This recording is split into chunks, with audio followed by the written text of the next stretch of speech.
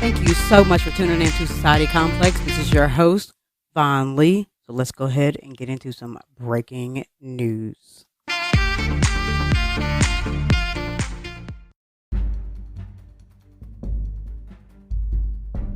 A taxi company who may or may not be in business for much longer is refusing to give rides to people who wear masks or have the COVID 19 vaccine. Charlie Blinton, the owner, says they don't allow any type of mask in their vehicles. This is what he said in an interview with KMOV.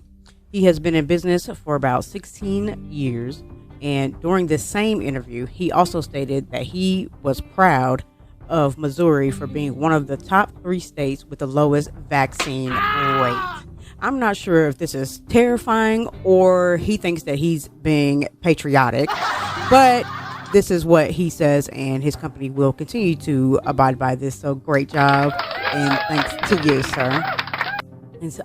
And being that this is a state is almost just as bad as Florida right now, with a huge surge of COVID-19 cases. River Times has reported that many customers have complained on Yelp about the anti-masking. Customers have been denied rides with this company based on its anti-mask stance. So good job to you, and I hope you're still going to be in business. I don't know how long you're going to stay in business, but we're going to see, because that just doesn't make sense, sir. I'm sorry. It doesn't make sense. It just doesn't make sense. But if that's what you want to do, good luck to you. And I hope you get lots and lots of applause from the people of Missouri that are in the hospital for COVID-19.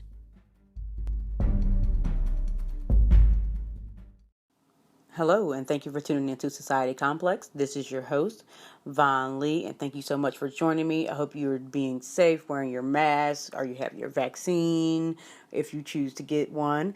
And I hope that you are washing your hands and using some hand sanitizer, whatever it is you have to do to keep you and your family safe.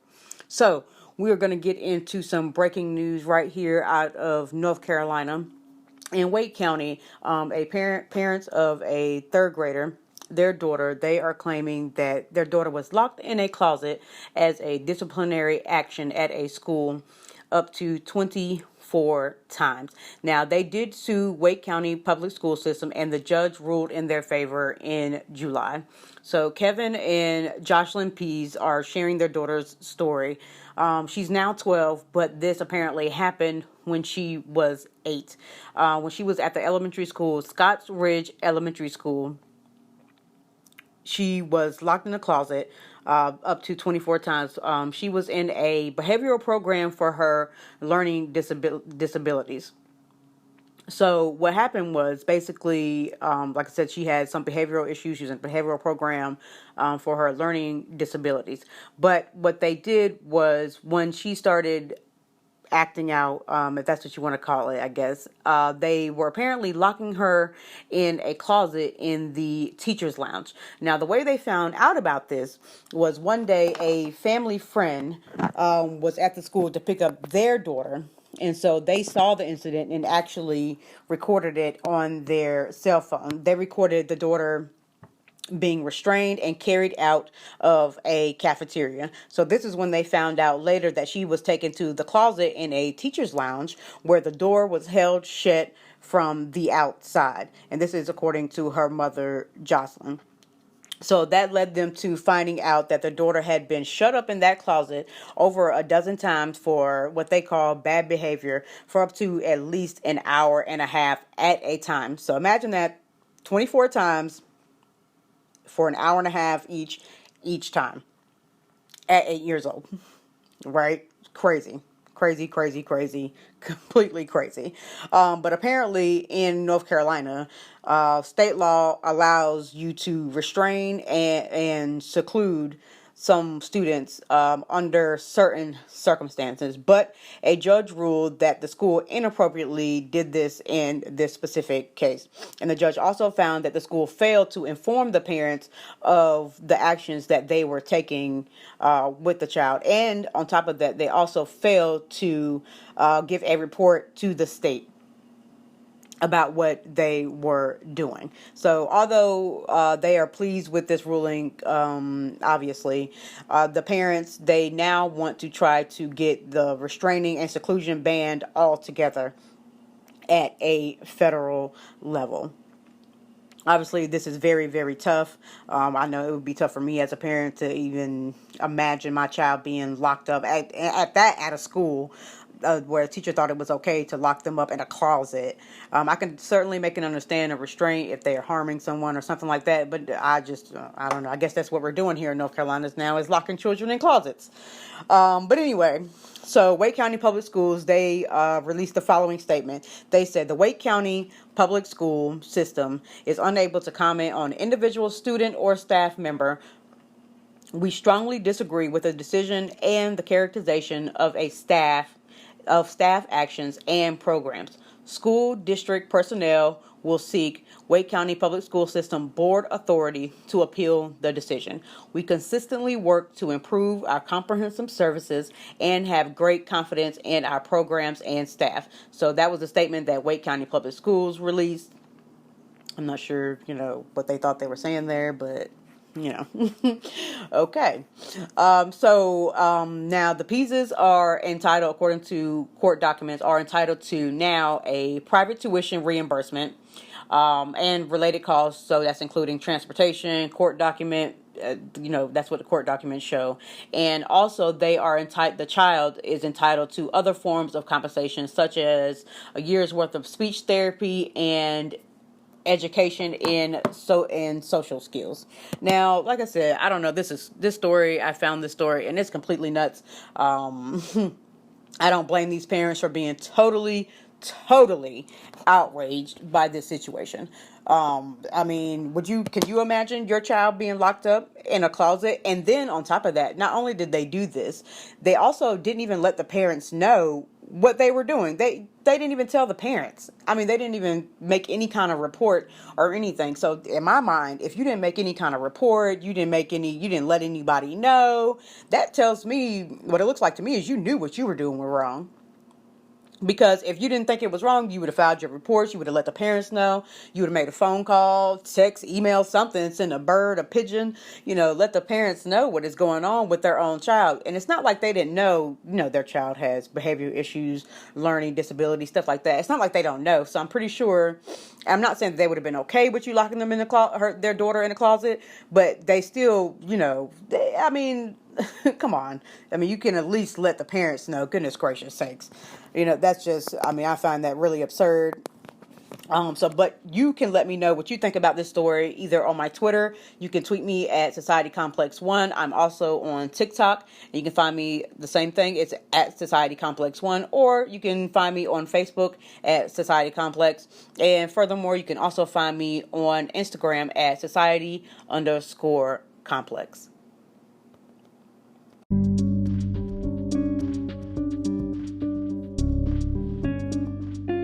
Hello, and thank you for tuning into Society Complex. This is your host, Vaughn Lee, and welcome to True Crime Chronicles, formerly known as Murder Monday. Thank you guys so much for staying tuned in here at Society Complex. I hope everybody's being safe, wearing your mask, washing your hands, whatever it is you got to do to keep yourself and your family safe. So, if you have been joining me on Mondays, you know that we have been doing a series on female serial killers. Okay, so we got a couple more episodes. So, this right here is one. So, it is about Nanny Doss.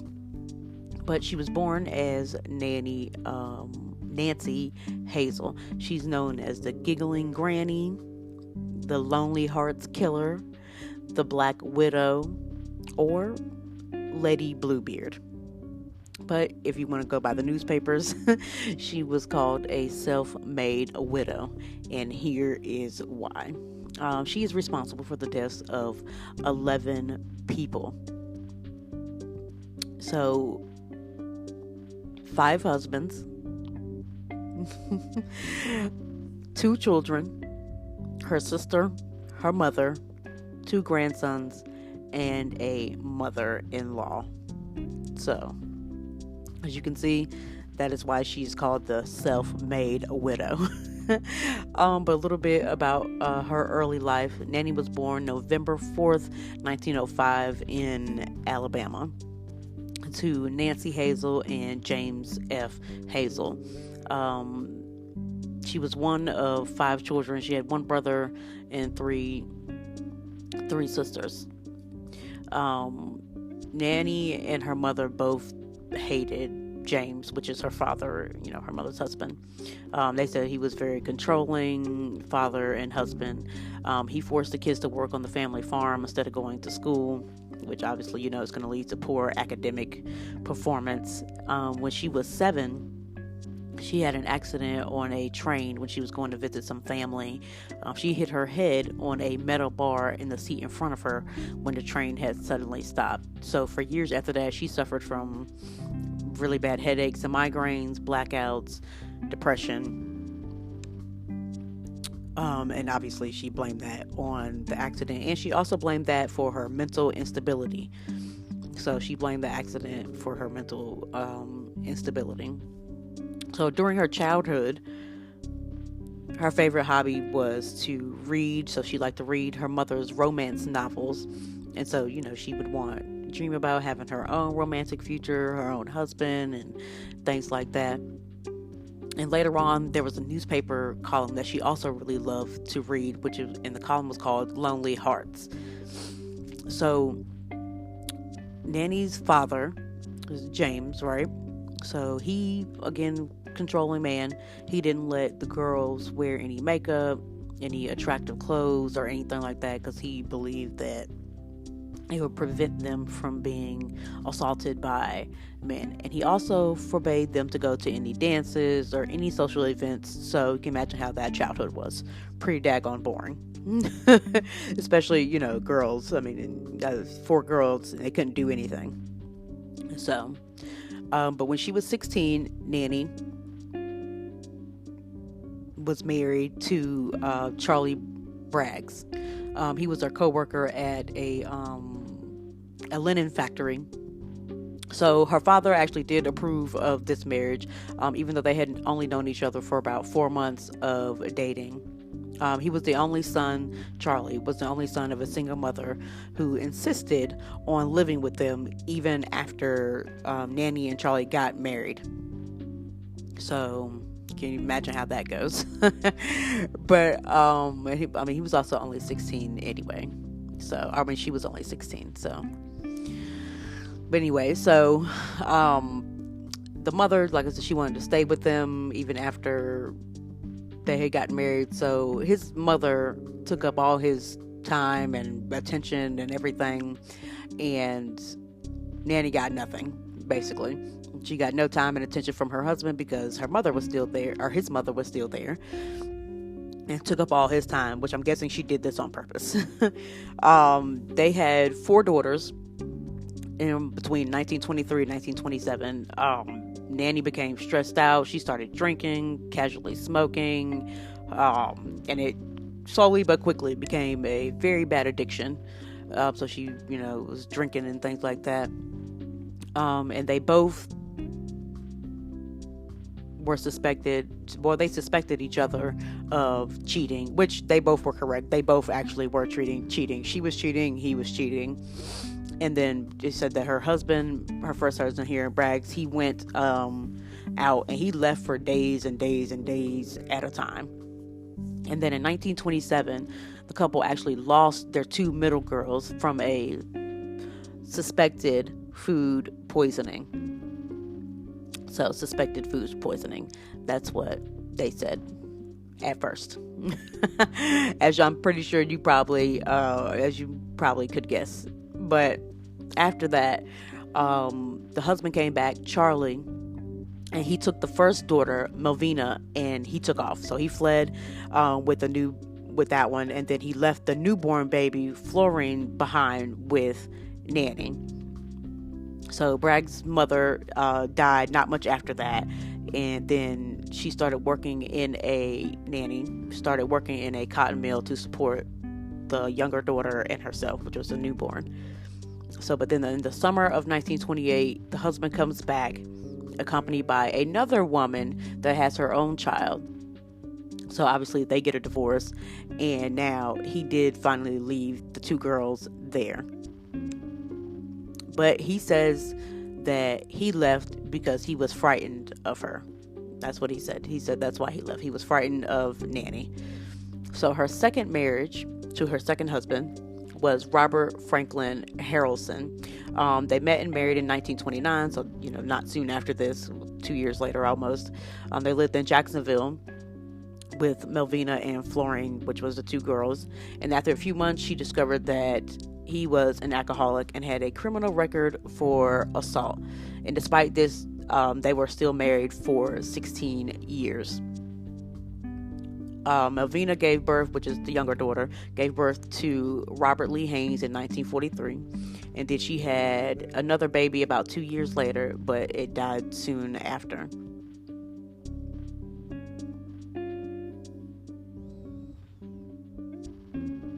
So, exhausted and groggy, Melvina thought she saw her visiting mother stick a hat pin into the baby's head. When she asked her husband and sister for clarification, they said that Nanny had told them the baby was dead, and they noticed that she was holding a pin. And the doctors, however, they couldn't give a positive explanation. So, in other words, she killed her grandchild. On top of her already daughter. Just saying. But so the grieving parents, they drifted apart. Obviously, Melvina started dating a soldier, and her mom, Nanny, did not like him at all. She did not like this man at all. So while she was visiting her father after a nasty fight with her mother, her son Robert died mysteriously. So this is her other grandchild has also died mysteriously under Nanny's care on July 7th, 1945. The death was diagnosed as asphyxia from unknown causes. And then 2 months after that, Nanny collected the $500 life insurance she had taken out on Robert, which was the son of her daughter. So then, after this, she was married to her second husband, which was Robert Franklin Harrelson. So he was in the World War II.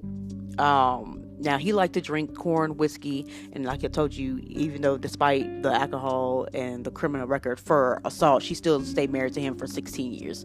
But one day, while she was doing her, her garden, she found his corn whiskey jar buried in between her roses. So one night, the night before that, though, he was heavily drinking after he came back from the parties. And he sexually assaulted Nanny. So the next day, when she discovers the corn whiskey jar buried, with her roses and everything, that was the last straw for her. That was it. She was done after 16 years. So what she did, she topped his drink off with rat poison, and as a result, he died later that evening. So moving right along to her third husband, Arlie Lanning. Through one of her favorite columns, Lonely Hearts column, which is why she got the name Lonely Hearts Killer. She was traveling to Lexington, North Carolina, and she married him 3 days later. Like her second husband, he also was an alcoholic womanizer. However, in this marriage, it was Nanny who often disappeared for months and months and months at a time. But when she was home, she played a great wife. And then when he died of what was said to be heart failure, the town people, they supported her at the funeral, thinking that nothing was wrong. So they just kind of moved on. But soon after that, the couple's house had been left to her husband's sister. It burned down, and the insurance money went to Nanny. So I'm pretty sure you can imagine what went on there. She got the money. So this is twice that she got money. Once for killing her grandchild. Well, two of them. And then this one when her husband suspiciously died. And then also suspiciously after that, the house that was left to his sister was also burned down, and she got the money, which obviously she quickly banked on that. And after Lanny's mother died in her sleep, and then Nanny left North Carolina and ended up at her sister's, Dovey's house. And Dovey was bedridden, and soon after Nanny's arrival, she was also dead. So everywhere this lady goes, somebody is dead, more than one. Oh my God.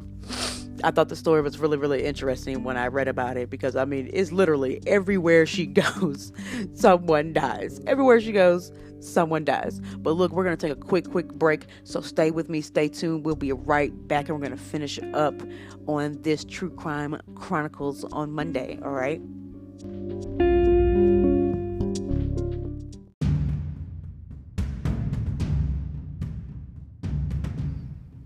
Thank you for tuning in to Society Complex with your host, Vaughn Lee. The first week of ex-officer Derek Chauvin trial has ended. The jury, made up of 14 people, 5 men and 9 women, have heard 19 gut-wrenching testimonies, compacted with the viewing of multiple newly released, terrifying body cam footage. The defense has argued George Floyd died from medical issues and drug use, while the prosecution is presenting excessive force by the ex-officer with his knee on the neck of George Floyd for almost 9 minutes was the cause of his death. Stay tuned as we break down timelines, testimony, and video footage.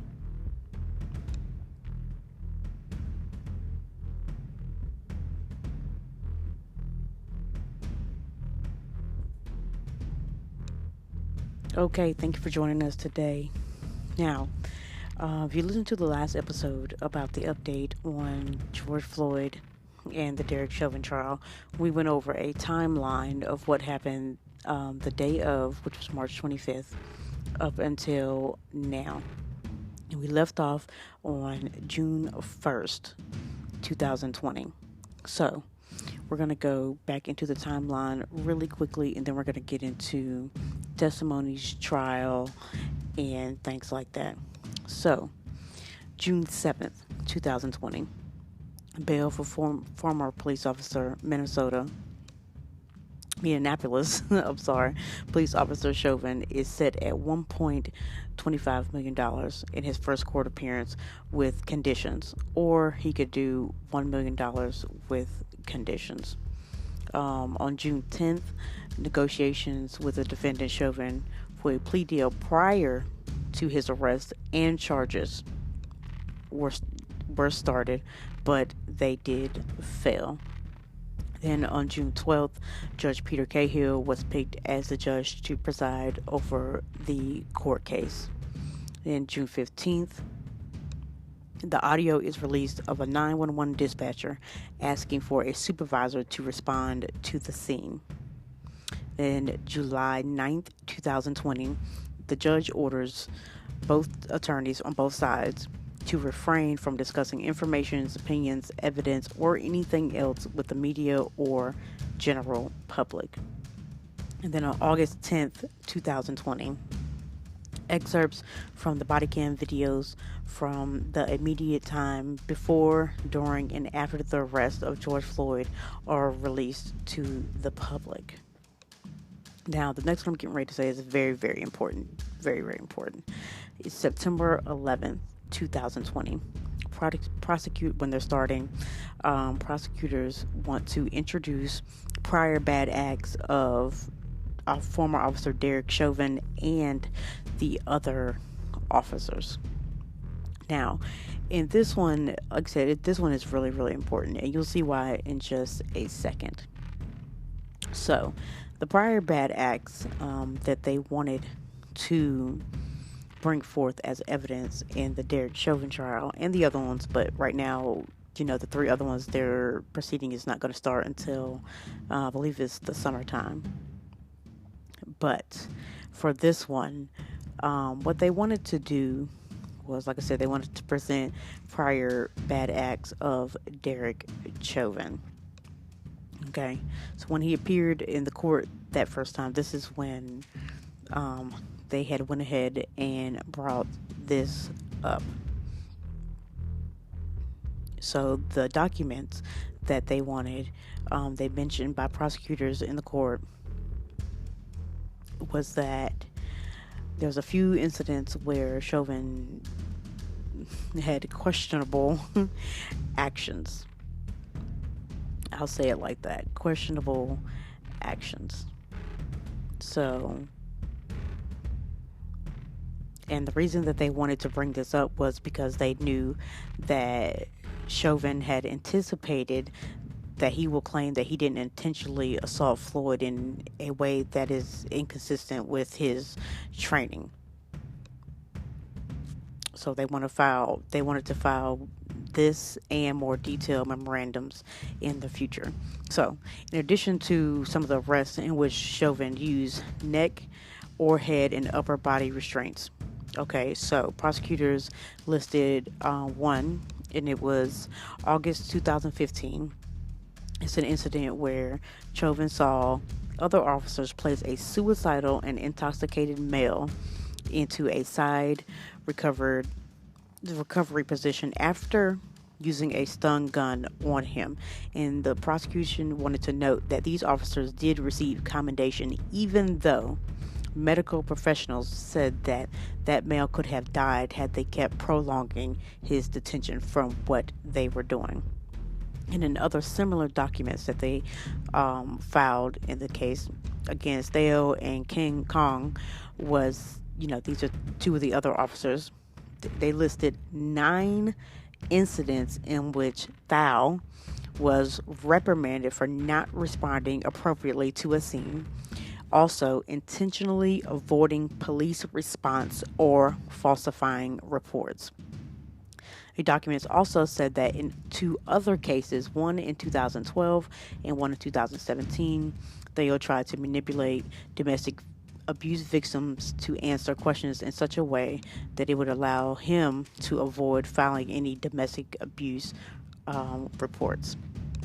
Prosecutors also said that Kong, which is another one of the officers, was involved in one arrest in December 19th in which he and other officers struck an intoxicated and uncooperative individual and pinned a person to the ground.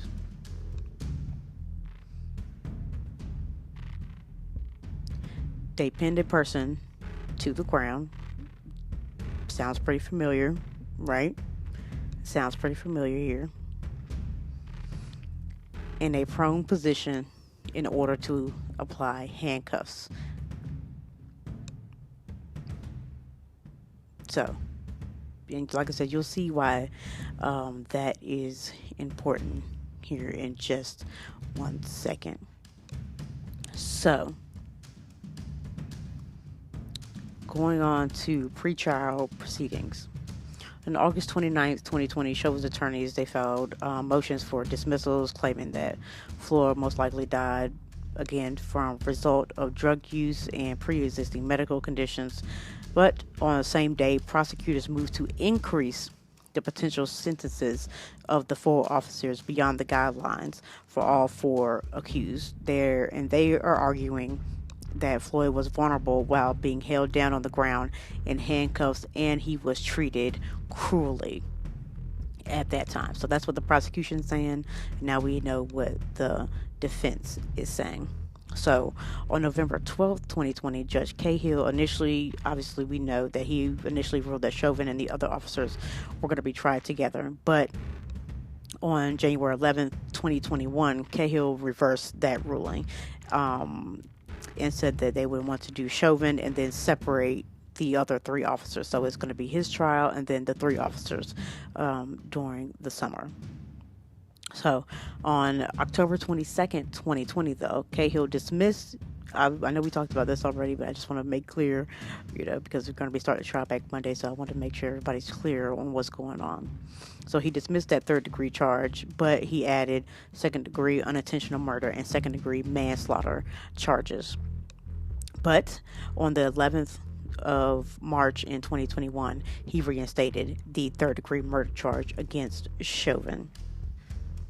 And it came after on March 10th, the defense he denied the defense petition to review of a court of appeals decision regarding Cahill to reconsider reinstating the charge. But so on March 19th, 2021, after considering the drugs discovered in this SUV where Floyd was detained were confirmed to have George Floyd's DNA on them, Cahill allowed the defense to present limited evidence from a prior arrest of George Floyd in May of 2019, where he also resisted officers and swallowed drugs, leading to a dangerously high blood pressure, which it disallowed forensics psychiatrists. The prosecution wanted to testify that Floyd was acting like a normal, scared person during arrest and dismissed a motion to postpone the trial in light of civil settlements publicity. So, because well, you may or may not know, the Floyd family got a huge millions dollar settlement from Minnesota. But again, really quick, you remember when we were talking about how the prior bad acts of the officers? Now, Judge Cahill did not let that in, but he did allow the prior bad acts of one of Floyd's arrests to come in, even if it was on a limited evidence basis. You see the difference with what I'm saying here? He wouldn't allow that because because one of Derek Chauvin's one of his prior bad acts is concerned it was a 14-year-old boy that he had pinned to the ground the same way he did George Floyd, with a knee on the back, and he did it until he was unconscious. And you can look that up. That is true. All this was made public, I believe, like the day after he was arrested, and the four officers were fired, and then Derek Chauvin was arrested. So I'm just saying, you can look that up. That is true. That he did the same thing to a 14-year-old boy. Just saying. But you see the difference in what's going on here. So, jury selection. So with the jury selection, what they did was ask them, I think it was like a 60-word questionnaire. They asked them about Black Lives Matter, Blue Lives Matter, defunding the police. They asked them about the settlement from the Floyd family for the Floyd's family. And it was $27 million settlement. That's what it was. And they questioned them about that. So some of them were released because they said they couldn't be impartial because the state had already paid them. So that to them that looked like guilty, which it kind of does. So yeah, it kind of does. That's a lot of money to say that nothing bad happened there. So yeah, so that's what they did. So, but then they came up with 12 jurors and 3 alternates were seated on March 23rd. So it's 6 white, 4 black, and 2 multiracial jurors were selected. And then some jurors, they expressed fear of their safety for themselves and their families if they didn't come up with the right or unpopular verdict in the trial. So we know, like I said, the trial did end last week for the first week. So the prosecution's case, there's going to be about 400 people that are included on the list of prospective trial witnesses we're talking about the prosecution right now.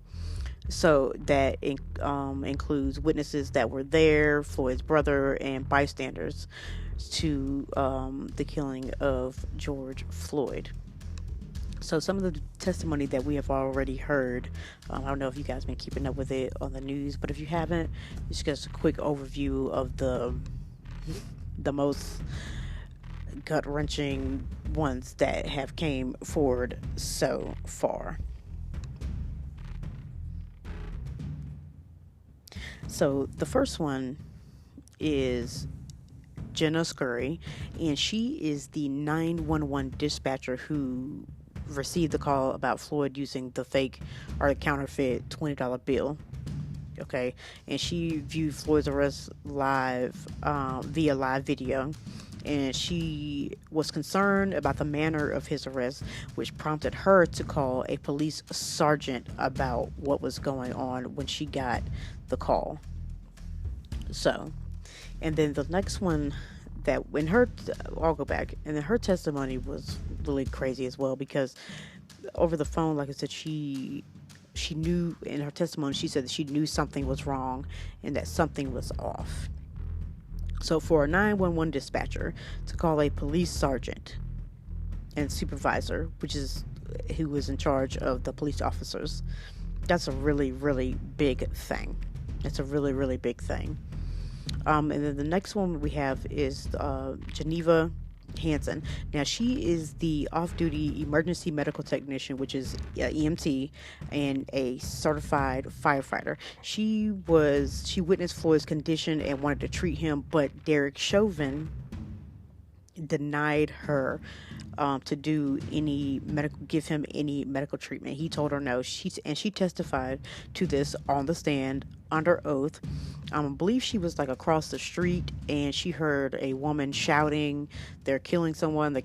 So she, fulfilling her oath and her duty that she took, she came over, she wanted to help, and Derek Chauvin denied George Floyd medical attention. And she testified that she knew that something was wrong because his face was puffy, his lips were turning blue, so she knew that he needed to check his pulse, she needed to check his pulse and see what was going on. And she said that had she had been able to do that, she could have possibly saved his life, because she said she would have administered chest compressions, and then she would have went and got a defibrillator from one of the places that were around her. So the lawyers from Derek Chauvin's side, with her testimony, what they tried to do was get her to say that she didn't have any formal training in this, and so on and so forth. But obviously that's not true. She's an EMT certified firefighter. So firefighters and police officers are trained to do chest compressions, check for pulses, and trained to look at other things, like if someone's having an overdose, heart attack, etc., etc. They are trained to do that. So let's just make that clear. But his attorney was trying to get her to say that she was not fit to treat or assist in any way. Being that already, though, that no one had given him any kind of chest compressions or checked his pulse or anything like that. So let's just keep that in mind. No one did that. The video footage is out. No one did that until the ambulance arrived. So let's just make that clear. So that's 10 minutes almost that nobody checked him. So the next witness was Donald Williams II, and he witnessed Floyd's death, and he called the police on Chauvin. So in his testimony, he stated that he called the police on the police. And that was, and that's just something to say all by itself. Really, you're thinking look. Okay, so the next one, Charles McMillan. He was a bystander who had a conversation with Floyd when Floyd was in the police car. So, like I said, I don't know if you guys are keeping up, but they showed the video where he was talking to George Floyd, and he was sitting at the edge of the police car, and he's telling him, you can't win, just stop, just get in the car, trying to help.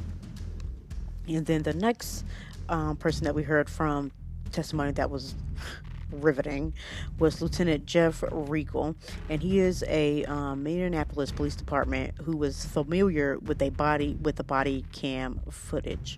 And then the next one is Courtney Ross, who is Floyd's girlfriend, and we'll talk about getting into these testimonies, so don't worry. We're going to get into them a little more, but I'm just going to give you like an overview of what we're going to talk about real quick. So that's his girlfriend of about 3 years, and she testified that he called her mama also. So the next one that we have is Seth Brevender. Sorry if I'm saying your name wrong, sir. But he was one of the paramedics responding to the call to come. And then Derek Smith, he's also another responding paramedic that was called. Then the next one we have is Sergeant John Edwards, who was sent to Cup Foods after the arrest to secure the scene. So his testimony is also very riveting. And then the next one we have is retired Sergeant David. He is the police supervisor. He retired shortly after the trial, before the trial started.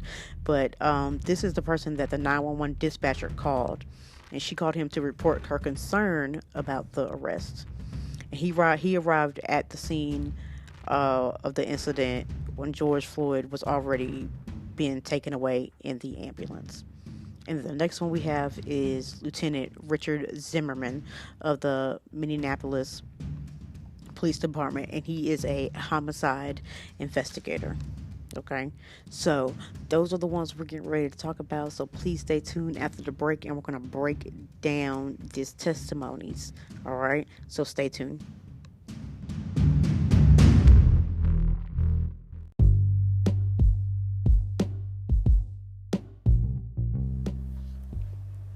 Christmas went into the living room and told Lexi that Alanis was calling her. "You can answer, Chris. It's okay. Tell her whatever you want, sweetie. I'm fine with it," said Lexi. Christmas nodded and headed back to the kitchen. Christmas decided if Lexi called again, she would simply tell her the truth if she asked. A few minutes later, Alanis called again. Christmas answered on the third ring this time. "What's up?" said Christmas. "Man, I fucked up big time. Lexi told me I have to get out of our apartment, man. She said it's over for real this time. Man, she never kicked me out. I don't know what the fuck to do, Chris. I tried to see if I could stay with my cousin, but she has a man staying there right now. Have you heard from Lexi?" asked Alanis. Christmas took a deep breath and told Alanis she had. "For real? Man, can you ask her to meet up with me, please? I can't lose Lexi, man. I just can't. Tell her. I promise I won't cheat anymore. No more bitches, I swear," she exclaimed. And Alanis sounded like she had been crying. And normally Christmas would try and be sympathetic. This time, though, she didn't feel sorry at all. Alanis should not have cheated on her in the first place. And she wouldn't have to worry about this at all. Lexi paid for the apartment they were in. And she bought the car Alanis drove. Lexi was the one who kept Alanis dressed down, but never brought it up to anyone. She let Alanis take all the credit. She believed that was what she was supposed to do as a woman. Alanis knew she had fucked up, because what other person would do that and stay loyal to you? Alanis, I'm gonna be real with you.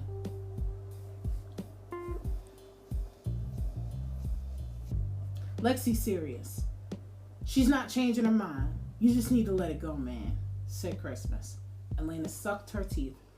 "I can't believe this, man. Just talk to her for me. She'll listen to you," begged Alanis. "Let me ask you a question, Alanis. Where were you the last night for real? Not that bullshit you told Lexi either," asked Christmas. "Man, I made up a little mama. But I shouldn't have, man, now, because everything's fucked up. I didn't want to stay over last night. I told her Lexi would trip, but Lil Mama convinced me to stay," said Alanis. Christmas was burning up. This was so fucked up. "Is this the same chick you said you was leaving Lexi for? Why don't you just stay with her then?" asked Christmas angrily. "Because, man, I told you, she ain't ready to leave who she's with yet. I was going to do all of that when she let her bae go," said Alanis hesitantly. "So I would be convincing Lexi long enough to buy you time to break her heart again. Let it go, Alanis. I'm not helping you do that shit," demanded Christmas. Alanis sighed in disappointment. "Fine, man. I guess it's for the best anyway." Hey, when did you last talk to her? Asked Lexi. Asked Alanis, not Lexi. Christmas sighed, knowing she would have to be upfront because she wasn't sleeping with Lexi, but she knew Alanis would be a bit jealous. A few seconds ago, she's right here at my house. She's upset over you again. She's serious, man. Just leave, said Christmas. Alanis was angry now. What? What the fuck is she doing at your house? Christmas got an attitude back. She came to me upset over your ass. She ain't got nobody else since her girl is running around with other bitches. So I told her she could stay here. Is there a problem? Asked Christmas with a lot of bass behind what she said. Alanis knew Christmas wasn't the one to play with. Christmas may appear soft, but when pushed, she was a force to be reckoned with. Alanis knew not to push too hard, so she backed off. Nah, man, ain't no problem. My bad. I'm just upset. I'm here at the house now. Anyway, I'm just gonna get my shit and leave. Fuck it, said Alanis reluctantly. Hey, Megan, you think I could go over and talk to her? Asked Alanis one last attempt to talk to Lexi. Don't bring your ass over there bothering her, Alanis. I mean it. I'm your friend, and as your friend, I'll tell you when you're wrong. You're wrong, Alanis. Don't make this worse, said Christmas firmly. Christmas meant what she said, and Alanis knew it. Okay, man, fair enough. I'll talk to you later then, man. I'm just gonna get my shit and head out, said Alanis, and hung up. Christmas put her phone down, and then looked up to find Lexi standing at the door.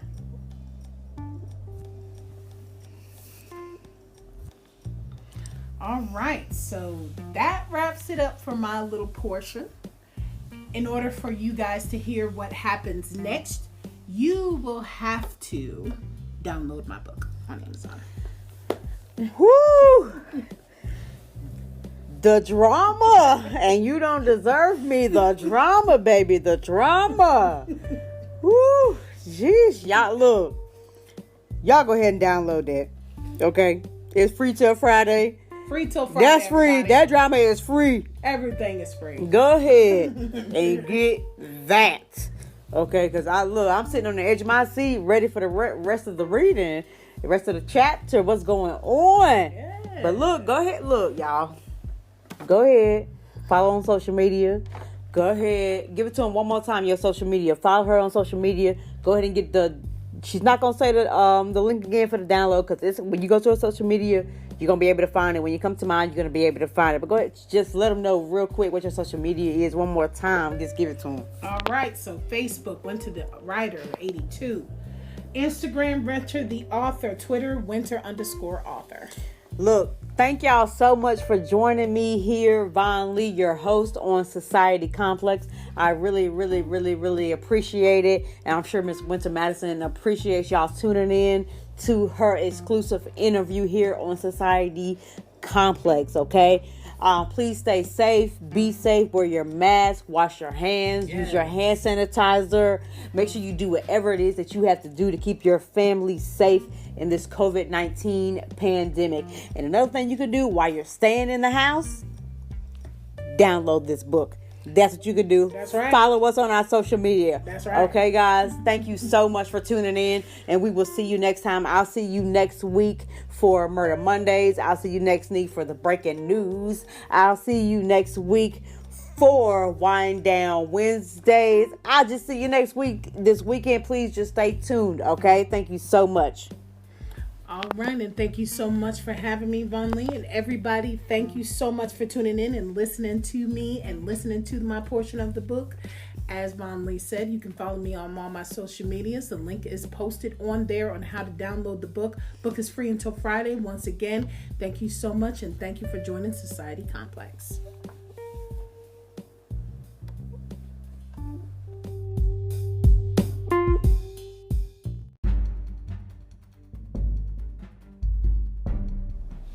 Hello, and thank you for tuning in to Society Complex. This is your host, Von Lee, and today we're doing a special episode, a great episode. I'm super excited to do this interview with Miss Winter Madison, the author. But obviously, if you've been tuning into Society Complex, she's already been a guest on here quite a few times talking about politics and other little things. But today we're really going to dig deep into who Winter Madison is. We're going to get into her current projects, her future projects, and all those different type of things. I'm super excited to do this interview. Okay, so stay tuned this whole interview because it's going to be completely amazing. Okay, so Miss Winter Madison, introduce yourself. Hello, everybody. This is Winter Madison, and I'm so happy to be here on Society Complex once again, as you heard Von Lee. I am often a guest on here, but today's an exclusive interview talking about my up-and-coming works and the ones that I have out now. So I'm super excited to be here. Thank you for having me. You're very, very welcome. What's your social media, just so everybody knows? We'll say it again, but I want to go ahead and get it out there now so they can, while they're listening, they can go ahead and look on your social media and see what's going on there. Okay, so we have my Facebook, Winter the Writer 82. I have Instagram, Winter_the_author. And Right. I also have Twitter, Winter_author. Alrighty. Well, we know you guys love Twitter, so go ahead and follow her on her Twitter and her other Facebook and her Instagram social media. Okay, so first question here, Miss Winter Madison. Oh, so we're getting right into it. Yes, we are, because I'm very excited. I'm very excited about it. I want to know more. I want to know. So, when did you first realize that you wanted to be a writer? When I first realized I wanted to be a writer, you'd be surprised to know that I was actually extremely young. I was like 5 years old. Oh, wow. When I first realized. Not 5. I was 5 when I realized I wanted to be a writer. Right. And I kept that passion throughout my entire lifetime. Right. The first, I guess the first book, quote unquote, that I ever wrote was when I was a 5. Mm-hmm. And I remember my mom kept that book until it fell apart.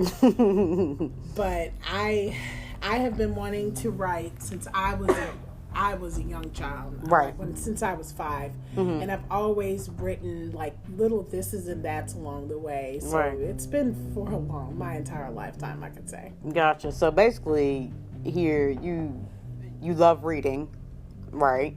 Yes. And so I'm guessing that's where it started. Yes. Right. Yes, definitely so. I actually learned to read before I hit kindergarten. Right. So Oh, I that's great. actually learned to read at a very early age also. Mm-hmm. I've always been in love with reading. Mm-hmm. Literacy is a huge passion for me. Right. I think literacy is extremely important, and that's actually why I work my podcast. It's Story Time with Winter Madison for children. Mm-hmm. I read children's stories because I am just extremely passionate about kids being passionate about reading. Right. You know what? I agree with that, because these days kids do need to read more. So I'm definitely on board for literacy, especially with children. I'm definitely on board with that because Right. they definitely need a little bit more, especially these days. Yeah. With the COVID pandemic going on, things like that. It really should be giving them a chance to read more. Yeah. And if you notice, with reading, it develops a child's creativity and Right. their imagination. Mm-hmm. And I believe that literacy is a very, very important thing. Right. I definitely agree with that. So, how long does it usually take you to write a book? Okay, that's a good question. So Right. actually, it depends on what type of book I'm writing. Okay. If it's an adult book, because as you know, I'm an adult and children's author. If it's an adult book, it'll take me a period of no less than 3 months to write a book. Right. The shortest period of time I've ever written an adult novel is 4 months. Oh wow, that's really good.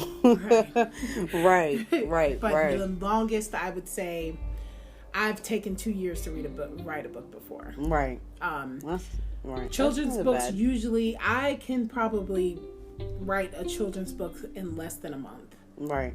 Children's books come very easily to me, so those take the shortest amount of time. Right. But adult books, I say no less than 3 or 4 months. Well, that's not so bad, especially for about a month or so to write a children's book.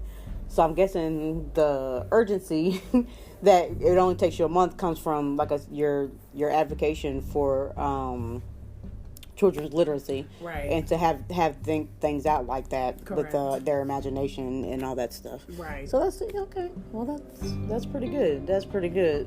So what inspires you to write these books?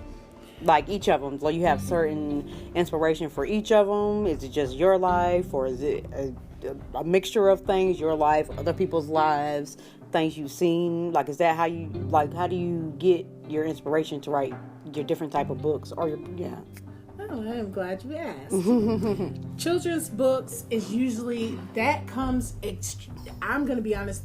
Most of my books and almost all of them come from straight from my imagination. Right. Or a lot of my adult books too. I would say adult books come from a combination of my imagination and experience in life. Right. Children's books, mostly I'm going to say 100% of them come from my imagination. Right. I really just sit and imagine these things. Right. As being, and I just put them into stories.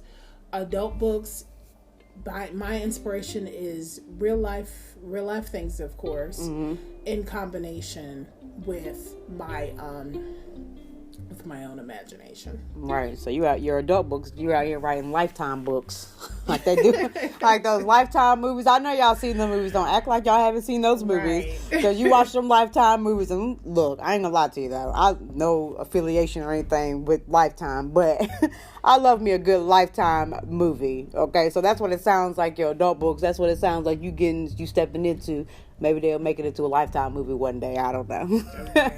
But that sounds like, what it is. Some of Lifetime, some of it is true stories, and then some of it is, obviously director imagination going into it. But either way, they're both, if they're that kind of movie, they're both there. But either way, Right. I don't know. I'm just saying. Look, that's all I'm saying. So I know you said for your type of books, you write children's books and you write adult books. Correct. So how did you get started writing both? Or have you always written both? Or is there one you prefer to write more than the other? Okay, that's a great question. Honestly, I prefer to write children's books. Right. Okay. That is my preferability. Why is that? Because when I write children's books, it just comes completely off of I take what I see in my head, and I put it on paper, so to speak. Now it's on the computer, but Right. I put it on paper, so to speak. Right.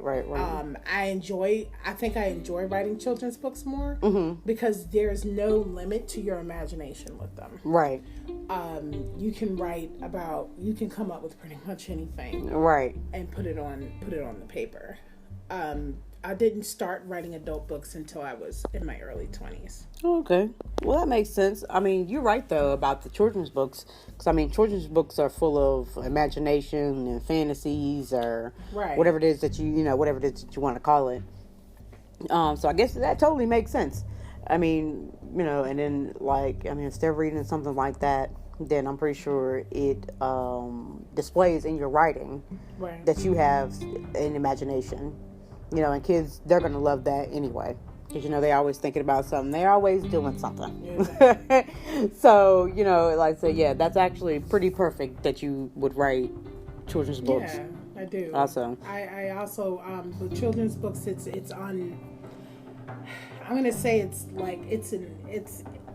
it's not something that you have to be capped on. It's uncapped. Right. It's limitless writing, for children. For children. Yeah, exactly. limitless for that, yeah. And it's fun because it's fun to me. It always has been. Because Right. I can come up with a whole bunch of stories and I can put them on paper and I can make them into pretty much anything I want. Right. And then I know they'll be entertaining for kids. Okay, then. Well, look, I'm with you on that. And nothing wrong with a little bit of creativity and a little bit of imagination. Okay, so Do you do any weird things like quirks or superstitious stuff before you start writing? I just want to know, because some people do weird things like before they write, or if they like, like actors or something, like they do weird little things. Oh, yeah. Sometimes. I don't know. I mean, I do weird stuff before I do my podcast, so I don't know. I mean, you might. Okay, so that is a great question. Right. So I'm gonna say, for a weird thing before I start writing, I'm gonna tell you I actually dream about it first. And okay. Yeah, my books normally come to me. I know it sounds weird, but they do come to me in form of a dream. That is really interesting. So when I dream about it, I normally have to because I also. I don't know if you know me, I have a horrible memory. Right. So if I wake up, I really have to get going and write it down right then and there, or else I will forget all about it. And that is just being honest. Right. So that's the one weird thing I can tell you. I dream about the book. Right. I have the book. Most of my books I have written already in my head. Mm-hmm. I just already put them. I just put them out as they're being as I'm writing them, because I already have them in my head. Right. Well, you know what? That's probably not a bad thing, because I read this somewhere. I don't remember where I read it. They said for you to forget. Number one, you're more intelligent. Because you forget, you think you forget anyway. I read that. It's a short-term thing. So, like, if you forget it because it's short-term, it's because your brain is running at a high capacity, and you, excuse me, and you're able to hold a lot more memories. Mm-hmm. That's why it's so short-term. Yeah, I guess it's not actually a bad thing. So, for somebody to be able to basically remember their entire book in their head, I mean. Right. You have to dump other stuff out. Exactly. You have to dump some of it out, because you have to have room for these books and these words. So that's what I'm saying. So, like, heck, in my mind, that's actually pretty awesome. Heck, I have to write down almost everything that I want to say on my podcast, almost word for word. But hey, I guess it is what it is. But because I do the same thing, at least I think it goes away, but it's still there, but it's not prominent. It's not like in the front of my forehead type of deal. So I definitely understand what you mean with that. Right. I absolutely definitely write a book from how I see it in my head. Mm-hmm. And some of them, like there's one that I'm writing now that I have it partially already in my head. The rest of it has to come as I start writing. Right. Okay. I got you. So, what is your latest project that you have released right now? What is the number one thing you've got right now going? Latest project that has been released is You Don't Deserve Me by Winter and Nico Madison. Right. My co-writer, Nico Madison, actually, in the title, wrote the book. Right. This book has been released already. It is out on Amazon as of now. Right. Right now, we're running a free promotion. The book is absolutely free to read for everyone until Friday, actually. Oh, okay. Yeah, it's actually free to read until Friday, and always free for Kindle Unlimited. Right. Okay, so basically, gotcha. So it's free for Kindle. If you go on Amazon, right, and you can see the link on the live, or I've posted it on my my social media, and I believe it's on the Winter Madison page. Winter Madison page, all pages. The link is posted. You can purchase the book. You can download it. At any time. You can do whatever. Yeah, you can do whatever. So for Kindle Unlimited, that's free for y'all no matter what. Always. If you have Kindle Unlimited, it's always free. But right now, until Friday, then anybody else can also download it for free. The book is absolutely free. Right. Cool deal. So y'all know y'all love free stuff. So go ahead and download that book, because you know you love free stuff. There's nothing better than FREE free, baby. Right. So go ahead and get that while it is free. Exactly. So what can you tell me about this book, You Don't Deserve Me, that would make people want to read it? What's the juice? What is the drama? What's going on? Tell me what's going on. And You Don't Deserve It. Tell me what's going on. Okay, so You Don't Deserve Me. I don't know if you've listened to, if you are an avid listener of Society Complex, I have actually spoken about this book before. Right. And I actually went over the entire plot about the characters and what it was based off of and everything. But if you're just tuning in, You Don't Deserve Me is actually about it's based off of actual experience with me. And I also wanted to raise a stigma about, you know how, okay, so You Don't Deserve Me is an LGBT book. It's about a stud. And she is, like in the lesbian community, it's just like in the straight community. Right. Where they said a lot of men aren't, like they say a lot of men aren't true, yada yada yada. It's the same kind of stigma that gets stuck on men for not being true. They always cheat on their wives, girlfriends, etc. Gotcha. Okay. In the gay community, it's not any different. Right. A lot of studs, especially black studs, they get seen as being untrue, or they're cheaters, or they're liars, or all of this. Right. In my book, I display a stud that actually is not any of that. Right. She is a true person. She doesn't cheat on her girlfriends. She doesn't do any of this. She's actually a very decent human being. Right. I also don't like with a lot of, and especially with a lot of things I've read about, like if you read some LGBT, if you are an avid reader, you know, with a lot of it, the LGBTQ books, the studs get seen as also being kind of like messed up to their girlfriends or stuff like that. Gotcha. But in this one, I mean, the main character, her name is Christmas. She's not like that. Right. At all. It is actually the opposite for her. Her girlfriends are normally like that. Okay. You Don't Deserve Me is a perfect name for this book because the stud in this book, the women that she encounters do not deserve her. Right. She is too good for these women. Right. She doesn't cheat on them. She treats them like gold. She cooks for them, for goodness sake. Okay, yeah. I mean, she does so much. And she also has a career. Right. Christmas is a pediatrician. She has her own practice. Okay, that's a twist. In the beginning of the book, she doesn't. She branches off in the book, actually, to have her own practice. Okay, gotcha. But she went to medical school. She's a doctor. She has her own place. She has her shit together. Right. And she is not like where you would see a lot of the readings where you see that they don't have their stuff together and they're always playing around, and she's not like that. Right. And this book is different to me because I wanted to display that not all studs are that way. Gotcha. And not all studs treat their women like crap. Right, not all of them cheat on them. Not all of them lie to them. Right. And I based off of experience, because I am actually blessed enough to have my fiance it's dedicated to my fiance. Right. And my fiance is actually on the cover.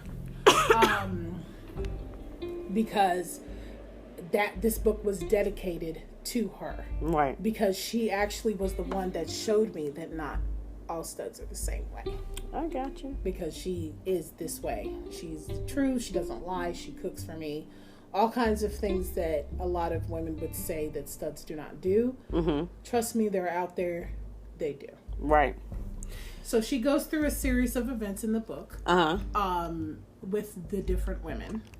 Until she does find a woman that does deserve her.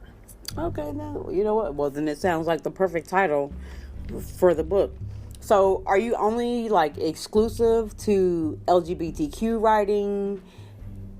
And also, another question, are all the characters in this book and all your other books, but this book mainly was what we're talking about now, You Don't Deserve Me. So, is it like...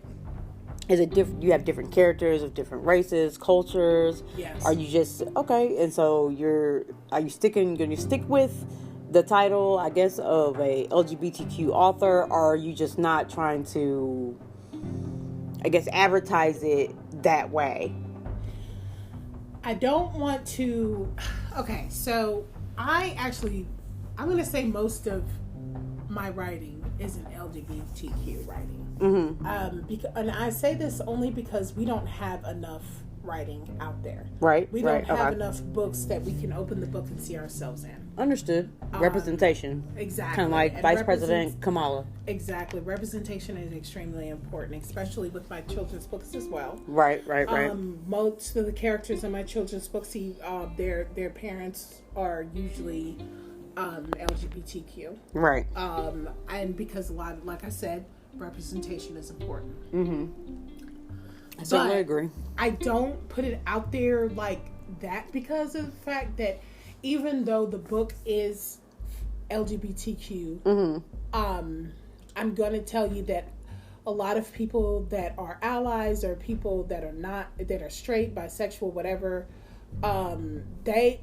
basically anybody can read the book. Gotcha. Okay. You don't have to be, yeah, LGBTQ to read your book or any of your books. Exactly. Is what you're They're saying. all Okay, welcome gotcha. for everyone to So right, okay. So you have an all-inclusive writing. It's not just for just one group of people. You want to include it's for everyone. So Exactly. and also, you know what? That's a great thing though, because you know what it also provides with something like this.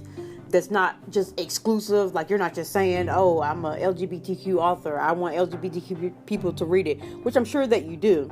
But it's also good for other type of people to read it because there needs to be more of an understanding about what goes on in the gay community. Right.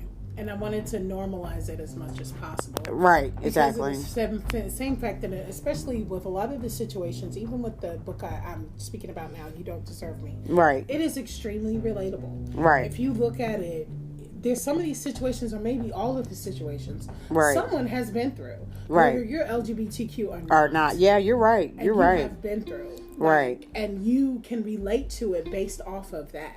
Right. And not just because they're not for, that's why I say it's not just for specifically LGBTQ people to read. Right. It's for everyone. Because even a straight person, like I said, straight people in heterosexual relationships as well can relate to this. I mean, maybe you have a man or a woman who feels like, you know what, that's right. That person does not deserve me at all. I mean, right. You never know. People will sit there and think that, you know what, they are being sneaky a little bit. Like, and you're thinking that, that does relate to your situation. Right. Or you're thinking, you know what, I do deserve better than that. Exactly. And that's what it's about. It's about for you to be able to relate, or just for entertainment purposes, completely. Right. Just for you to be entertained. Absolutely. Because you know what? I don't care what kind of relationship or marriage that you're in. I don't care what kind of relationship, marriage, partnership, whatever it is you call yourselves in. We all go through the same thing. You still have pain. You have your ups. You have your downs. You have anything that you would have in any relationship. You do. And I think like I said, and I do admire that because that's what it really should be about. Exactly. You know what I mean? Because people relate to people, so you don't have to separate yourself into gay people, straight people. Exactly. Because gay people and straight people, no matter what type of relationship you're in, you go through the same things. I mean, there's plenty of the same things going on in these relationships. There's still mental abuse in those relationships. There's still physical abuse in those relationships. Whether you're gay, you're straight. There's still communication problems in either relationship. I mean, it's not an abnormal thing. A relationship is not abnormal. It's not. It's the same way across the board. It's the same way across the board because people. It's just two people.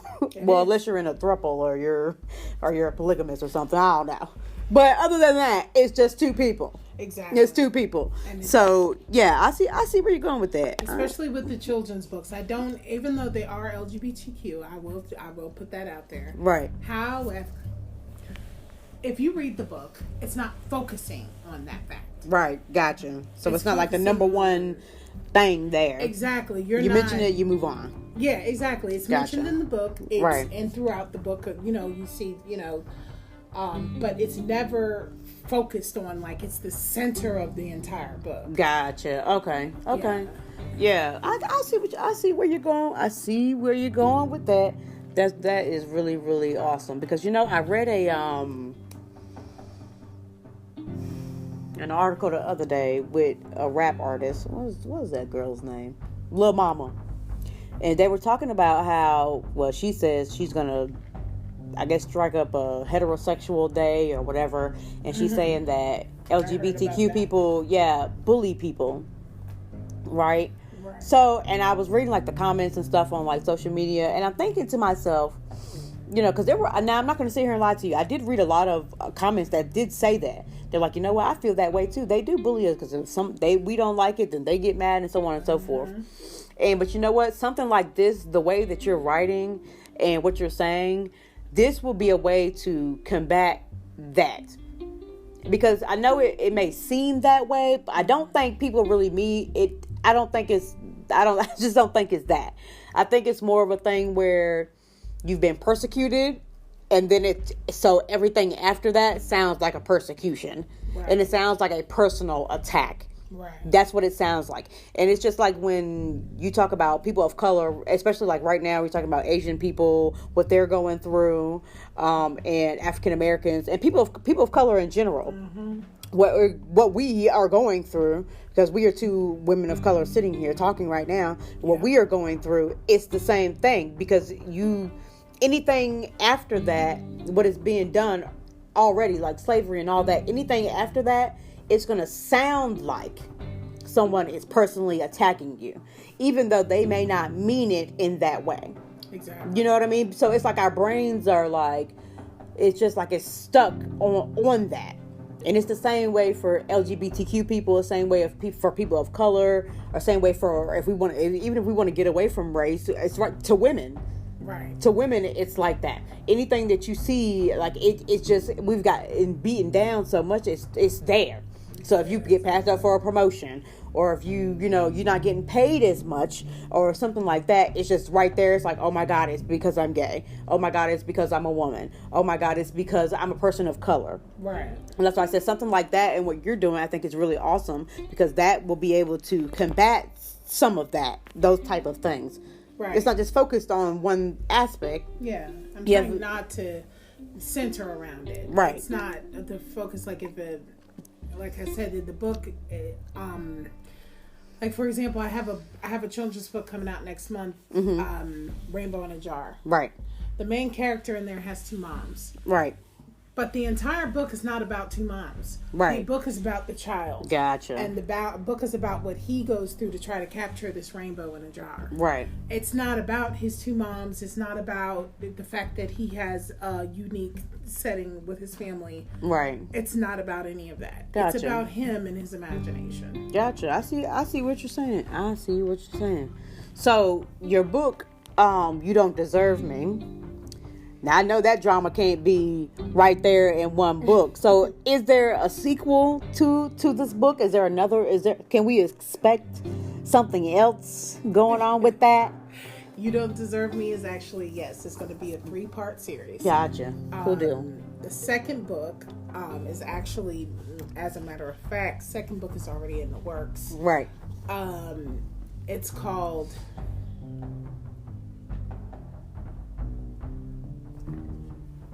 It's called What I Deserve. Right.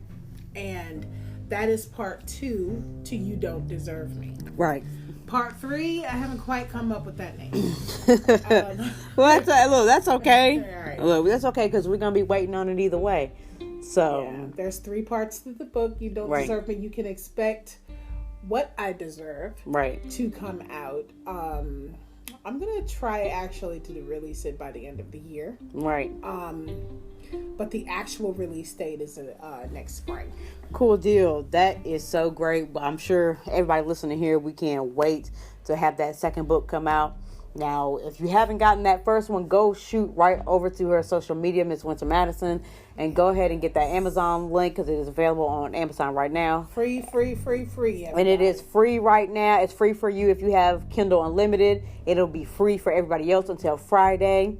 Okay? So, and even after that, please go ahead and support this young Black author, and let's go ahead and give her some support in this book that she has coming out right now. It's already released, and I give it Von Lee Society Complex stamp of approval. It's great. It's wonderful. So make sure that you go ahead and get that. So stay tuned. Right after this break, Miss Winter Madison, she is going to be reading some of her You Don't Deserve Me with us. So please, please, please stay tuned. We will be right back.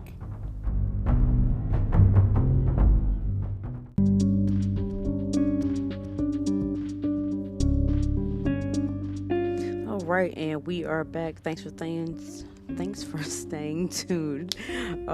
We are talking about the timeline of George Floyd and Derek Chauvin trial. So we're talking about the timeline that has led up to the trial. Because the next episode, I want everybody to be caught up, like I said, because on the next one, we're going to talk about the trial. We're going to talk about what's been said already, some of the testimony and things like that, okay? So, continuing on. August 14th, like I said this one, but I'll say it again. So just a recap really quickly of the last one I said. This was an interview from the former officer Thao, and he's being questioned by federal investigators, and he's saying that the call that came in about George Floyd on May 25th sounded like it was urgent. That is a quote from him. So after this, Chauvin he's granted bail, and a judge allows him to leave the state for his safety during the period because of protesters, activists, rioters, things like that. They were angered by this, and they're angered by the developments. So then this happened August 28th. This is when Chauvin has asked the judge to dismiss the murder charges that are against him in the death of George Floyd. So, September 7th, this is about 100 days since the incident. Protesters, they start raging all across the United States. And like I said, it was in multiple cities. So this is continuing on through then. So on September 18th, Minneapolis City Council unanimously votes to rename a street after George Floyd. Then on October 7th, Chauvin, he posts his bond of $1 million bail. And then obviously after this, more riots, more protests has broke out because of the outrage of his release. But he had plenty of people helping him raise this money to get him released. And he still has a lot of people supporting him now and are paying for his trial and his lawyers and things like that. So, October 9th, the Hennepin County Court posts on its website saying that, Chauvin was released, or he would be released, and also not only was he released, he was allowed to leave Minnesota and live in a neighboring state due to his safety concerns. So I don't know if you remember around that time, but there was an incident, I think it was where he was in like a grocery store or something, and somebody told him that he should be ashamed of himself, and how could he just walk around grocery shopping after he did that, etc., etc. So around that time, that was really bad. It was getting real crazy because people were outraged about him being released, or even being able to be released, and it was just crazy because people were just like, I can't believe it. How did he get out? Why did he even have a bond? He should still be there, etc., etc. But he did find a way to post his $1 million bond. Like I said, he has a lot of supporters, police funds, people that help pay for police officers and things like that. So he definitely was out. And then he was also allowed to leave. So October 21st, Cahill, which is the judge, he drops the third-degree murder charge against Chauvin, but he did deny the attorney's motion to dismiss the two other charges. Cahill also decided that he was going to deny the motions to dismiss charges against the other three officers.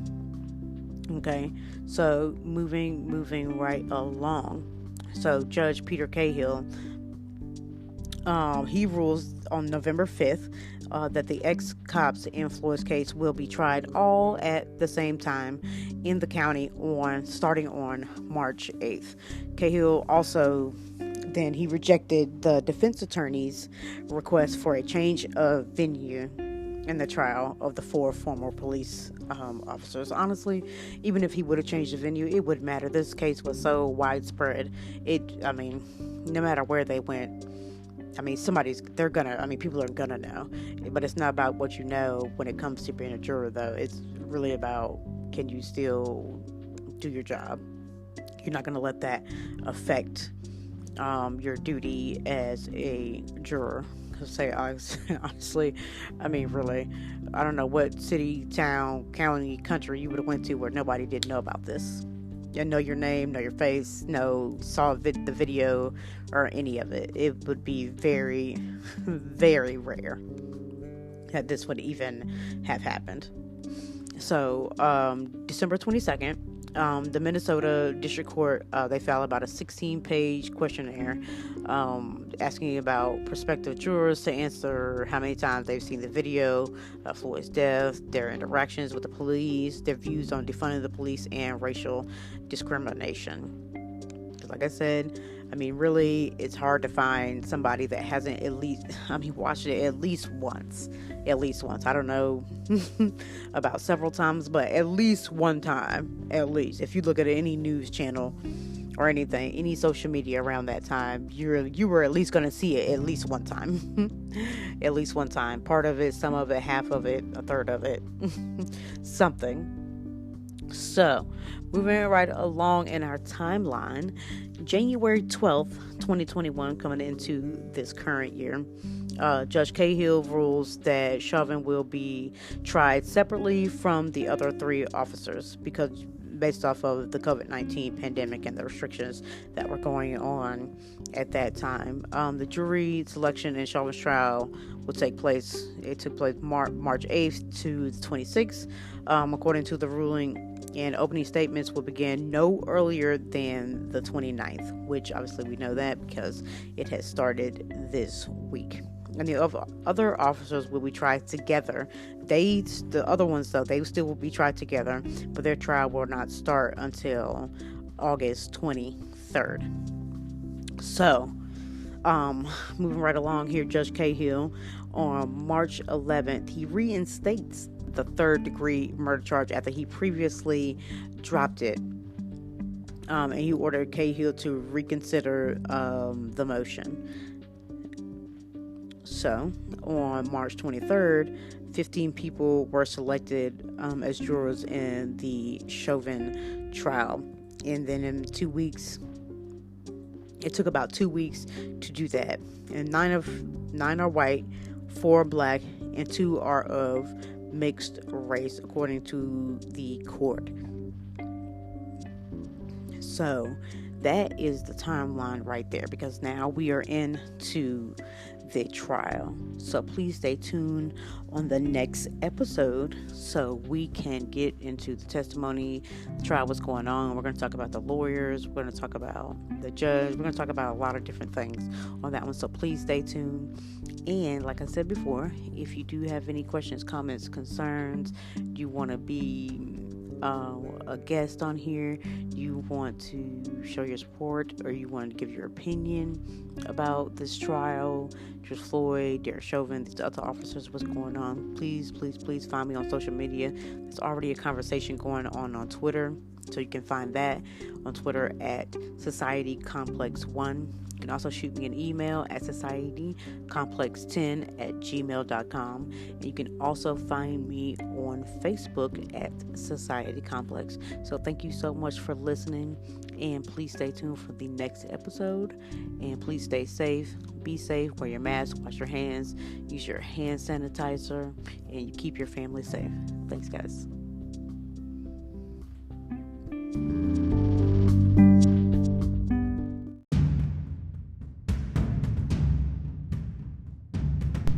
Hello, and thank you for tuning in to Society Complex. This is your host, Von Lee, and today we are going to do some breaking headline news.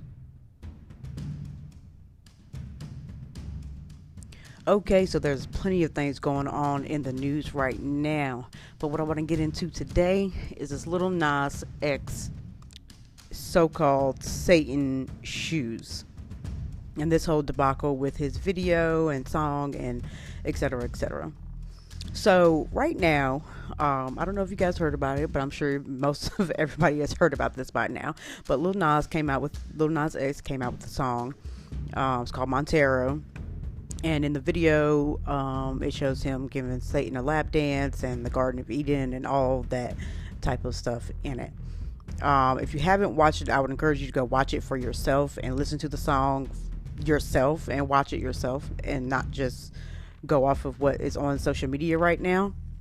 Because I even had to go and watch it myself and see what was going on, what was being said, and did it match up with what is being portrayed in this video, or what his artistic view was, and things like that. Because when I look at something, I want to know the whole thing, not just what people are putting out there.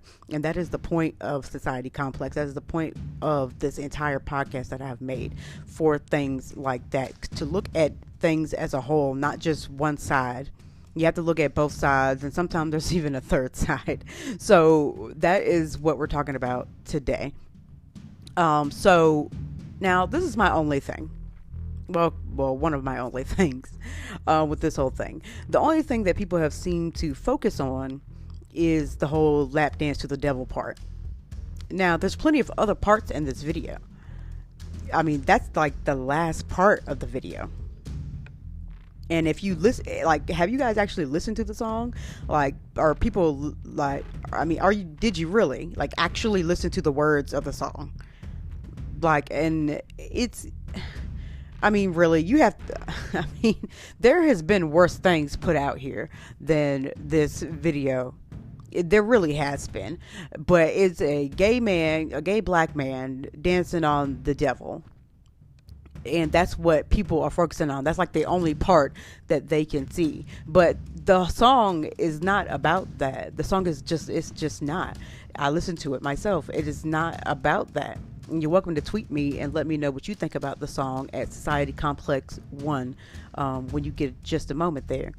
But it is not about that. It is about him feeling like he had to hide himself for all these years based off of the preachings that were given to him when he was a younger child, because he's still pretty young now.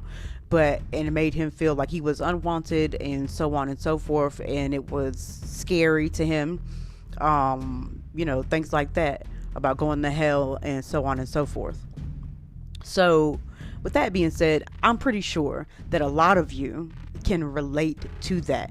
Whichever way you can relate to that, I'm pretty sure if you think about that logically, not just what is being said, if you think about that logically, a lot of people in life, no matter what you're going through, you can relate to that. I'm pretty sure somebody had said something to you about what you're doing or what you have done to make you feel like you weren't part of any group, that you were alone, that you were not beautiful, that you weren't handsome for the guys, or you weren't this, or you weren't that, or you were less than someone else.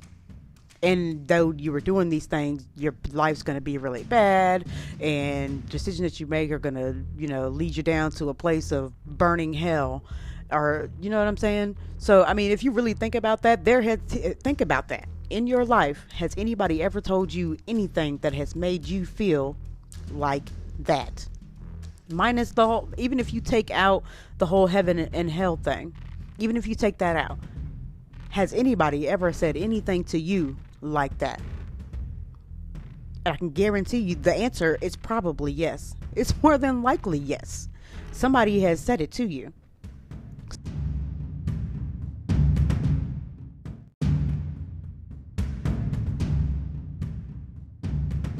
Yeah, so that was your pause to think about that. To literally just think about that one question. So, and then my other thing with this whole thing is, if we are going to talk about religion, if we want to talk about religion, if we want to go into this, so I guess this is more of the Christianity thing that we're saying here, but other religions also, but mainly this. So if we want to talk about this, and we want to talk about God and heaven and angels and things like that, should we not be talking about the other side also? Because I feel like if you're going to say that there's hell, and you're going to say that there's a devil or a demon or whatever it is, why can't you talk about that?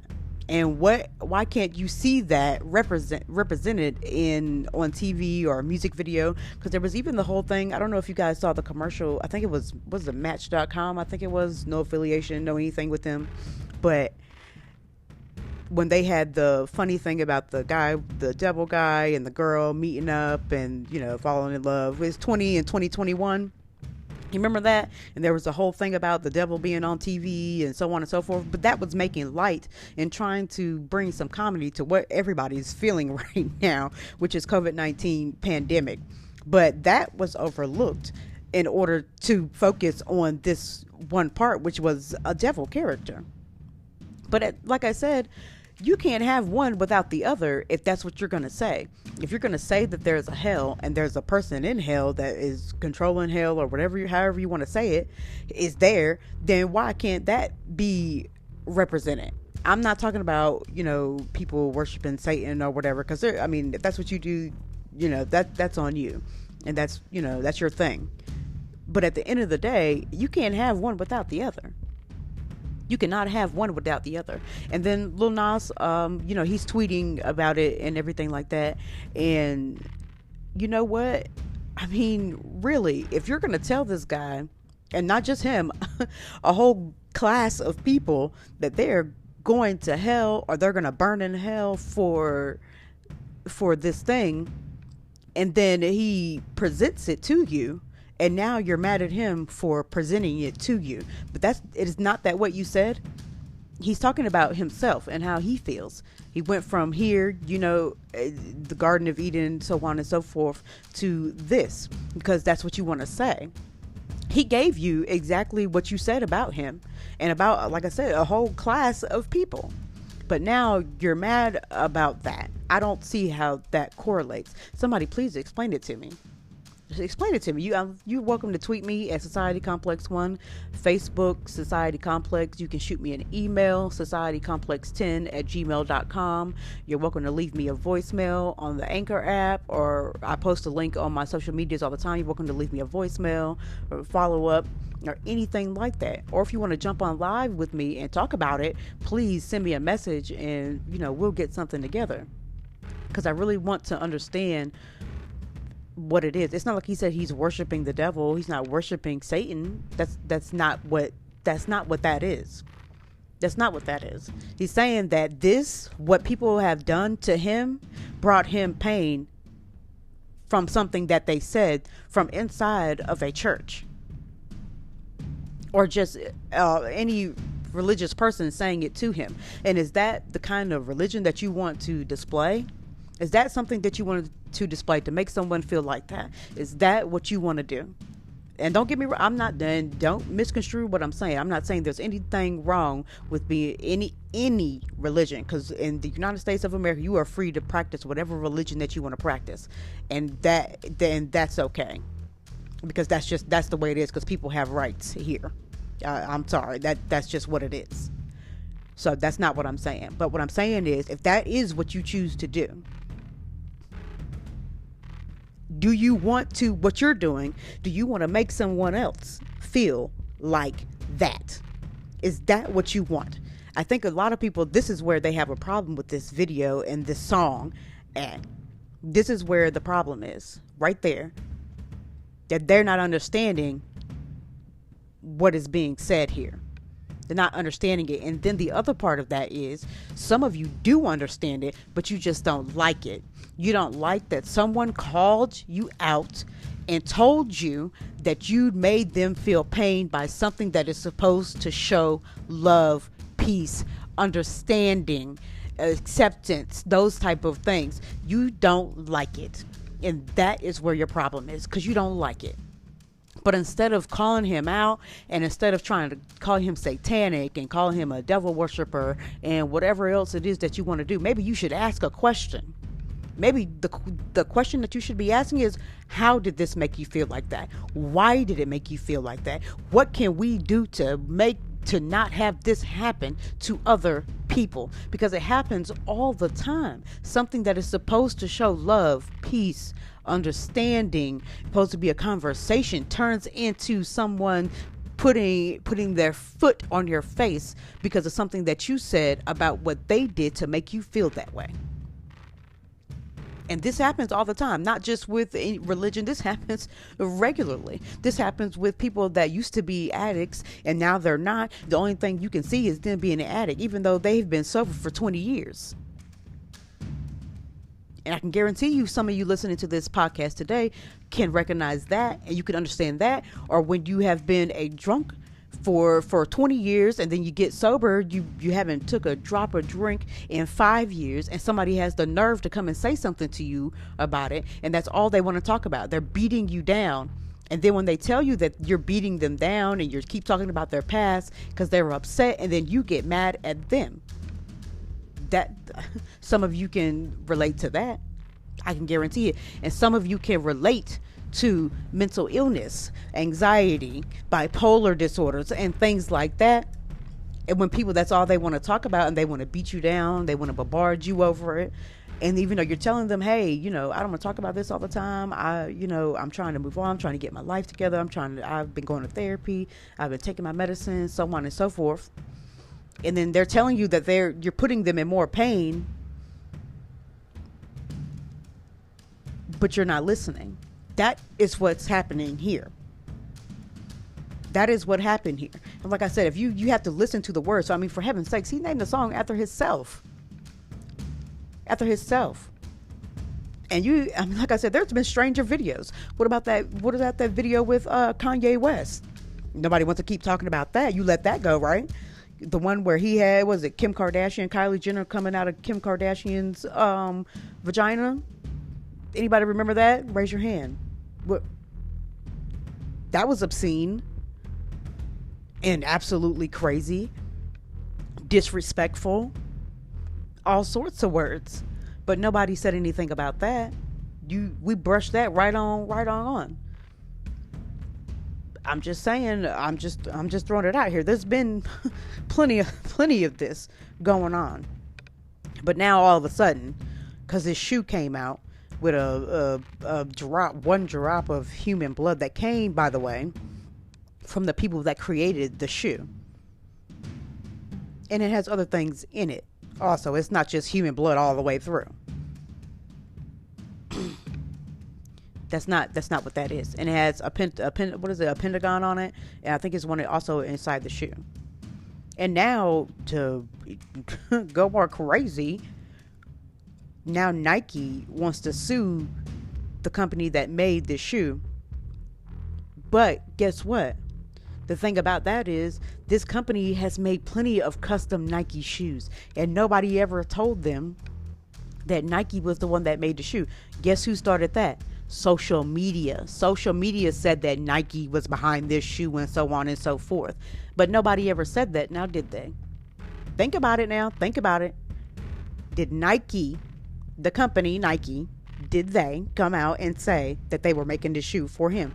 They already clearly stated that they were not in collaboration with Mischief, which is the shoe people that made the shoe. No affiliation, no promotions, no anything for them or Nike. But they've made other shoes. They made other custom Nikes, just like the one they made with the holy water from drop of holy water from Jordan River. They made that shoe. They made plenty of other shoes, and now they're suing for copyright infringement, and they're saying they making Nike look bad, trademark brand making Nike look bad. But at the end of the day, what about when you made that other shoe, and you still have other people in the world, atheists, and so on and so forth? You didn't hear them crying and whining. That's why I say, if you don't like it, don't buy it. If you have a problem with him, don't listen to his music. And then just like this other guy here on Twitter, was it Joyner Lucas? Then you have the nerve to talk about Old Town Road. The first song he came out is for kids, so on and so forth. Whoever said Lil Nas was a kids artist? Who said that? Did he say that? No. No, he didn't. No, he didn't say it. Nobody said that. You said that. Yes, kids do love that song. Of course they do. It's a good song. I'm pretty sure you guys have listened to it. It's a good song. Good music is just good music. I'm sorry, that's just what's going on. But nobody ever said that. Doesn't say you can't tell somebody what to do with their own artistic. You can't tell them and put them in a genre and say, oh well, you was making music for kids and now my kids have to see this. Nobody controls what your kids see except for you. Nobody. You do. Not the artist, not a television character. Nobody. You do. You do. I'm just saying. I'm just throwing that out there. So, but like I said, please let me know what you guys think about this, because this shoe, it dropped today, Monday. Is it Monday the March 29th, and it sold out in under a minute. There was only 666 pairs made, and they sold out. I think they're roughly about $1,000 each. So yeah, just let me know what you guys think about this. Please let me know on social media, okay? Twitter, Society Complex 1. I believe the question is already on there, so just please, well, you're welcome to comment. As long as we are respectful in our comments, I don't mind you guys commenting and talking. And like I said, I want to talk to you guys about it, and I would love to have a conversation about this and the many things that it entails, because it's not just one thing. It's a whole lot of things surrounding this. So any thoughts that you guys have on that would be much appreciated. I'm so excited to talk to you about it. Okay, but we'll be right back after this break. Please stay tuned. The next thing we're going to get into the breaking news lines, the beef between Miss Cardi B and Miss Candace Owens. So please stay tuned.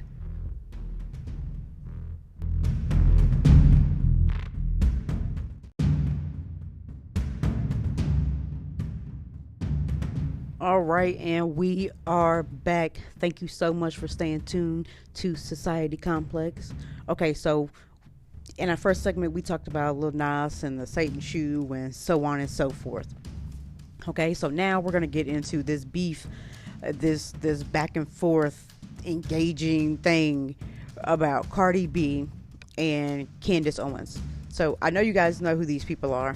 So I'm not really going to go into describing them or anything like that. Cardi B is a rap artist. Candace Owens is a conservative black woman, pro-Trump supporter, has blogs and et cetera. Occasionally is on Fox News and plenty of other little things. Okay? So this whole thing with them is crazy. And this has stemmed from Candace Owens. I believe she was on Fox, I think. And she made a comment about Cardi B and Megan Thee Stallion's performance at the Grammys of their song WAP. Now, we've already had this whole scandal thing about the WAP video and song and et cetera. And I did a podcast episode on that as well, because I just thought that it was completely ridiculous that women can't talk about sexuality, but men can. And then this whole thing about them, dancing and doing whatever it is that they're twerking, whatever you want to call it, doing their thing. But yet and still, it's okay for men to have those same type of women in their videos. So that is what that was. So Candace Owens, apparently she had something to say about this, and so did a lot of other people. So she's not the only one, but she did call her out and they played the video. I believe it was on Fox News. So, got her more views and more money, just saying. But so she, her, like I said, Candace Owens and a lot of other people, they did have a problem with this Grammy performance and so on and so forth. I don't know if you guys watched it, but I'm pretty sure you've heard the song, or at least heard about the song. They were like, they had a big bed out there and, doing what they do. The same thing that they've been doing since they came out as artists. And probably before this. Especially if you know Cardi B's story, you already know. So, same thing they've been doing. They haven't changed as people. Not really. So, she was, and like I said, a lot of other people were talking about how this is disgusting and how it shouldn't have been shown on TV, and it was supposed to be a family event, and etc., etc. Again, I'll say this. You are in control of what your children watch, who they listen to, and whatever else is going on in the world. You, as a parent, that is your responsibility. That is nobody else's responsibility other than yours. People can put out whatever they want. TV shows, music, so on and so forth. Okay? They can do whatever it is they want. They can put out whatever it is they want to do. Now, because these, like I said, and these artists that we're speaking about today, neither one of them said that they're kids artists. You clearly know that that's not for kids. Okay? You clearly know that. You clearly know that. But even if it wasn't, or even if it was, at the end of the day, like you said, if you've raised your child with good values and things like that, you've had your conversations with them and things, this right here is not going to affect them in the way that you think it is. Because at the end of the day, please tell me what the actual problem was here. What was the problem? That they're talking about sex? Sex is a normal conversation. We're talking about what women enjoy. Should be a normal conversation. What women enjoy should be a normal conversation, not just what a guy wants. That is a normal conversation. You're saying it's over sexualized and this and that, but like I said, at the end of the day, you can talk about these female artists, but there's not enough conversation being talked about these men artists either. They say a lot of things in their music that is way, way worse. For heaven's sakes, you got, what is Rick Ross out here talking about? He gave a girl a pill and had sex with her. What is that called? Somebody tell me. Didn't even think about that. And he ain't the only one. And like I said, in my first segment, I've referred to the Kanye West video of Kim Kardashian's legs. A giant picture of her legs and vagina. Well, was that inappropriate? It's over sexualized, but a man did it, so it's okay, right? It's okay, right? I'm just saying. And then Candace Owens, I don't know what's wrong with this lady. And I'm not gonna sit here and say everything she said is bad because it's not. Not everything she says is bad. I'll make that perfectly clear. And I'm not saying I agree with everything she's ever said, but some things she said, I mean, if you think about them, I think she might go, about 20 steps over. But sometimes, and look, I applaud any woman. I don't care who you are, what race, color, creed, culture, anything. I applaud any woman who can say what's on their mind without having any fear, without any provocations, without anything. I can respect that. I can certainly respect that, because it is hard for a woman to say what they want to say without being scrutinized for it. That, and we all know that. So let's not pretend like that doesn't happen. Okay, let's not pretend. Like I said, Miss Candace Owens, she go a little overboard, but hey, she has to live with the things that she said and the things that she's done, especially now that she just had a baby and a mixed child at that. So she would have to live with those things that she went overboard with. But like I said, at the end of the day, this beef between her and Cardi B is gotten way out of hand based off of this one little thing. And I'm pretty sure she says other things about Cardi B as well, as many as a lot of people have. And I'm still not understanding what is this thing? What is this thing? Because she's a mother, so she's also an artist.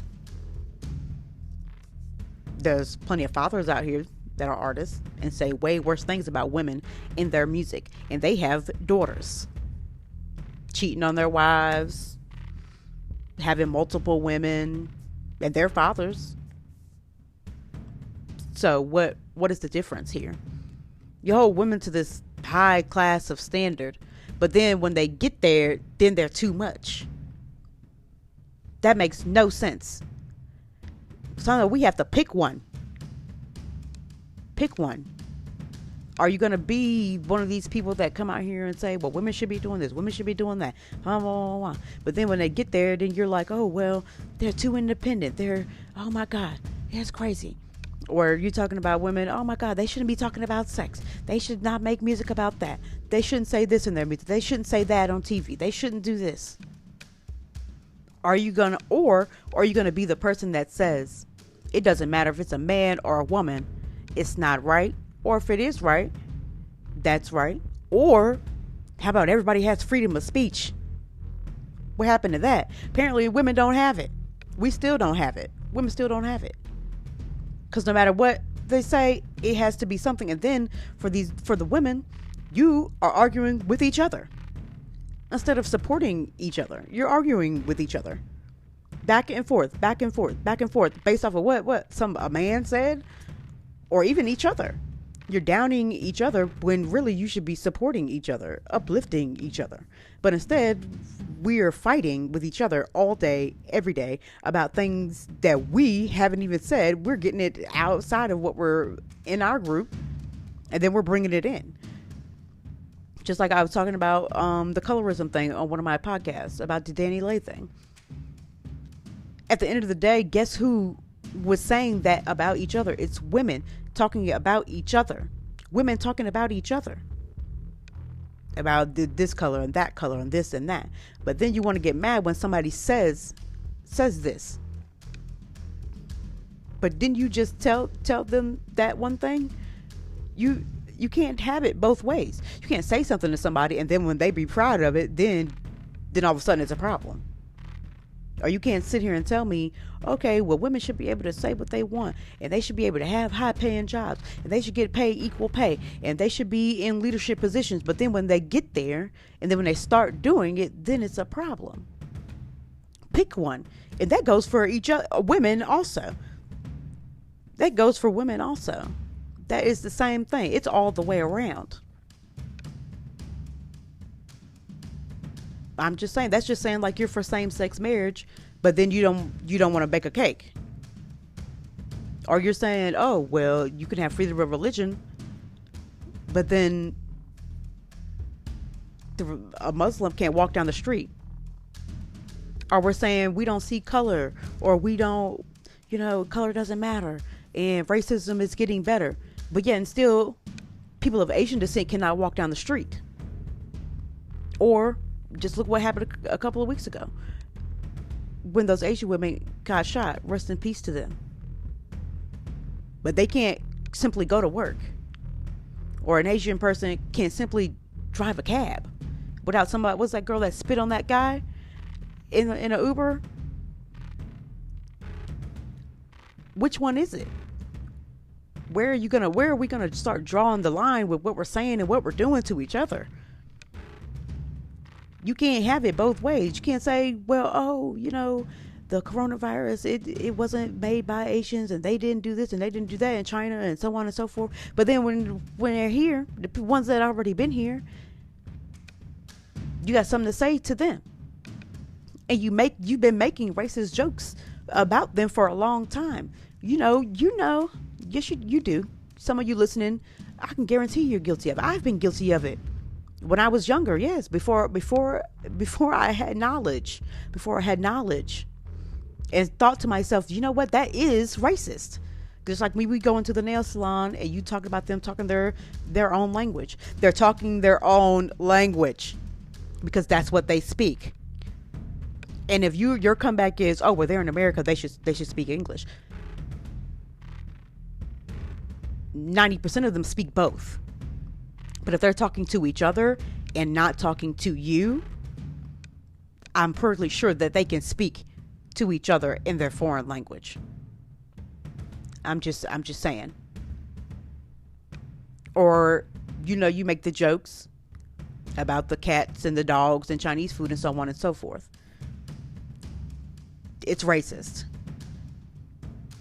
And like I said, we should be standing with each other when it comes to things like this. And women should be sticking together. If you're in the gay community, you stick together. Or whatever group that you're in. And then not only do you do that, you go out and you support other people to what is right. And what is right is we are free to do what we want to do as long as we're not harming anyone. And that's for anything and anybody. Just like I know there's talks about banning assault rifles and things like that. Now, Joe Biden, he wants to get rid of all of them, just ban them all. Now, I personally don't agree all the way. I think both sides are right. I think, yes, there should be stricter laws on those type of guns. Yes, I do. I think there's going to need to be stricter background checks on them. But if you're going to tell somebody they have the right to bear arms, they have the right to bear any arms. That was in the legal sense, what you can buy. But no, I don't think we just give them out willy-nilly. And I think if you want to have an assault rifle, I think there needs to be a more extensive check on those type of weapons. But no, I don't think that you can now ban them. And then what are you going to do? You're going to go into everybody's home and take them and take their assault rifles? No, I don't think you can do that. I don't think you should do that. No, I don't.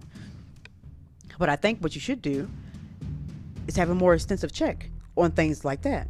It's just like that. We can't have it both ways. And sometimes maybe we can. If we can compromise with each other instead of arguing all the time about every little thing.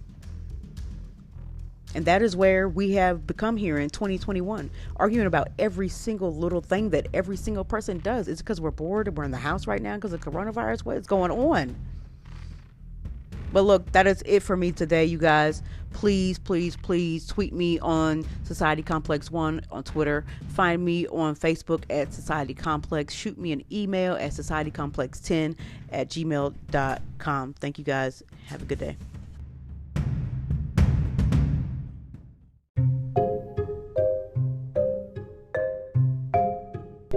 Hello, and thank you for tuning in to Society Complex. This is your host, Von Lee, and I hope you're staying safe, wearing your mask in this COVID pandemic, and if you choose to get your vaccine, I hope you're doing that as well. So, today is Monday, so you know what that means. It is Murder Monday. And if you have been joining me lately, or you're just tuning in, we are doing a series on female serial killers right now. So, without further ado, we're going to go ahead and jump right into our first female serial killer. And the first one is Jane Toppan. So that's Jane Toppan. She was actually born Honora Kelly. She was an American serial killer, and she has earned the nickname Jolly Jane.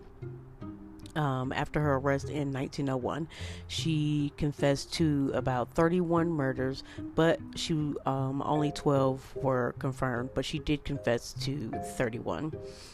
She was quoted saying that her ambition was to have killed more people, helpless people, than any other man or woman who ever lived. So a little bit about Jane Toppan's early life. Like I said, she was born with the name Honora Kelly on March 31st, 1854. She is the daughter of Irish immigrants. Her mother, Bridget Kelly, died of tuberculosis when she was very young. Her father, Peter Kelly, was well known as a abusive alcoholic and very eccentric, which earned him the name Kelly the Crack. And crack as in, you guessed it, crack pipe. In later years after that, her father became the source of local rumors concerning his supposed sanity or insanity. The most popular one being that he pretty much went mad. He was a tailor, and he apparently sewed his own eyelids closed. So in 1860, a few years after his wife had died, he dropped his two youngest children off. He had 3 daughters, so he dropped his 2 youngest children off, and that is 8-year-old Delia Josephine and 6-year-old Honora, who we're talking about now. So he dropped them off at BFA, which is Boston Female Asylum, which is a orphanage for female children, or indentured female children. So he never saw them again after that. Now, supposedly there's no records that exist of Delia and Nora's experiences during their time in the asylum, but it's reported that Delia became a prostitute while her older sister Nellie, which is the oldest one, She was never committed to the orphanage, but she was committed to a insane asylum. So I'm guessing you can see a pattern here with the Kelly family. So in November 1862, about 2 years after their father had left them at the orphanage, Honora Kelly, or Jane Toppin, was placed as an indentured servant in a home with a lady by the name of Miss Ann Toppin of Massachusetts. So they never formally adopted her, but she did take on their surname, which was Toppin. So, but the Toppins already had a daughter, and her name was Elizabeth, whom Honora was on good terms with. Okay, so now let's get into the realness here.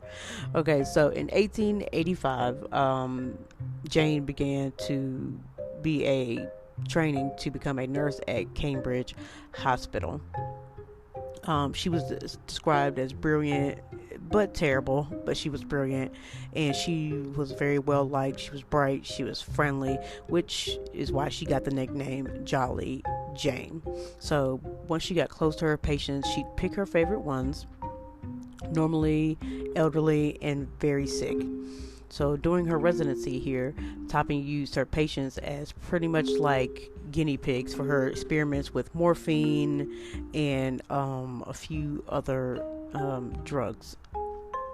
She altered their prescribed dosages so that she could see what it would do to their nervous systems.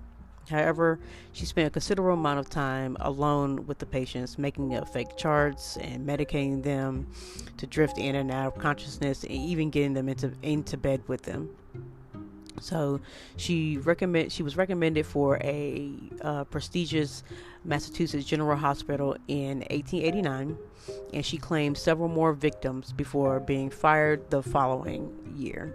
She briefly returned to Cambridge, but was soon dismissed for administering opiates recklessly, which is obviously what she was doing. But she began a career as a private nurse, and she flourished despite complaints of petty theft. Toppin began poisoning her little poisoning spree here in about 1895 by killing her landlord, Israel Dunham, and also his wife. And then in 1899, she killed her foster sister Elizabeth with a dose of strychnine. And then in 1901, she moved in with an elderly man, Alden Davis, and his family. She took care of him after his wife's death, Maddie, who Toppin also murdered. And then within weeks, she killed the husband, Mr. Davis, and his sister Edna, and two of his daughters, Minnie and Geneva. So she killed this entire family. But the surviving members of the Davis family, they did order a toxicology exam on the husband and the youngest daughter, Minnie, and the report found that she had been poisoned, and the local authorities, obviously they assigned police to put a detail on Toppin, to watch her, etc., etc. On October 29th, 1901, she was arrested for murder. But by 1902, she had confessed to 31 murders. So soon after the trial, one of William Randolph Hearst newspapers, this is the New York Journal, printed, and it portrayed her confession to her lawyer, claiming that she had killed more than 31 people, because in the first one, she actually got tried. She was found not guilty. Then after that, she told her lawyer that she did murder these people, and it was more than 31 people. And so she wanted the jury to find her sane so she could eventually have a chance to be released. But instead, Toppin insisted upon her own sanity in court, which obviously totally not sane. The entire family, had obviously a mental history problem here. But anyway, so claiming that she could not be insane if she knew what she was doing, and she knew that it was wrong. But nonetheless, they declared her insane and committed on June 23rd. So she was found not guilty by reason of insanity, and she was committed for life to a insane hospital. But these are her verified victims here. So we already talked about the first one, Israel Dunham, the patient, right? Then Lovely Dunham, also patient. Elizabeth Brigham, which was her foster sister from the people that she was with during her indentured servitude. And then Mary McNear, patient. Flores Calkins, which is was the housekeeper of Elizabeth. So, because when she was staying with them after the parents had died, she still chose to stay with the daughter and grew up with the family, etc., etc. But she obviously killed her. Then she killed the housekeeper because she wanted the housekeeper's job. All right, and then the next one is William Ingram, patient. Sarah Connor is patient and supposedly her friend. Maddie Davis, I'll tell you about that one, which is the wife of Alden Davis. Geneva Gordon, which is Annie, which is the daughter of Alden and Maddie. Then Alden Davis, she killed, and then Minnie Gibbs, which is the daughter of Alden and Maddie. And then Edna Bannister, which is the sister-in-law of Elizabeth. So, moving right along here. So she has gotten the name of Angel of Death. She said it was reported that she fondled her victim as they died and attempted to see their inner workings of their soul through their eyes. This is what she said. And she said that she has got plenty of sexual thrill from patients being near death, coming back to life, and then dying again. Because sometimes she would not poison them to kill them. She would poison them to make them sick so she could take care of them and then kill them. So that's where you see the life and then dying again. She administered a mixture of drugs to patients, so she chose her victims. She'd lay with them and hold them close as they died, which is why she is considered an angel of death, which is a type of serial killer who takes on a caregiver role and attacks vulnerable and dependent people, basically the elderly or sick, like the last one we talked about in our previous Murder Monday. But even though she also murdered for seemingly more personal reasons, like the case of the Davis family, most of it they saw as jealousy, which is the case of her murdered foster sister Elizabeth, who she later describes her motivation as a paralysis of thought and reason and a strong urge to poison. So you take that how you will. She used poison for more than just murder, though. She reportedly was poisoning a housekeeper just enough so that she would appear drunk in order to steal her job and kill the family, which she did. And she even poisoned herself a couple of times to invoke sympathy for the men, from men that she was dating. Okay, so that is it right this very second. We're going to take a short break and then we're going to go into our next female serial killer. Okay, which I was actually a professional wrestler. Okay, so stay tuned. We will be right back.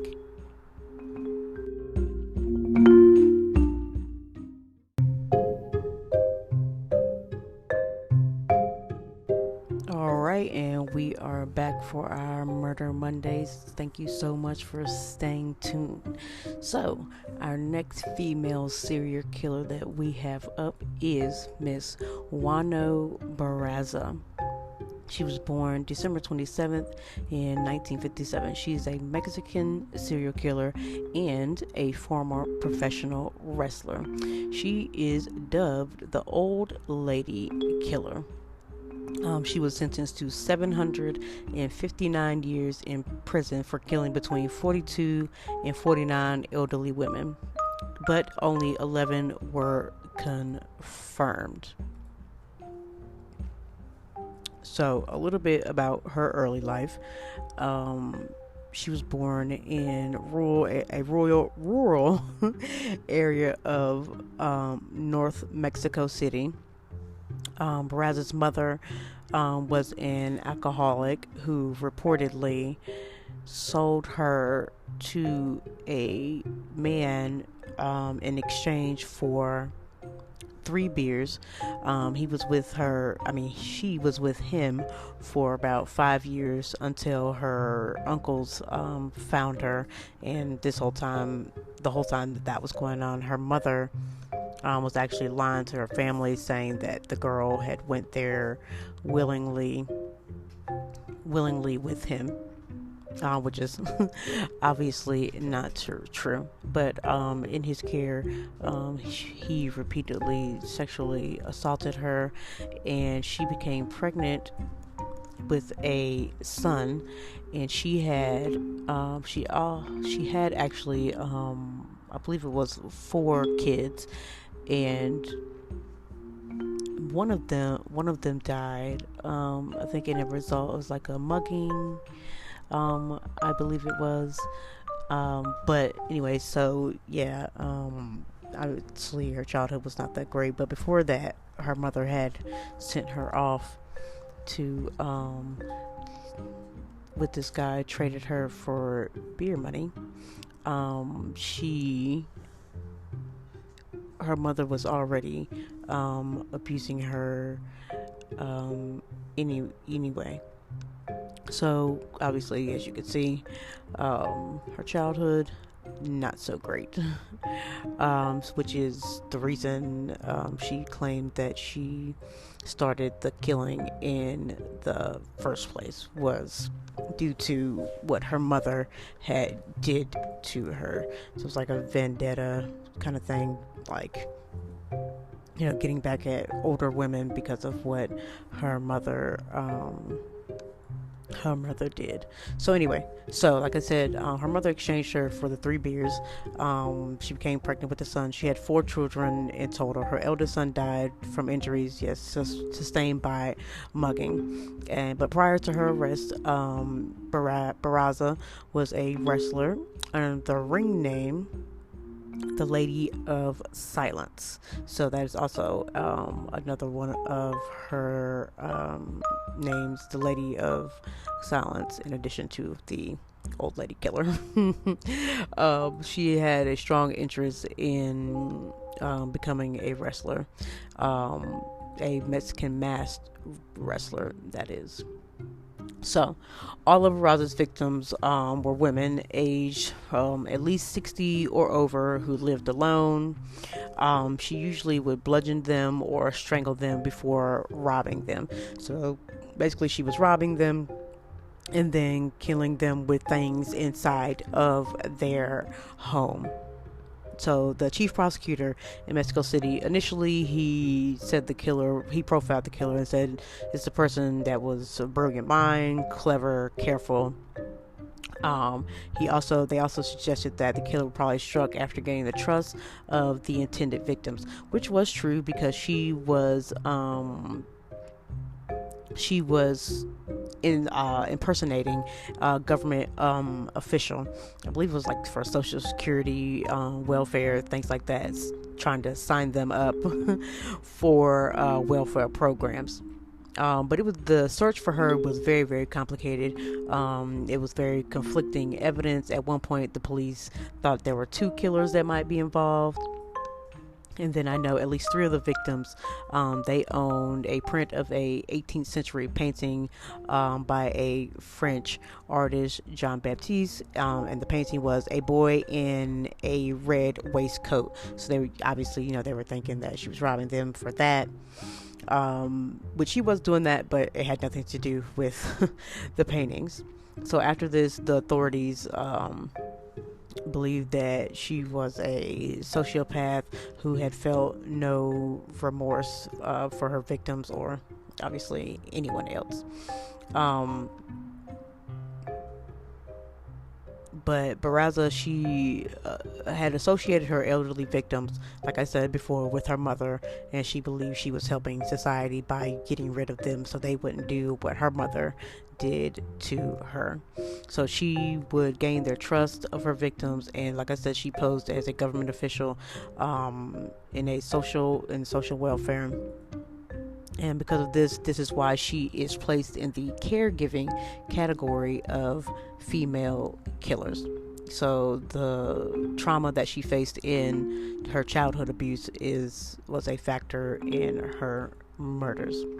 So the police, though, in Mexico City, they were heavily criticized in the media for dismissing evidence about the serial killer and things like that. In the late summer of 2005, after the investigation, began to get a little motion into it, they were talking about transvestite prostitutes and things like that. It was just getting pretty crazy in the media and things. It just, I don't know. I don't know what they were doing.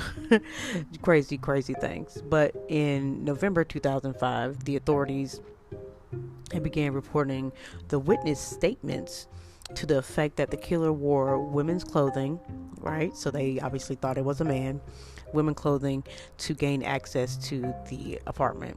In one case, they reported a large woman in a red blouse was seen leaving the home of one of the murdered women.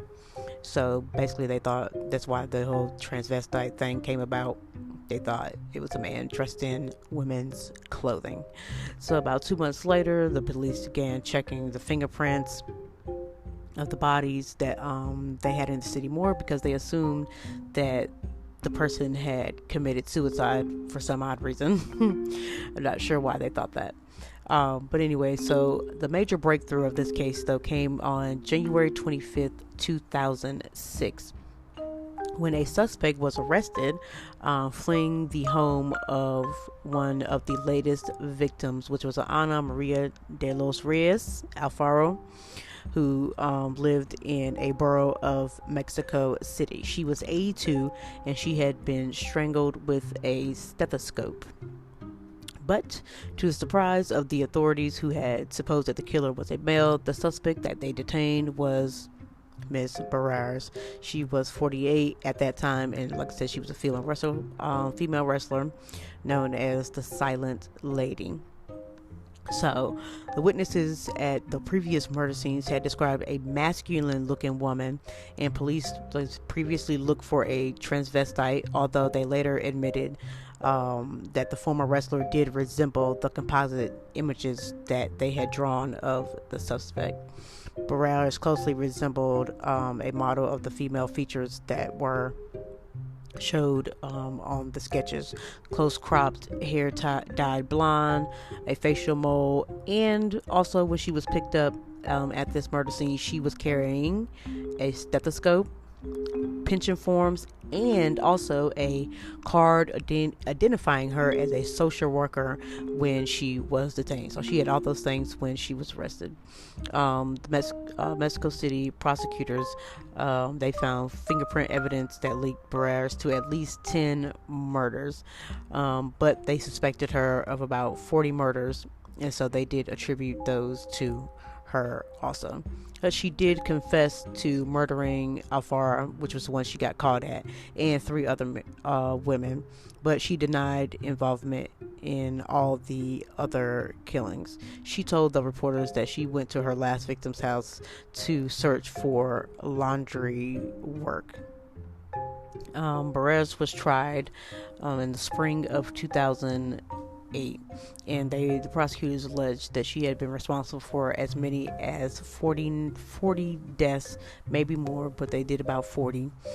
She admitted to 1 murder, and that was the last one that she did, and she told police that her murder was a lingering resentment regarding her own mother's treatment of her. On March 31st, she was found guilty on 16 charges of murder and aggravated burglary, and it also included 11 separate counts of murder, and she was sentenced to 759 years in jail. So that's crazy. She killed all these elderly people based off the resentment of her mother. is a crazy story. Please let me know what you think about this one and all the other ones, or if you have any questions, comments, concerns about anything, or if you want me to do a special Murder Monday on something or someone, please let me know. You can follow me on Twitter at Society Complex 1. You can also find me on Facebook at Society Complex. You may also hunt me down on Instagram at Society_Complex, and you are also welcome to send me an email at societycomplex10@gmail.com. Thank you so much for listening. You guys stay safe out there, and I'll see you next time.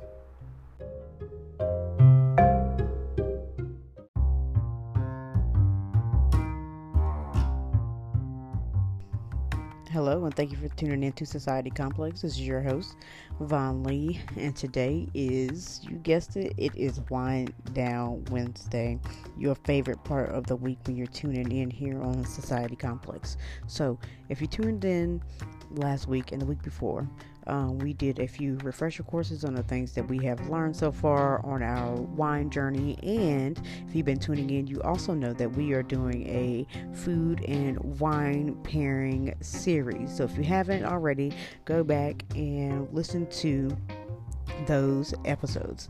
So today what we're going to talk about is we're going to continue on our journey. So we're going to do hot wings and wine pairing.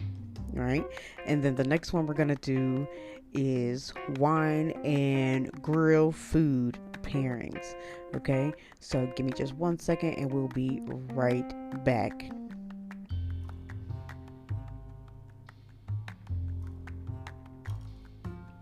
Okay, we are back. So we're talking about wine and food pairings with hot wings.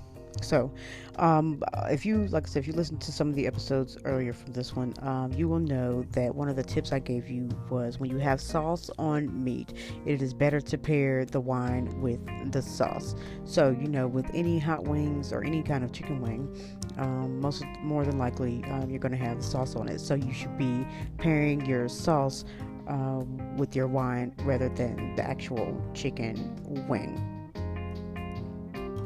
So, when you're doing the chicken wings and wine, you're looking for qualities that match up with spice, heat, acid, or vinegar, which are things that are commonly found in wing sauces. So it's supposed to be like a complementary wine and food pairing. Okay, I know most people probably wouldn't think these things go together, but once you start doing it, it absolutely, seriously does. So we're going to give you 6 wine and wing pairings to go with this episode. So, and if you do plant-based, this is still for you. You can still do it because you can, the sauce is still going to be mostly the same, but you'll have to obviously change your protein to whatever favorite meatless alternative that you choose to have. Okay, so first up is a true classic, an all-time favorite all over America, and that is buffalo wings with buffalo sauce. So now this is made from butter and hot sauce, right? So, but it has variations of heat levels. So you can mild, medium, hot, things like that. So this pairs well with a Riesling. So, and this works because of the unique flavors. So buffalo wings bring the heat, right? So obviously that's like the whole point. But the Riesling is a sweeter wine, right? So it is just a thing to pair with something that is a spicier dish, which is going to go with your buffalo wings very, very well. The sugar will work in the mitigation to have sharper aspects of the heat of the wings. So in fact, the hotter the sauce, the sweeter of a wine that you should go. The higher acidity is going to cut through the buttery sauce and obviously the fatty chicken under that.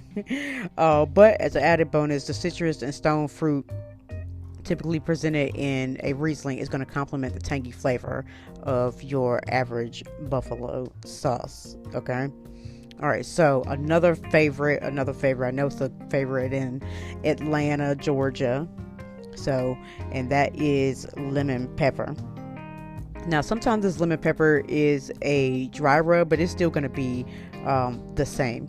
So whether you're using a dry rub or the wet sauce, lemon pepper wings are light, kind of like a zingy flavor, less spicy than most of the things that are going to be on this list, but still very, very good. So wines that go very well with this is going to be a French Sauvignon Blanc and a dry Riesling. That is a dry Riesling, okay? So the key words here of why this is going to work is the lemon. So you're looking for your wines that have the right level of high citrus flavor and the acidity to match that, which is obviously why you're using the dry Riesling. And then your French Sauvignon Blanc. So all these wines, they typically have a brilliant lemon aromas, as that's one of your wine vocabulary words. So yeah, they have lemon aromas along with a kind of mineral kind of thing that will go with the pepper that you're going to have with the bite of lemon pepper. See, lemon pepper wings. Okay, so you're going to likely want to avoid any kind of flamboyant flavors of vanilla or Chardonnay, oat Chardonnay, or anything like that. You're going to want to kind of avoid those because that's not going to mix very well with that. It's going to overpower the subtle notes that are in the lemon pepper wings. So moving right along, another favorite wing is the barbecue sauce, barbecue wings. Everybody loves barbecue wings. I know we do here in the South, okay? So barbecue, usually sweeter, heavier sauces, say like you're in Kansas City. And then as you move along, some are going to be a little bit more vinegary and things like that. But a barbecue wings are going to be paired well with a Cabernet Franc, right? So this is going to work because it's big, bold sauces. It's going to cause for a red to match, right? So you're going to need red sauce, red wine. So as you know, red wine is very bold. Most of them are very bold in flavor. So the red and black fruit from this wine is going to complement the tomatoes and the spices that are usually found in barbecue wing sauce. So the high tannins are going to cut through any heat or chili or in the cayenne that you're going to use in your barbecue sauce. Savory herbal notes found in reds will be perfect, literally the perfect companion to garlic and onions, the garlic and onions that are in the sauce. And the dry nature of the wine is going to offset the sweetness of the brown sugar and molasses. And that is why those will pair well together. So another one of my favorite wings is the honey garlic. So honey garlic wings. You know, they have a tangy flavor. They have a big aroma, even though they might sacrifice the heat, but that's fine. They're still very good. And it's going to pair well with a sparkling rosé or a Prosecco. So, and the reason these are going to go with this wine is honey and garlic are all obviously two big flavors. So you can either do two things. You can try to compete with the heavier aromas, or you can help them come to a greater height, which is what you're going to do in this situation. The light berries of a rosé or the citrus and apple of a Prosecco are going to do a complementary, again, powerful match to the flavors of the sauce. So, and the crisp acidity and bubbles will cut through its heavy, syrupy kind of nature that you have when you're making honey garlic wings. So pretty much a dry wine, basically, is what you're going to go for right there. And I don't know a lot of people that enjoy these wings, but I do know some, so I'll go ahead and do this one. And this is a sweet chili chicken wing. So it's kind of Thai inspired. It has both sweet and spicy flavors in it. So the best wines to be paired with this one is Pinot Grigio or Chenin Blanc. So, and this is going to work well because the Thai chili sauce, it has less heat than some other wings, but you can still use a sweeter wine. So, or you won't need the sweeter wine because you don't need to actually compete with it. So you can, an off dry or light red can easily stand up to the spice of this, and it's going to blend just enough for the sugar into the mix. So it's not too sweet, but it's not going to be that sweet where it's going to overpower the sauce that you have already. Plus, these wines, they're solid with a bit of acidity, which is going to cut through the sauce and the fat of the chicken wing. Okay, so we are still going on here, and it is winter chicken dinner. And I hope that you guys enjoyed this. So please stay tuned, though. We will be right back, and we're going to talk about wine and grill food pairing. So stay tuned.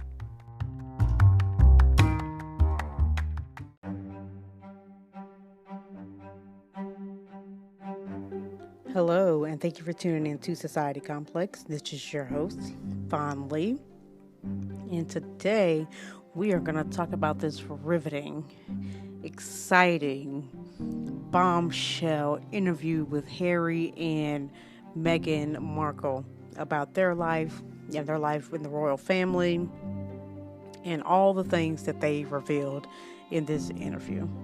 Now, I don't know if you guys watched it, but I don't there's plenty of things you can say about it, but one thing I will say about it is that it kept you there because they just dropped bomb after bomb after bomb, and some people might not feel like they did because they didn't say everything, but they certainly said enough. They certainly did. So this interview was with Oprah Winfrey on CBS, and it aired Sunday, March 7th. Now, it it covered everything from their initial courtship to their difficulties with the firm, which is how Meghan Markle refers to the royal family, and it also covers the moment when they knew that they had to leave the palace and denounce their titles and things like that. They covered a lot of stuff in this interview. I know Meghan Markle, she said that she wasn't planning on saying anything shocking, but honestly, to her, it might have not been shocking because it's just the truth. So it's just, even if it's just the truth, it might not seem that way. But girl, you did. You dropped a lot of shocking things, and you put us in a lot of shock and awe. Because even some of that, even Oprah Winfrey was definitely in a shock and awe. I saw her mouth drop a couple of times with this whole thing. And the recent thing that they have going on there is that Meghan Markle is apparently under some investigations about some allegations, I guess, about her bullying the staff when she was there, and somebody filed a complaint and stuff like that.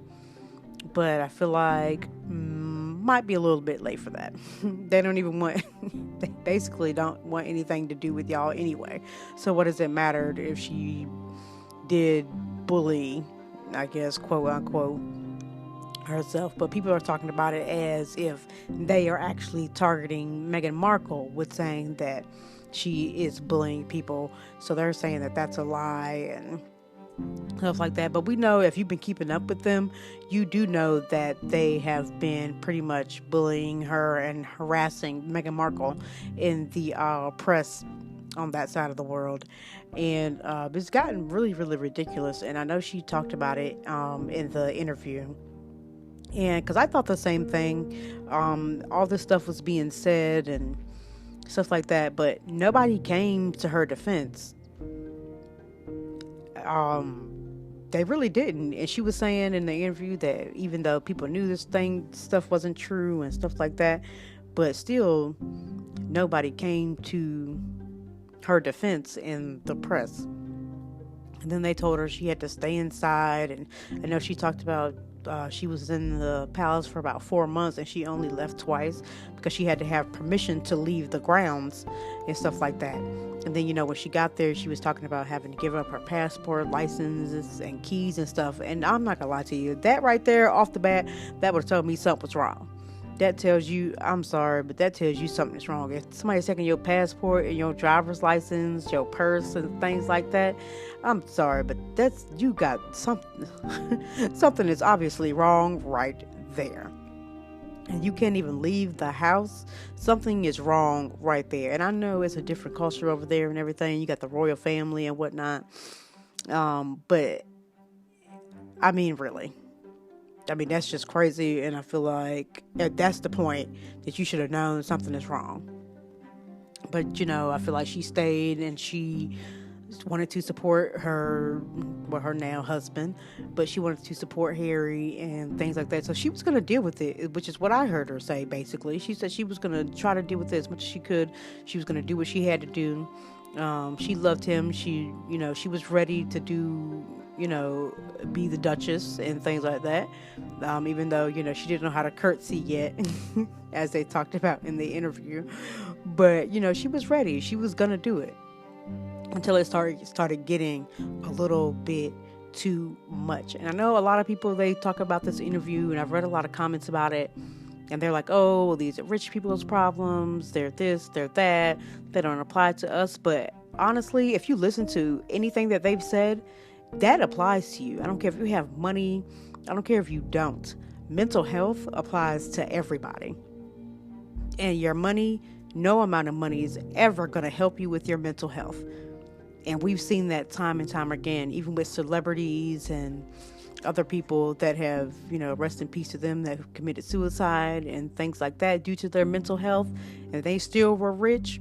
So you're not going to tell me that money is going to make that go away. It's just not. I'm sorry. It doesn't work that way. And then when you are being attacked as a person in general, as a woman, as a person of color and things like that, money is not going to help that. I'm sorry, it's not. It didn't help her any. It didn't help Meghan any. Meghan got plenty of money. She had plenty of money before she met Harry. It didn't help her not one bit to have that money. So that's not a rich people problem. That's an everybody problem. That's a woman problem. That's a person of color problem. That's a black woman's problem. That's everybody's problem. Because it didn't help her any. Yes, of course, when they started doing the press thing, she sued, and she, did privacy things and so on and so forth. And she won many of those cases. But the point is, it still didn't stop. So her money still didn't do anything for her. It didn't do anything for her. And so that's what I'm saying. You can call it rich people problems if you want to, but that is not the case. Those affect people every day. And when somebody attacks you or your spouse or your kids, that is not a rich people problem. That is a problem. That is a problem. I don't care who you are.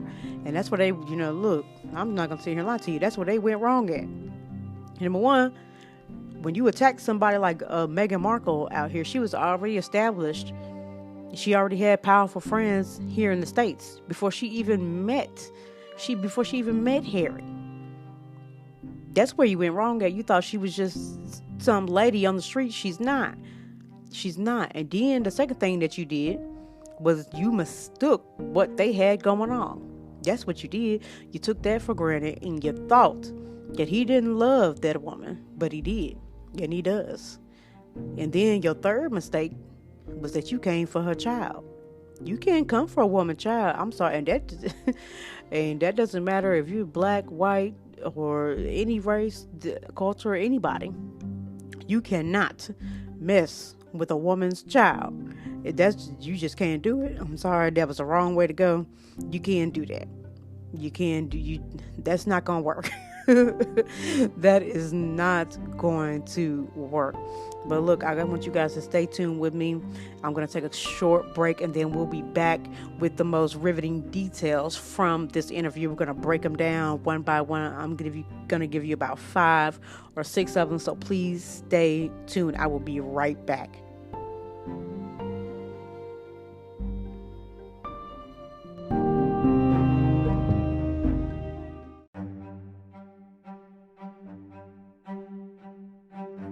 Okay, and we are back talking about this explosive interview with Harry and Meghan Markle. Now, another thing I want to talk about is this whole thing where they're saying that Meghan made him leave the royal family and things like that. That is ridiculous. Okay? It's ridiculous that you would even say such a thing. At the end of the day, he did what he was supposed to do for his family. Because, I mean, what would you say if your wife came to you and told you that she thought about committing suicide because of what was going on? Or you could see your wife struggling with, I don't even know what to call it, other than racism and a lot of other things. I don't even know. But your wife is struggling with this. But she's willing to do it for you. And on top of this, some of this was going on while this lady was pregnant. What would you say to your wife? Would you look your wife in the face and just tell her, "Oh well, no, deal with it"?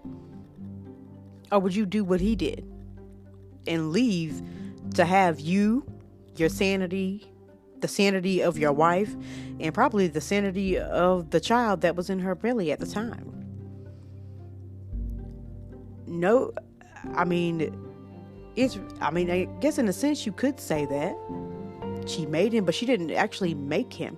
What made him do it was the love he had for her and the family. And plus, if you look at him and you look at his history over the years, was he really that much into it anyway? Really, come on.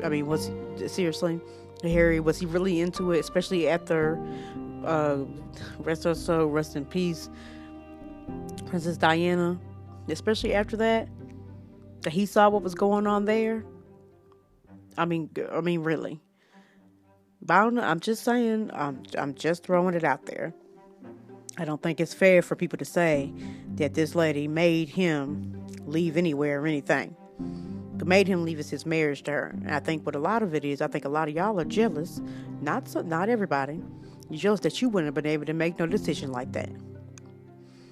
And that's just the truth. Some of you would not be able to make a decision like that. Heck, I don't even know if I would be able to make such a decision about that. You have to choose between duty to your country and the duty to your own personal family.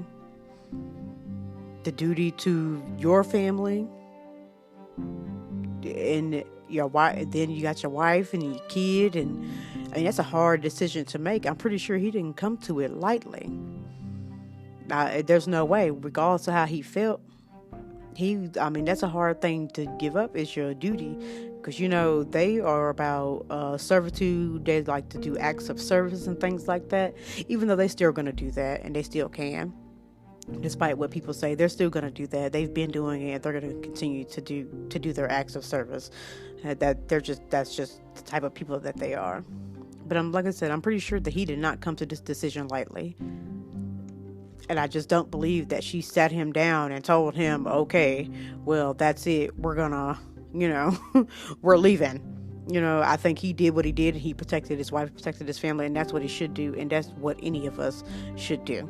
And he really did, that's a commendable act. And as far as I can see, the two of them, that is true love, and they have each other's back regardless of what's going on, who says what, or what happens. Okay, so to me, that's as much as in love as you can get. Okay, but look, we're gonna go ahead and get into these 5 riveting facts that were given in this interview. Now, one of the things that they talked about is about their secret wedding that they did before their royal wedding. Because, the royal wedding, it was televised and it had thousands of people watching it and things like that. But before that, they actually already had a wedding. They were already married about 3 days before that by the Archbishop of Canterbury, who served as their officiant. So in their actual union, not the one that was televised, it was only 3 people, and I applaud it, and I think it's a beautiful thing. It was Harry, Meghan, and the Archbishop, And to me, that's probably one of the most beautiful things that you can do right there. Because it was just them, and it wasn't cameras, it wasn't this, it wasn't that. It was just them, their love, and the person that married them. I mean, I don't see what could be better, better than that. Okay, I really don't. But the next one is what we want to talk about. Is second thing is that there's been this big assumption that Meghan did not get along with the Queen, and then once Harry, introduced her, that her and Harry did not get along. That's his grandmother. But what they're saying is that at the beginning, and up until now, mostly, is that the relationship with the Queen is just fine. And they're saying, before the tabloids were saying that, the Queen Elizabeth, she was blindsided by Harry's reduced role in the family. But he's saying that he never blindsided his mother, that he has too much respect for her, and he wouldn't do anything like that. And they said that they still stay in touch with the Queen. And they said they've even done a couple of Zoom calls and things like that. So they kind of cleared up that rumor a little bit. I don't know. It still seemed like a little bit going on there. Because with a family like that, I'm just throwing it out there, nothing can be done without the Queen, the person in charge. I'm just saying. I don't know if I want to go any further than that. But I'm just saying. But the next thing that she revealed, which I thought was very, very sad, is when she was talking about contemplating suicide. And then she was talking about how she asked the firm, as they call it there, to return her belongings so she could go.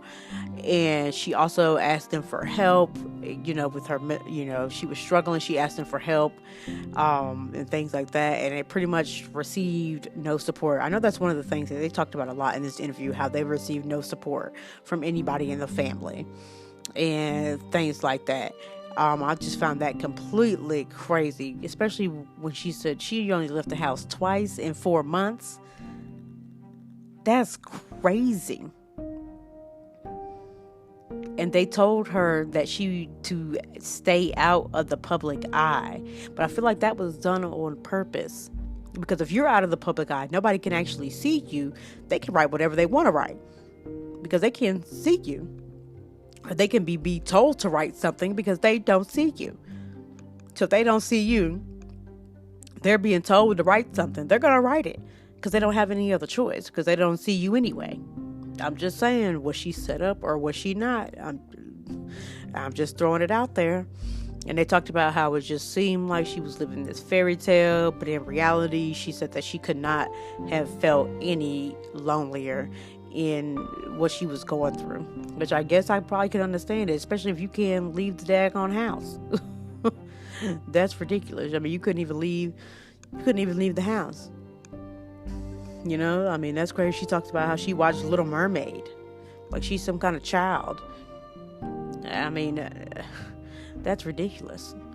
And then the next thing that I thought was very, very... This is, to me, one of the best parts was when Harry was talking about how he felt as though he was trapped. He felt as though he was trapped. And I thought that was a really good question. And then Oprah, she looked at him, kind of like, hold on. You're rich. You're white. You live in a palace. What's trapped about that? And I'm glad she wanted him to elaborate on it, which I feel like he kind of didn't, just a little bit. But, I mean, he talked about how he's trapped and some other people are trapped in there and so on and so forth, because I feel like basically what he was saying was he's not in control of his own life, and the people that stay in this family are actually not in control of their own life. And it was a good like I said, it was a good question to ask, and I'm glad, Oprah, she's one of the best journalists, interviewers in the world. And this is why, because she made him elaborate on that. Because, if we're listening to it and we're just regular people, and we're thinking in our mind, okay, you just said that you, this rich guy that lives, born in a palace, born into royalty, that you feel trapped. I think that, I think that's pretty much, that's crazy for someone to feel like that. You know what I'm saying? As that kind of person.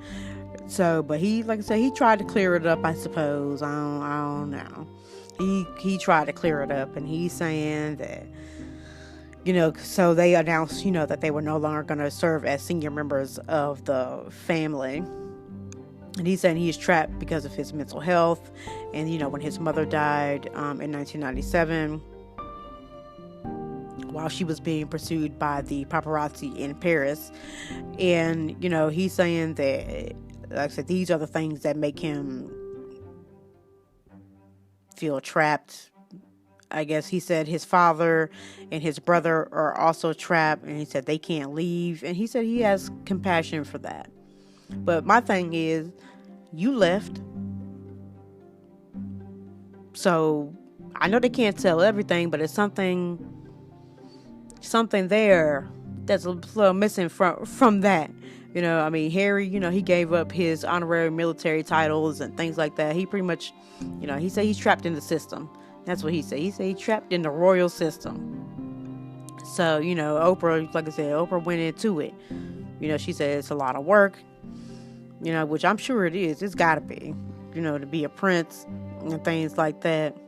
But I don't know. So, but he said the best thing he said was he will continue to make one of his priorities to heal the relationship with his father. Because, he said his father would stop taking his phone calls. So he's trying to prepare for that. And he wants to heal that and see, what he can do about that. The other part of this interview that everybody's talking about is when Meghan Markle revealed that the firm was talking about and questioning their first child, Archie's skin color. Is he going to be dark, and so on and so forth. How dark he was going to be, and et cetera, how they weren't going to give him a title. They weren't going to give him security. It was crazy. Now, Harry and Meghan declined to tell who, but to be honest, it really doesn't matter who. It doesn't matter who, because at the end of the day, that right there, you have got to be kidding me. That is a child, and the child wasn't even born yet for you to even be. Look. And see, that's what I'm telling you. That's where you went wrong at. That was the last straw right there. That's it. You talk about somebody's child, talking about what color they're going to be, how dark or light they're going to be. And see, that's one of the things that's plaguing people of color right now amongst ourselves. We talk about light skin, dark skin, medium brown, light skin people do this, dark skin people do that, so on and so forth. We talk about that amongst ourselves as people of color. And now you've got, look, it's ridiculous. It was ridiculous. But that was probably the most thing that people have paid attention to through that whole interview. That and when Meghan was talking about her suicidal thoughts and things like that. But, that's right there. That's just crazy. I don't know. But, you have got to be some type of person to talk about a child like that. And to ask such a thing. Because, and I hate to say it like this, but it's just true for the matter. When you look at Meghan Markle, yes, she is a person of color. But she's she on the light end of the spectrum. Right? And they still had a problem with that. So I don't see what the purpose was of anybody in that family or the firm or the press or whoever asking how dark or light this child was going to be. Because she just sounds like she's a dark-skinned woman. Not that it matters, because it doesn't. But at the end of the day, if you weren't going to accept her, she's light. What does it matter about this child? What skin color is that going to be? I think that's the moment that they do that. It was over. It was done. They was gone. They was out. They going on about their life. And I can't blame them because, don't now. I don't know. There's plenty of straws before that. Like I said, the straw for me would have been when they asked for that passport and keys and so on, a driver's license. I'm sorry, that would have been the straw for me. I was supposed to say, baby, I can't do this. So I got to go back. We're going to do something. But that's just me. Because I feel like somebody take it, can't do that. Taking my freedom to leave. That was it for that. But like I said, that thing with Archie, you ain't right. It don't even, like I said, it don't even matter who said it. Cause she done been bombarded in the press by racism and many other things. So it really doesn't matter who said it. All I know is that you wrong, baby, you wrong. But on a happier note, they did reveal that they are having a little girl. So to end on that happy note, thank you for listening. Thank you for tuning in. I hope everybody's staying safe. I know we still have these vaccines going out and things like that, but still, please continue to wear your mask, wash your hands, sanitize your hands, stay in if you can, spend your time outdoors and things like that. But please, you stay safe and you keep your family safe. Thanks for tuning in, guys. I love you. Please continue to support me on my podcast journey. Please join me for Wind Down Wednesdays. And if you have any questions, comments, concerns about, if you want to just tell me what you think about this Oprah interview, if you want to tell me about anything else, please feel free to tweet me at societycomplex1. You can also shoot me an email at societycomplex10@gmail.com. You can also find me on Facebook at Society Complex. Thanks again, guys, for joining me, and I hope you have a great day, night, whatever time you're listening to it. Much love to you, and I'll see you next time.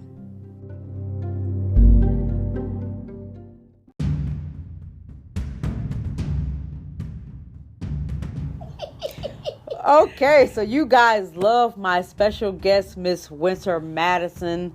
So here she is, and today we are talking about plenty of things going on in society today. But before that, I want to get you introduced. I want to get you ready. I want to get you involved with this special guest that you love so much, Miss Winter Madison, the author of You Don't Deserve Me, and many other books coming after that.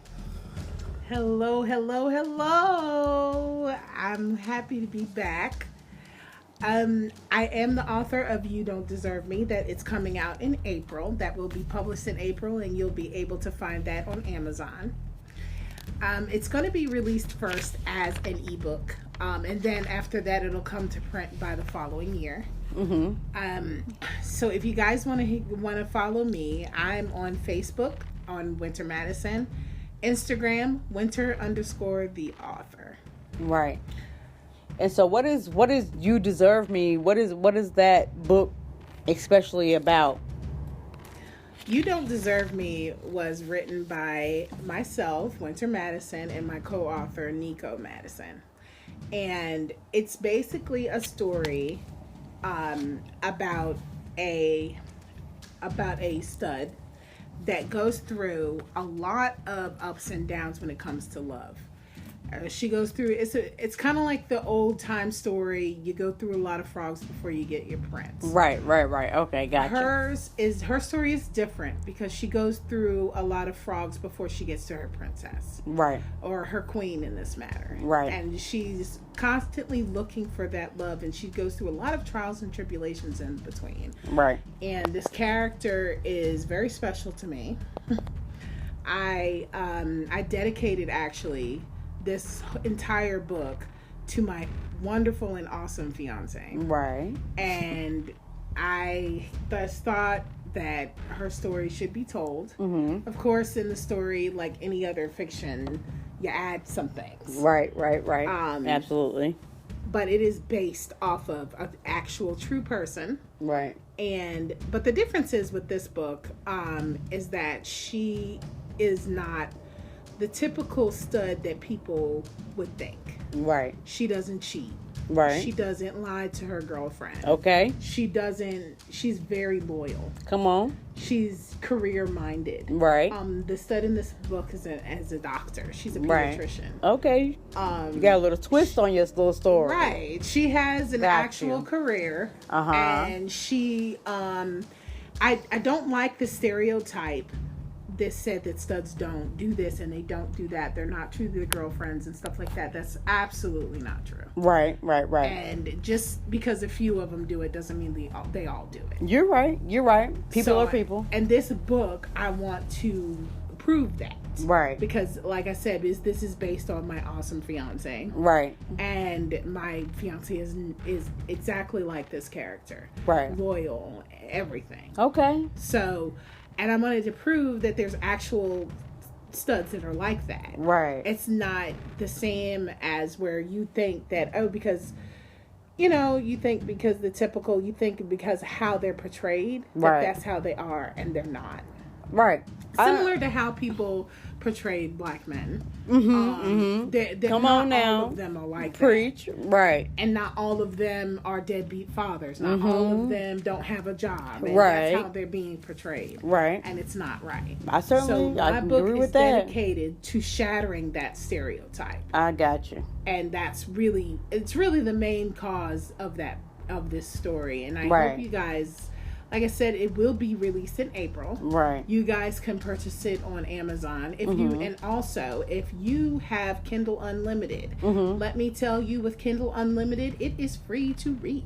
Right. Okay. So look, putting you on. So you putting on free game for the free game. It's free to read if you have Kindle Unlimited. Just FYI. Right. There's nothing wrong with that. Nothing wrong with that. But you know what? As you was talking about the stereotype between black fathers or, any, I guess, quote, masculine part.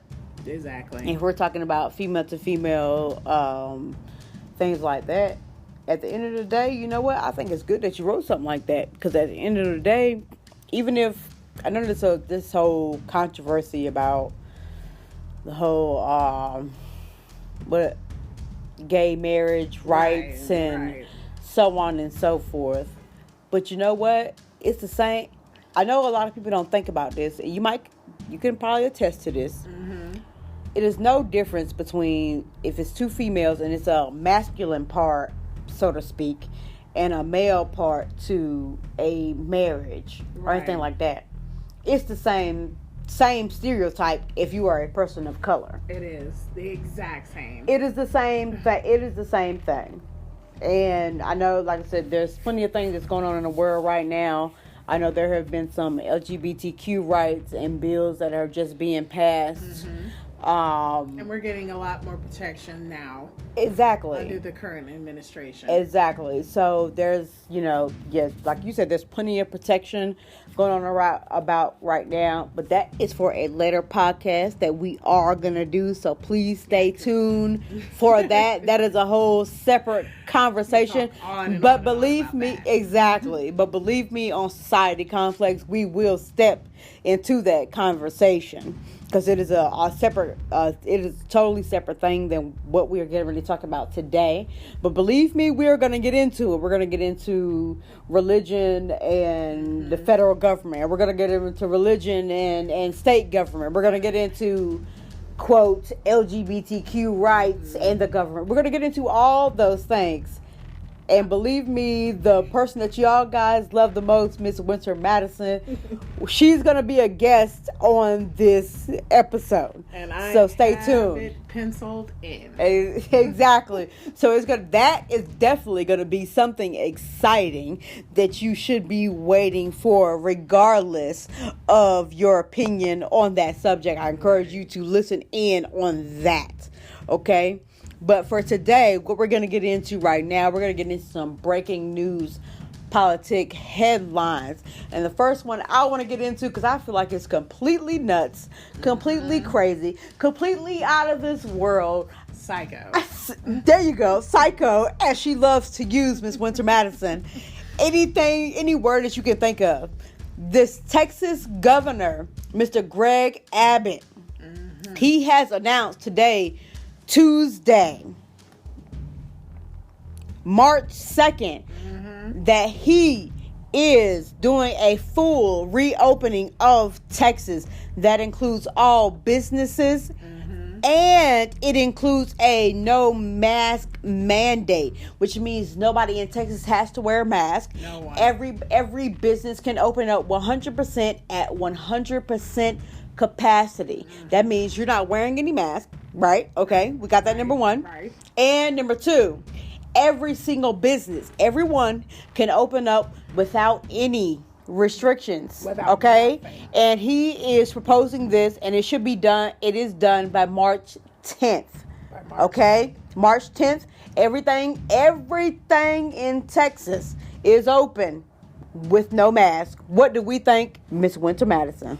Now, I want to know what you guys think about this, because Right. I already know how I think about it. Come on. And you guys already know what I'm going to say. It's psycho. Something is wrong with that. Right. Because the simple fact that also we need to think about also that the kids are also not going to school with any mask on. And I know in some states they're already doing that with schools, Right. and I'm not really sure why. But the children also are going to school with no masks, and the adults are going around with the businesses and the visiting and the work and everything like that with no masks. Right. Now, okay, we do have the vaccines now. There are 3 different types of vaccines going around now. A lot more people are going to be being vaccinated and are getting vaccinated as we speak. However, Right. with any disease in history, Right. it takes a while to create that herd immunity Right. that we need in order to be safe like we were before. Right. And honestly, I think it's completely crazy. It is. Because it's too soon. And now he did say that a lot of their numbers have gone down and everything, and I guess he's feeling that he's Optimistic, confident enough, I suppose. optimistic, Yeah, that's a whatever, better yeah. word. Yeah. Optimistic that he's going to open all of this up. Right. But I'm going to tell you, he probably should wait. Right. And he Right. should wait until at least, I'm going to say about next year, and that's if. Right. Mask mandate, I'm going to be honest, I like the masks. Right. I like the idea of being safe that way. Right. Now, when the restrictions do ease, and I don't think they should ease right now. Exactly. I think it's crazy to ease them too soon, and it's too soon. Right now, your cases are going down because of the restrictions. Exactly. There it is. Even with There it is. you being immunized. Right. Even when you do get the vaccine, they are still saying that we will still have to take those social distancing steps. Right. We still will have to be washing. I don't know who wasn't washing their hands before, but you have to wash your hands still. Exactly. You have to wear the masks. Right. And they still will have to do that for at least the next year. Exactly. To create that kind of herd immunity that we need. Exactly. Because Dr. Fauci, now that Dr. Fauci can speak openly and freely, Exactly. where he's talking about even wearing double masks right now and still doing the same things that we are doing, even with the vaccine. Because there's several different vaccines out here. What is it? You got the Pfizer. The Pfizer. Then you got the Johnson & Johnson that just came about a couple of days ago. Right. From now. Right. You know what I'm saying? That's only one dose. That one just got authorized. And then exactly from the FDA, and then you also have the Moderna. Some of these you have to take twice, the right? Johnson & Johnson is the only one. It's that once, you only right? have to take once. Exactly.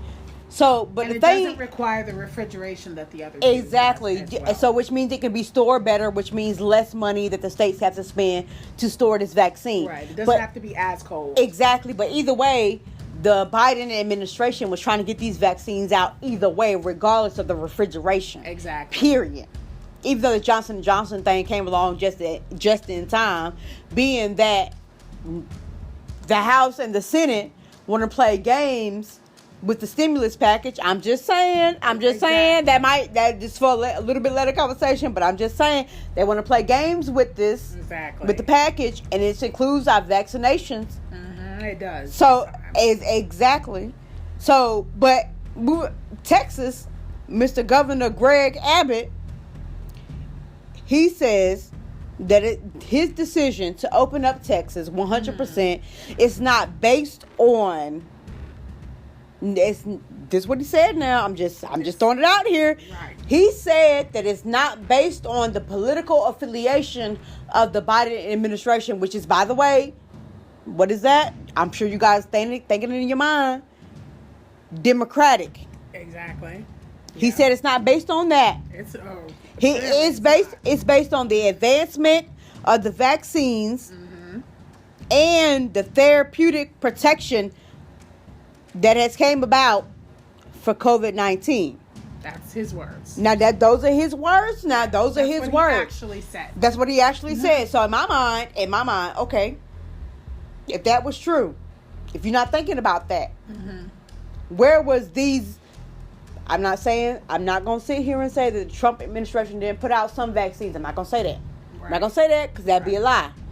But what I am saying is, what happened to the rest of them? Exactly. What happened to the rest, and why, or is it now that you are? I'm not going to say you oppose these things, but you feel like it's okay to open up your entire state as governor, the entire state now. But you didn't feel like that when the previous administration was. But you are a Republican. What does that say? To me, that says a lot. Right. To me, that sounds like you trust this administration, Exactly. the Biden-Harris, Exactly. the Biden-Harris, Exactly. the Biden-Kamala Harris administration to open up your state. But you didn't feel like opening up your state when it was the Trump administration. I'm just saying because you were, if I'm not mistaken, Greg Abbott was behind former President Donald Trump. What he was doing, like every other Republican. Exactly, almost. You're right, exactly right. No offense to y'all. It's no offense to y'all. This is just the real. And you're going to get it on Society Complex. Right. This just the real. So now you feel like it's okay because what? Because what happened? Joe Biden, he came in and he signed these executive orders. He did. Even though you wanted to say that you oppose these things, just like Mr. Tate Reeves in Mississippi said that he disputed this, right. and he wanted his attorney general to be able, was that in Oklahoma, to be able to tell the president of the United States that what he's doing is unconstitutional based on the fact that he signed all these executive orders within a month. But to me, at the end of the day, these executive orders, whether they're right or they're wrong, you know what that displays to me? That displays to me leadership. That displays to me that you're going to come in and you're going to take hold of what's going on, whether it's the economy, foreign policy, or whatever it is. You're going to come in and you're going to take hold of it and you're going to show some kind of leadership. And you're going to let people know that you and this Biden-Harris, because we forget about Miss Harris. I'm sorry, we do. We forget about Miss Kamala Harris. We forget about Vice President Kamala Harris. Exactly. But she's a part of the administration because she is the Vice President of this great United States of America. VP. I'm sorry, VP out there. Come on. Okay, we forget about her, but she's a part of it.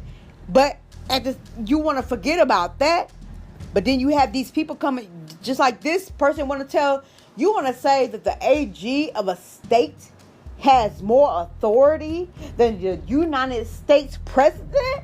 No. And you want to declare that it's unconstitutional until your AG of a state has looked at executive orders over the president of the United States? You're disrespectful. Exactly. You're disrespectful. But all the other executive orders from the previous administration were perfectly fine. Come on. Exactly. That's what I'm saying. Come on. You're disrespectful. And I hate to say it like this, but this is the truth of the matter. You need to know your place.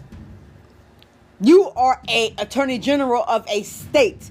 You are not the attorney general of the United States. Exactly. That's a different title, baby. That's a different title. Now, have you been the AG of the United States? Yeah. That's different. Okay, I'll listen to you. Right. No problem.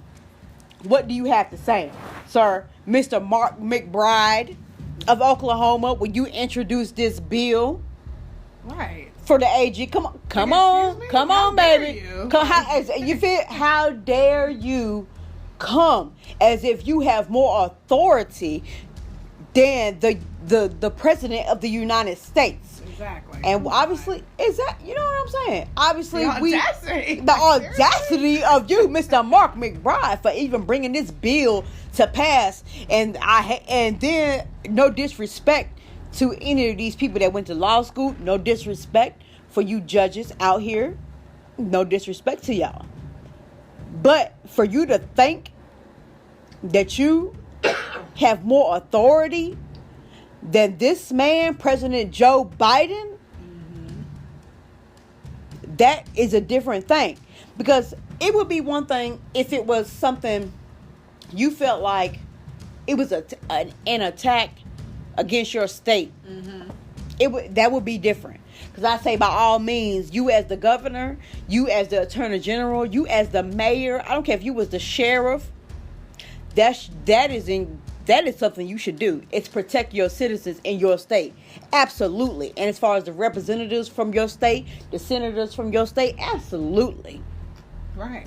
But you haven't given any reason why, other than the fact that he had signed so many executive orders within a month. What is your other reasons? And did you want to? I think it was. What was that? Governor Greg Abbott. I'm sorry, your name has slipped my mind because you you have done something crazy out here, opening your state like that. And to me, that's not caring about your citizens. No, that's not caring about anything. Somebody like that. And you have the nerve to think that you are over that? No, sir. I'm sorry. I cannot get with that. No matter how you spend that. I don't care how many bills you bring forward. I don't care how many bills you bring forward. And if this is your reason, I'm not with that. And then you want to talk about what is it? Mark McBride, Republican Mark Mr. McBride. As well. You want to talk about the other reason that you did it, because your state is fossil fuel and Biden believes in green energy. What does that have to do with anything? What does that have to do with executive orders? What are you mad about? Science? You mad about science? Green energy, listen. It's the future. It is the future. Fossil fuels, first of all, I'm going to say this. It's out of date. People are not going to agree. I'm sorry. Fossil fuels need to die. It does. Gone. Boop, beep, done. Like Terminator. It's done. That's just science. Come on. I mean, come on. I agree. Because fossil fuels need to die. They're not sustainable. Exactly. Obviously. You're exactly right. And I believe. We wouldn't be having this issue. Come on now. And like I said, I feel y'all. I know what you're going to say. I know my listeners. I know y'all get ready to say. I know what you're going to say. I can tell what you're going to say right now. I can tell you. Jobs. Income. That's what you get ready to say. But guess what? It's jobs in green energy too. Because guess what? You got to put it on. What you got to put on? You got to put on these solar panels. It costs money. And it needs people to put that on. It does. It does. Absolutely. And I'm not saying, I know fossil fuel is, was or is the income for a lot of these states. Just like Oklahoma, it is. But that doesn't mean you can't transition. You can't transition. It doesn't mean you can't transition to this green energy, baby. Right. It don't mean that. And honestly, there's a lot more money in green energy because technology costs more. It does, absolutely. And these geeks that no offense to nobody, geeks, nerds, whatever you want to call yourself, if you're educated, I'll get MIT, more power to you. You know what I'm saying? Blah, blah, blah. Cool to you. But guess what? those type of people, you're going to have to pay a little bit more. You definitely will. You are. Because they're going to be running it. Exactly. And that's no offense to nobody. But these are the times that we're moving towards. And I'm not saying you old heads. I hear you. You fossil fuel guys. You work in the mines. Look, I'm not even right down to the cab drivers versus the Lyft and the Uber. No affiliation.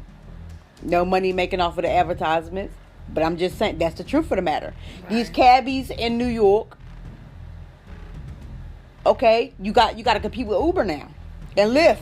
Big time. You know what I'm saying? So and I'm not saying you can't do it, because you can.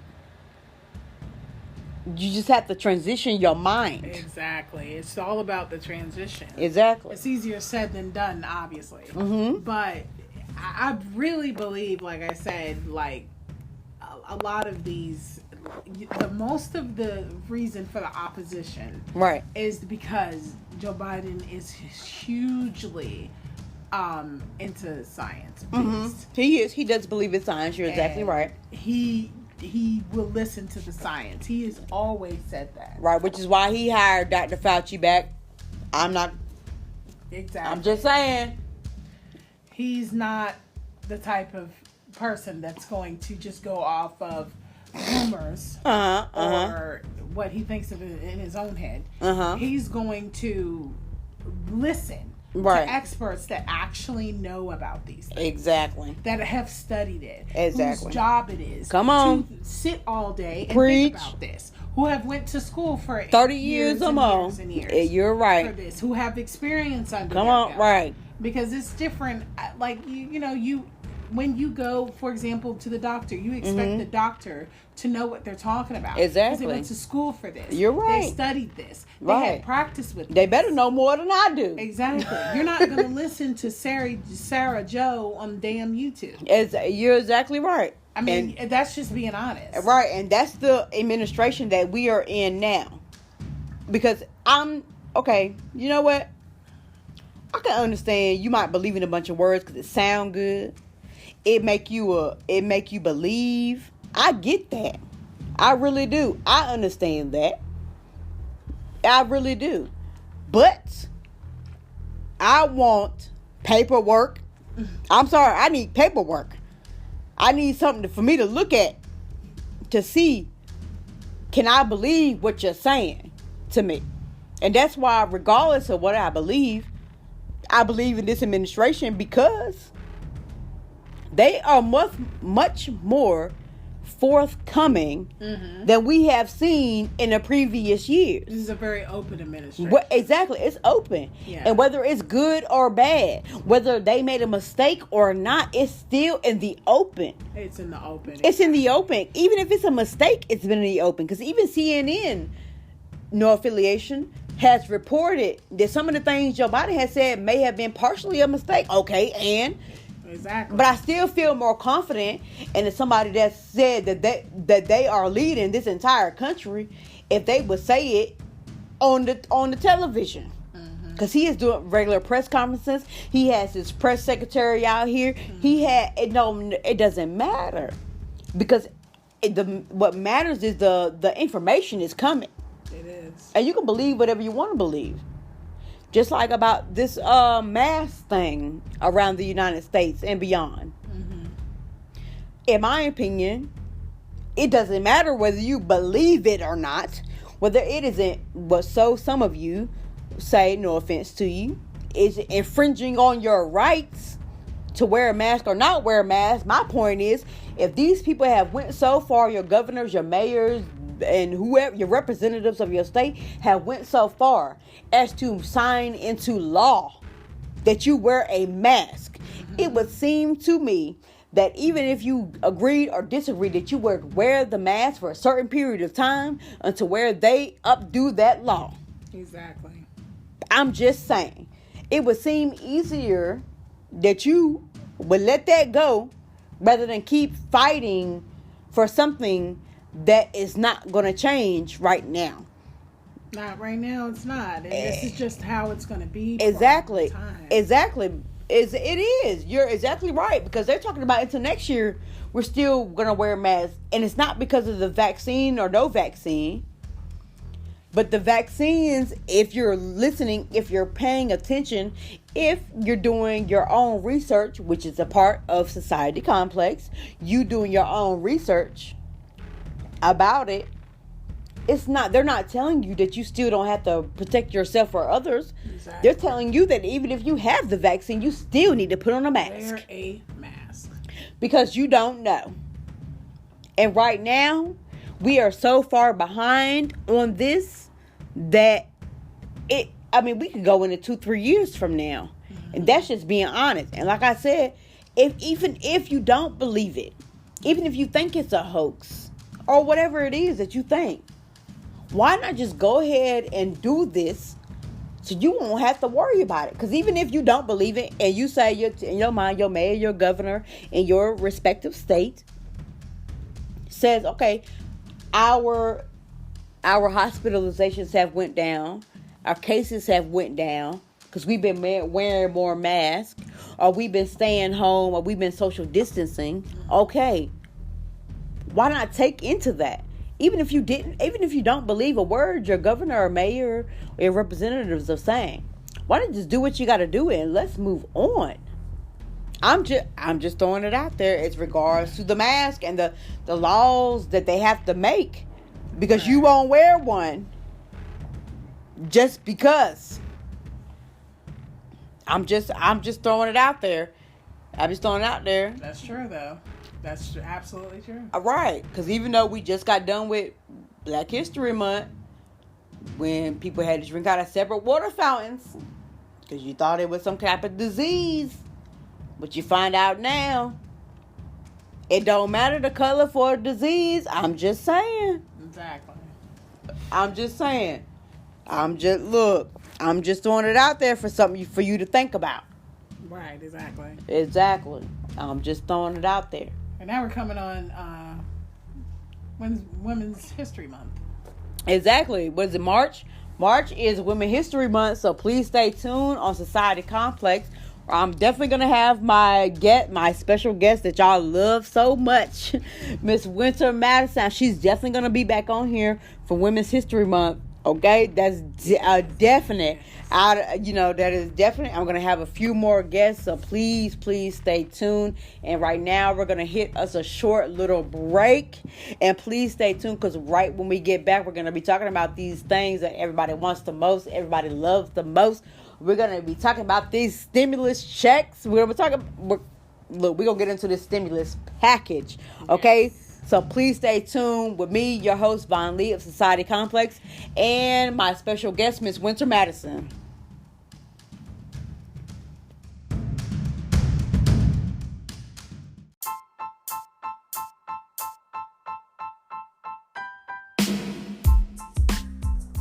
Hello and welcome to Society Complex. This is your host, Von Lee, and today we are getting into our breaking news headlines. So first and foremost, I want to talk about Mr. Tiger Woods. He this morning was in a single car accident in California where he suffered multiple leg injuries, and as of about an hour or two ago, he is in surgery. I think he just had back surgery. And I know he's already had a couple of knee surgeries. So just we're sending out our prayers and things like that and love to his family. And I'm pretty sure right now they just want privacy and support. So we'll keep them lifted up in prayer and, just show them some love and try to support and give privacy. I know Tiger Woods has a lot going on over the past couple of years, but at the end of the day, this is obviously something tragic, being that he's a pro golfer and he's had lots of incidents, I'll say, in his life, but he also did make a very good comeback. So we don't want this to diminish his character or anything like that, because as far as I've read, there wasn't any alcohol involved. They haven't really said if there was any drugs or substance abuse involved. But like I said, this is still a developing story, and we hope his surgery goes well. So the next thing I want to get into is Mr. Safaree. Safaree from Love and Hip Hop. You know, he is married to Erica Mena. Now, I don't know what you were thinking, Safaree, by posting on what was it, Twitter, about saying that marrying Erica Mena was the biggest mistake of your life. I don't know. I'm not even sure why you did that. I mean, you're married to Erica Mena, but I mean, she is a spicy woman, and I don't hope you didn't think that was gonna go unchecked. And since this came out on Twitter, he did delete the post, but his post said, "I mean this from the bottom of my heart. Getting married was one of my biggest mistakes, and it will never happen again. Said I'm walking away before I end up in jail over some dumb, and nobody is worth my freedom." So I know we're still looking for some more updates on this, but Erica Mena did have something to say. She called him selfish and vain, and even when it comes to the marriage and his only daughter that he has with her. But I mean, Safaree, we all know Safaree too. I mean, he's very petty, and he can be a little bit childish sometimes. But I'm not sure why this even, I mean, I think he apologized to his wife, but at the same time, I mean, this isn't the first time that he's done something like this since he's married her. So I don't know that an apology is just going to be enough, my man. You might need to buy some roses, flowers, and candies, or whatever it is that you do. Because that right there, that's just crazy right there. This is turning into like a Cardi B and Offset type of deal, minus the cheating rumors and stuff like that. So I don't know. But what I will say, Safaree, if you love her and she loves you, there's no reason why y'all can't work it out. But what I also will say is, don't take it to social media. This is probably something you probably don't want to take to social media, and then afterwards have to delete it and apologize for doing and saying such childish and petty things just because you're upset. What you should do, if you're upset, talk to your wife, not us. Don't talk to social media. Talk to your wife, the lady that you sleep with every night, the woman that you have a child with. Speak to her about it, not us. Okay, let's try that next time, and then maybe we'll I don't know, maybe you could just work that out. I don't know, Safaree, you getting kind of crazy right there a little bit, but I wish them well. I do believe that they are a beautiful couple. Their wedding was beautiful. I think I think they love each other. I really do. I think Safaree loves her, but what I do think is that maybe Safaree, I'm not going to say he wasn't ready, but I'm going to say I think he loved her more than he thought he did. That's what I'll say. I think he loved her more than he thought he did, and he didn't realize that he was so in love with Miss Erica Mena. Or Mena. So, but that's okay too. Some of us have never been in love like that before. And if that's your first time feeling something like that, or maybe even your second time, I don't know. Maybe you still, maybe he held a torch like that for Miss Nicki Minaj. But at the same time, here you are. You've made a commitment. So I would try to work on that commitment. And even if you thinking, Erica Mena must have did something, so on and so forth. Okay, well that, it could or could not be true. We all know she can be a little spicy, but the same thing goes for her. You know what I mean? Even though she obviously didn't run the social media until he did, but even if that was the case, I mean, I would say the same thing to her. But at the end of the day, like I said, I hope they work it out. They really are a beautiful couple. And what you should do, Safaree, as a matter of fact, who you should call? You should call Papoose and see what kind of advice he can give you, because he probably shaking his head and his little finger at you right now, because he know you're a better man than that. That's what you should do. As a matter of fact, call Papoose so y'all can sit down and y'all can have a heart to heart about how to do this marriage thing. Okay, do that. Okay, so look, we're moving right along here, and the next thing I want to talk about is this Russell Wilson interview. He is married to Ciara. And there's like a lot of things going on right there. I've been seeing other things on social media calling him a simp. I don't really know what that is, but it but it doesn't seem too good. But what I have been reading is they're calling him weak for wifing Ciara, and they're saying that he's weak for saying that one of his biggest fears is losing Ciara. So I don't know what the word simp means, but what I do know is this: there is nothing wrong with that man loving his wife. There's nothing wrong with that. And you can say, well, she's been with this person, she's been with that person. So what? I don't see what the big deal is there. A lot of women, celebrities or non-celebrities, they are free to sleep with whoever they want to sleep with. And they're free to date whoever they want to date, just like a man is. So I don't see how that has anything to do with him saying that. I'm not understanding that. Somebody please explain it to me. Tweet me or send me an email or something.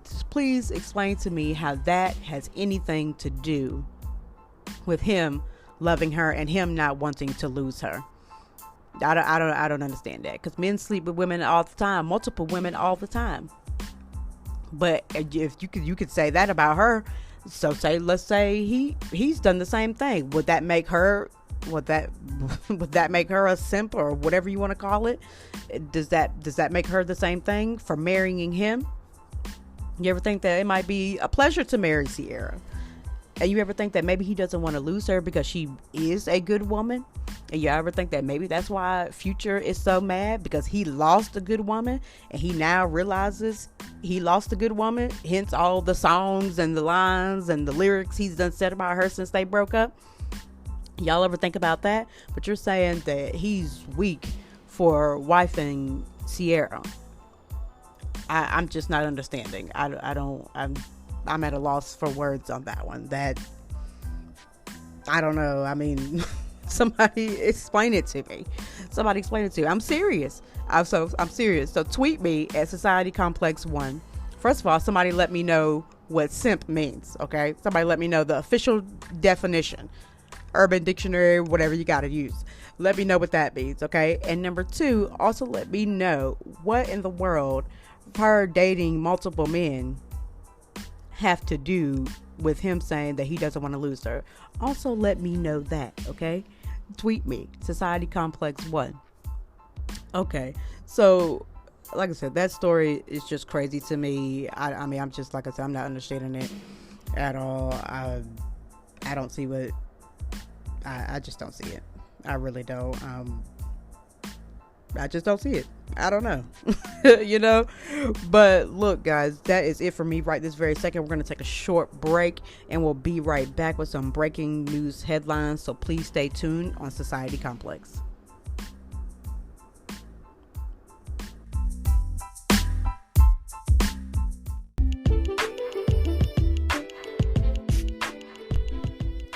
Welcome. You are tuned into Society Complex. This is Vaughn Lee, your host, and today we are talking about loving your partner in their love language.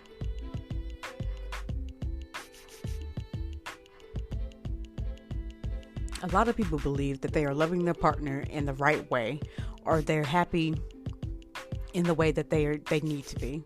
You may have thought you were doing everything perfectly, and then one day you hear them say they're not happy, or that you aren't paying attention to the things that they actually like or makes them happy. I am a firm believer in meeting people where they are and not where you are. It's like going back to the age-old rule of treat someone how you want to be treated. So if you want to be treated in a certain way that makes you feel loved and respected the most, why wouldn't you want to give your partner the same thing? This is where the 5 love languages come in, as developed by Dr. Gary Chapman. The 5 love languages are words of affirmation, quality time, physical touch, acts of service, and receiving gifts. Now, some of you may say to yourself, how do I know what my love language is? How do I know which love language my partner is? Or you may say, why is this even important to learn? Learning to love your partner in the way that they want to be loved shows a lot of things about you as a partner. It shows you are capable of thinking about someone other than yourself. It will tell your partner that you are a priority. Furthermore, it can tell your partner that the relationship or marriage is important to you. In addition, it will give you a closer look into what is causing certain misunderstandings or disagreements. Also, you may can see some of your partner's needs that you possibly aren't meeting like you thought. This is where you may hear things from your partner like, you're not listening to me, you don't know anything about me, or do you hear anything that I'm saying to you? Or they may even say, have you seen anything that I'm trying to show you? So, let's take a closer look at number 1 out of the 5 love languages, words of affirmation. This love language is about expressing your affection to your partner in spoken words, praise, or appreciation. People with this love language enjoy kind words and encouragement. They may love to be sent inspirational quotes in the morning or midday, cute love notes left in a lunchbox or on the fridge maybe, or even in the bathroom mirror if you leave the house before your partner in the morning. Simple, loving compliments will go a long way to a person with words of affirmation as their primary love language. You can praise them by pointing out something that they are doing well. You may say, I enjoyed watching you with the kids this week. You're a wonderful mother. Or, you are such a great father to the kids. You can also simply compliment them on their appearance. You look so beautiful today. Or that outfit looks nice on you. You look really handsome. Compliments and praises are not just for women, they are for men as well.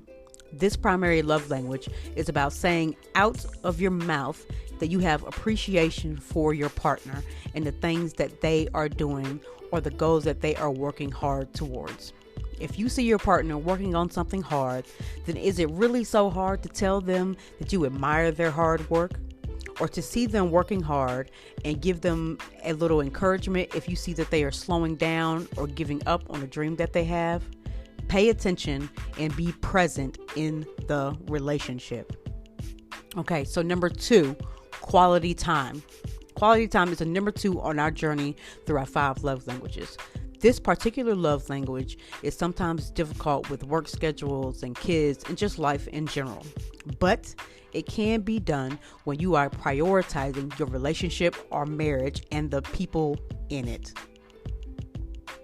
The quality time love language is expressing your love and affection by giving someone your undivided attention. This is putting your phone down and looking your partner in the eye as they are speaking to you about their day or maybe a problem they are having at work. It's about actively listening and responding to your partner in these moments. People with this love language value quality over quantity. I'm sure your partner understands you may be tired during the week or you have a busy work schedule, but this is where quality comes into play. So when you do get together for that quality time, really make it count. Focus on them. Get creative. Make eye contact. And sometimes you may need to refrain from giving advice unless asked to do so, because they may just need you to listen and affirm that you have heard what they've said to you. That's active listening. So be present. Okay, so physical touch is our 3rd love language. This love language, if someone feels love through physical touch, and this is aside from sex. If you feel like this is your partner's primary love language, they probably like things like holding hands in the mall or slightly touching their arm. You could try giving your partner a simple massage at the end of a hard day. Even if you aren't good at it, it shows effort and that you are paying attention to their needs, which would be the physical touch. The point of this love language is about being and feeling close to the other person through a loving physical touch in some way. So pay attention to the reactions of your partner when you are touching them. Do you get a big smile? Do you get a lingering soft laugh or a slight smirk from your man? Look for the signs of those types of things if you believe that this is your partner's love language, or pay attention to yourself to see if it is yours.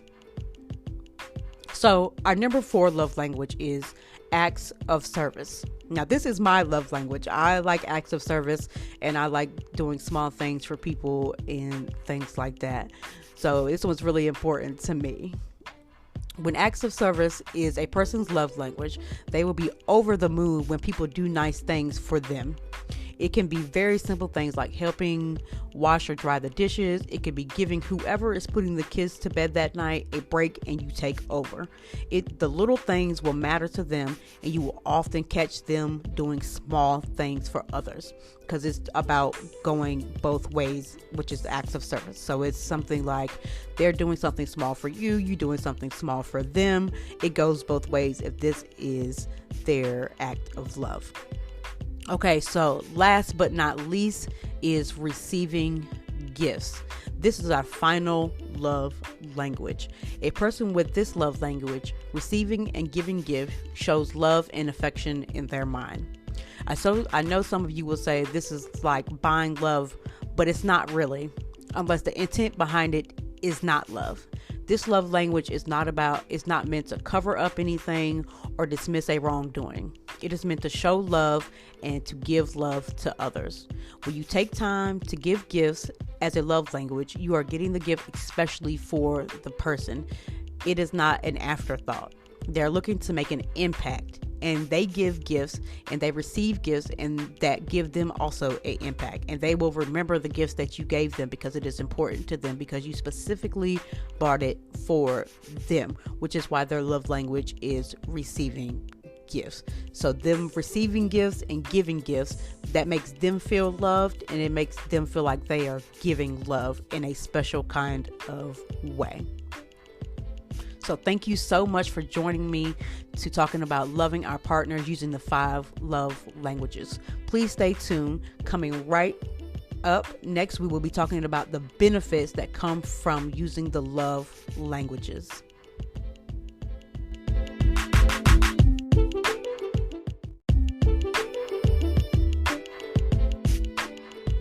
Okay, and we are back. So thank you for staying tuned to Society Complex. We are talking about the 5 love languages.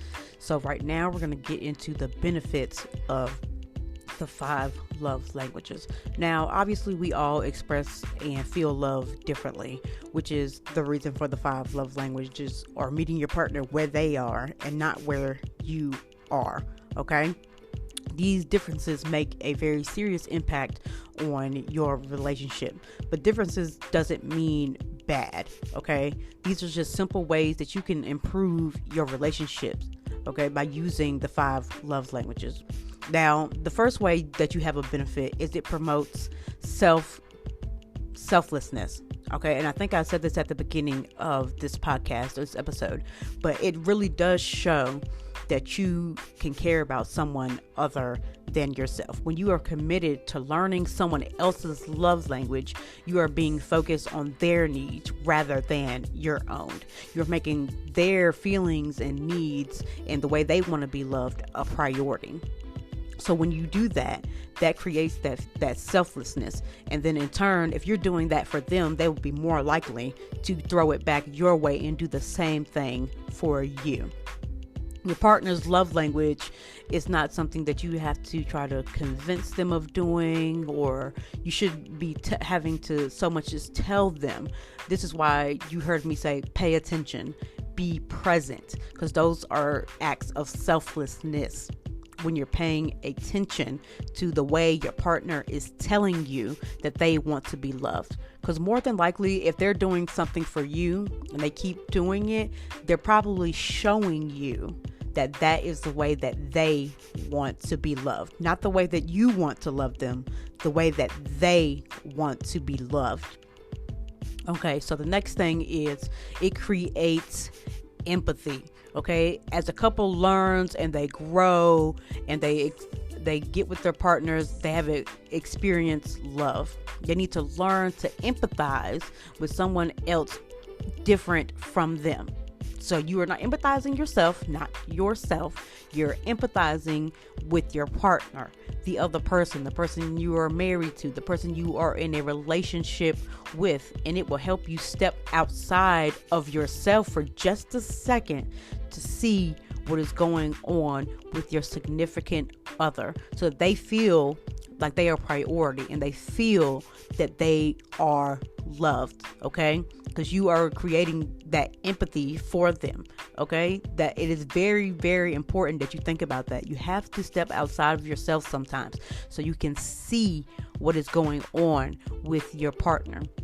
So I'll say it again: pay attention, be present, see what's going on with their emotional intelligence, and learn how to put someone else's needs above your own.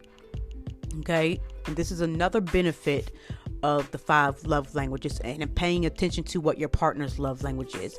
And that is, it helps maintain the intimacy, not sex. That's very important what I'm saying here. Not that sex can't be intimate, but intimacy is not the same thing as sex. Intimacy is things that are meaningful. Quality time is showing intimacy. You talking is showing intimacy. You filling up your lover's gas tank is showing a form of intimacy. Understanding is probably one of the most ultimate ways that you can show intimacy. Not understanding what you say, but understanding what they are saying. And that comes from actively listening to them. Okay, so you can actually understand what they're saying. Don't listen to respond, listen to understand what is going on so you can connect in the middle. So therefore you are meeting them where they are, and they are meeting you where you are. So you are connecting in a meaningful way, which shows intimacy. Okay, so the next benefit that we have here, it aids in personal growth. And so the personal growth is you by yourself, just you. This is going to allow you to focus on something outside of yourself, and that gives you personal growth. You're not being self-absorbed, and you're not unaware of everything and anything other than yourself. You're stepping out of your comfort zone. When you step out of your comfort zone, it forces you to grow, and it forces you to change. So therefore, if you're growing because you're stepping outside of yourself, and your partner is growing because they are stepping outside of their self, I mean, really, what could be better than that? Two growing people in a love-filled relationship, growing together, growing separately, meeting each other in the middle, having each other's love languages down, paying attention to each other's emotional intelligence meter, as I like to call it. Things like that. Those are very important things. Personal growth is very important. It is just for you as an individual, and in a relationship, a marriage, I don't care if it's a friendship. Personal growth throughout life is a great thing. That is period, point blank. So we want to encourage each other to have personal growth. Personal growth makes you happy. Of course, it might make you uncomfortable for just a split second, but that's okay. That's okay. There's nothing wrong with that. The more uncomfortable it is, that's probably where you need to be going, personally and together, in a relationship, in your marriage, or whatever it is you have going on. Okay. Well, look, that is it for me to get today. Thank you guys for listening so much. I really, really, really appreciate the love and support that you guys are throwing toward my podcast. Okay. So if you have any questions, comments, concerns, or if you want to talk about your love language, your partner's love language, anything that you want to talk about, you can definitely catch up with me on social media. My Twitter is SocietyComplex1. You can also shoot me an email at societycomplex10@gmail.com. You can also find me on Facebook at Society Complex. You can also find me on Instagram at Society_Complex. So thank you guys so much for listening again, and make sure you get out there, you be present, and love your partner. Thanks for listening, guys.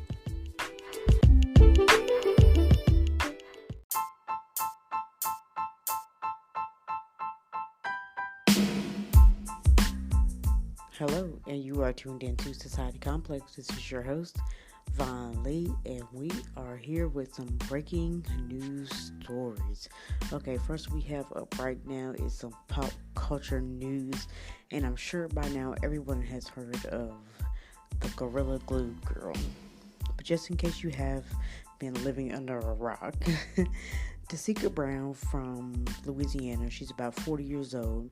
She has substituted her Got2b glue spray with an industrial strength glue, which is the Gorilla Glue, hence the Gorilla Glue girl. So when she ran out of her Got to Be glue, which she uses for her hair, she said she started using the Gorilla Glue to get her hair and ponytail in place. Now, Miss Brown says that she washed her hair 15 times and it is still stuck in place, including her ponytail. And then she posted a few pictures of her checking into St. Bernard Parish Hospital to try and remove the product. The hospital used acetone and sterile water or saline water to try and remove the glue. But apparently it just got made into like a gooey substance. Now, this story is really crazy. I mean, on one hand, I know you're probably thinking to yourself, why on earth would she use Gorilla Glue to do her hair with? Because if you read the bottle, I mean, it doesn't specifically say, hey, don't use this on your hair, but it does say it's used for wood and crafts and things like that. So it's really, I'm not sure why she thought it was a good idea to put it on her hair. Maybe she just didn't realize what she was doing.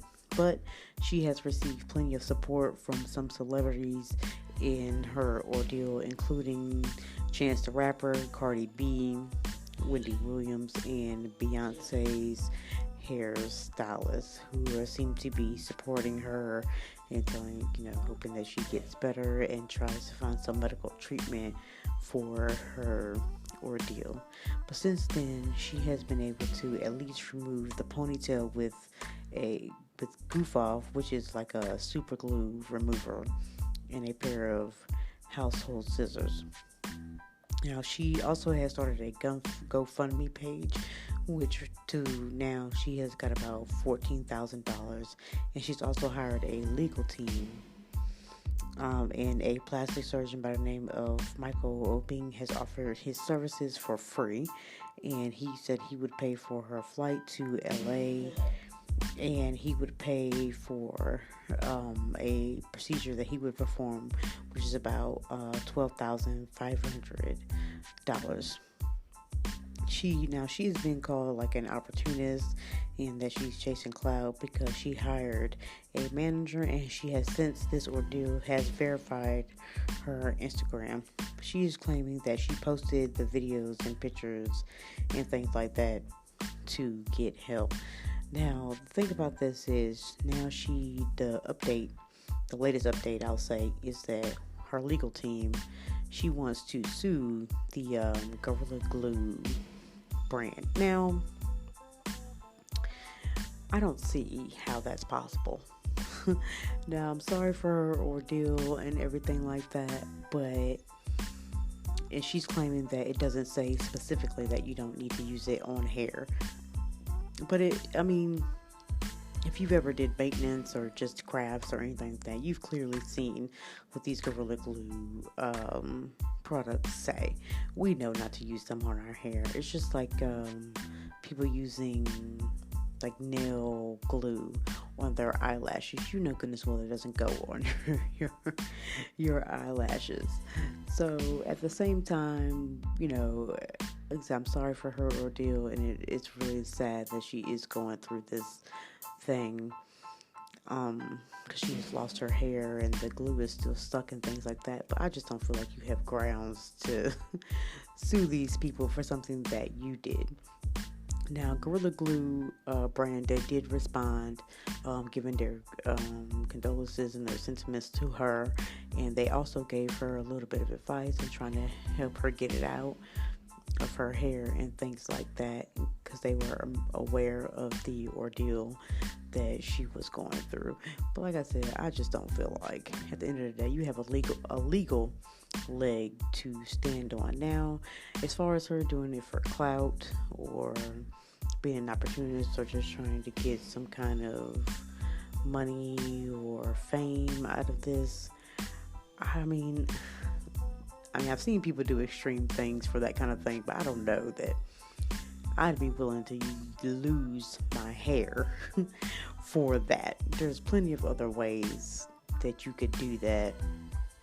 So I'm not sure that, because I mean, I watched the TikTok videos. I think that's where it was first posted. I think she's posted a few other videos after that, and she's also posted a few pictures of her, like the hospital. And I believe it was her sister that was trying to cut out her ponytail, which she did succeed in cutting out at least the ponytail part. I think later on they did get most of it off, but there's still some that is stuck to her head. But I just don't. I mean, I don't know, but I just don't see that as that. I know some people are claiming that she has like some type of mental illness or things like that because of the way she was talking, and that she would even think to do that kind of thing. I mean, I don't know. I'm not going to speak on that because, I don't know that for a fact with her, but at the same time, like I said, as far as this legal thing goes, I mean, I just don't even think you need to waste your time doing that. Now, as far as these people supporting her and helping her out with money and the free procedures and her getting support from celebrities and things, now that's a different thing, and that is actually a good thing. Because, there's this whole thing about black women's hair that is unkept, it is messy, things like that. So we strive to try to keep it straight, or what we perceive as acceptable to society, which I'm pretty sure that had a lot to play into this sort of thing. So, I don't know. But you guys let me know what you think about this whole Gorilla Glue story. You can find me on Twitter at SocietyComplex1. You can find me on Instagram at Society_Complex. And you can also find me on Facebook at Society Complex. You may also shoot me an email at societycomplex10@gmail.com. Now, please stay tuned after this break. We're going to go right into a little bit more breaking pop culture news. And up next, we're going to talk about Miss Cardi B, who is in the news again.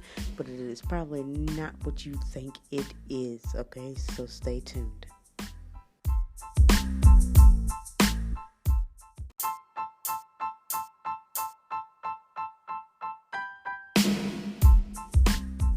Hello, and we are back with more pop culture breaking news, and we were just talking about the Gorilla Glue girl incident out of Louisiana.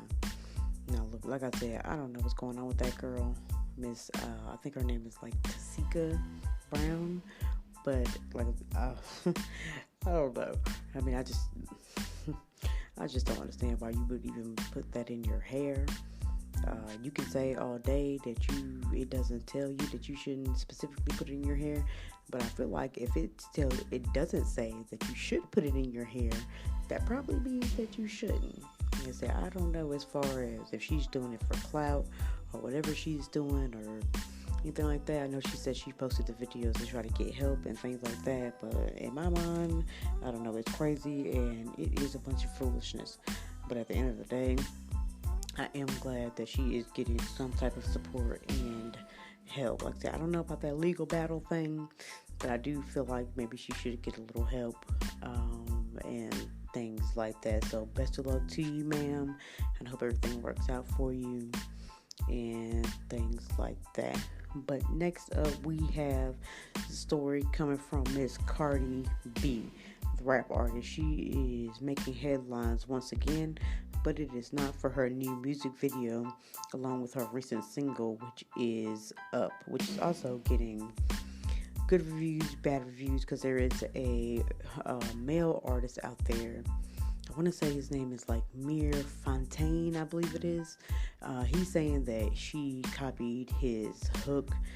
She's saying it's not. She put the song, she had already had this song before he did, but he's saying before she had posted previews of it in her previous Instagrams and things like that he already had the song. But that's still like a developing story. Now, I will say I listened to both songs. Now, they do sound similar, but yet different. Now, she's claiming that she has, like I said, the proof and everything to say that she did not take it from him. She's claiming that she doesn't even know who this man is, but that is still a developing story, and once more about that comes out, I surely will be updating you guys on that. But apparently she's being seen without her makeup, and the rap artist has responded. She posted a video on Instagram with no makeup and her hair slightly undone or out of place. Is no, like you would normally see Cardi B, dressed to the nine, nails done, makeup done, everything like that. She has received plenty of negative comments along with this video and a couple of pictures that she had posted on her Instagram. But in true Cardi B fashion, she is certainly unbothered by the negativity, and she says she feels great. She's comfortable in her own skin, and she has received plenty of support from celebrities such as Tisha Campbell, Tamar Braxton, and Chloe Bailey. Now look, this is I think I've said this before, but if you never heard me say it, I'll say it now. Cardi B gets a lot of unwanted negative attention, and I feel like some of it is certainly unfair, and for a lot of these celebrities it is quite unfair. So even, I was talking about her new single, it was also compared to Megan Thee Stallion's video and song with DaBaby.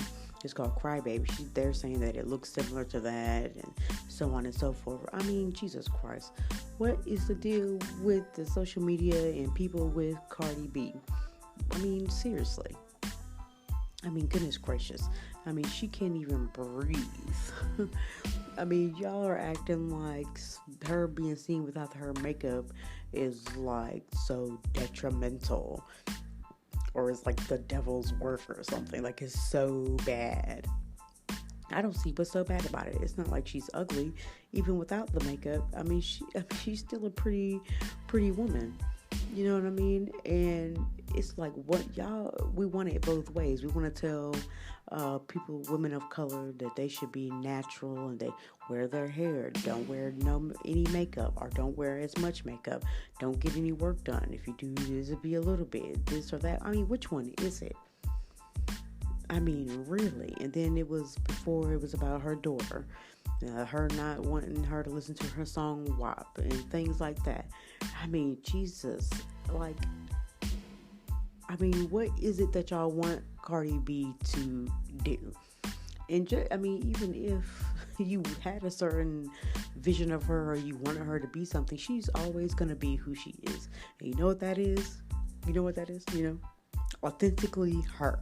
She's always going to be the same person that she's always been. She's been the same person since she was a stripper. She's the same person since she was on, Love and Hip Hop. She's been the same person since she got her record deal. She's been the same person since she has put out every single, every album, mixtape, whatever it is, got married, had a child. She's been the same person. Now, if you follow me on Twitter at Society Complex 1, I did post on there, and I said, my opinion, I am proud to see her grow and be who she is today.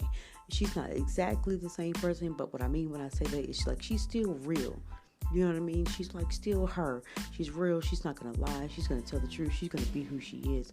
But there's also a lot of growth with Cardi B as an individual person, not as a celebrity, but as an individual person. And you can see that in some of the things she says in her music.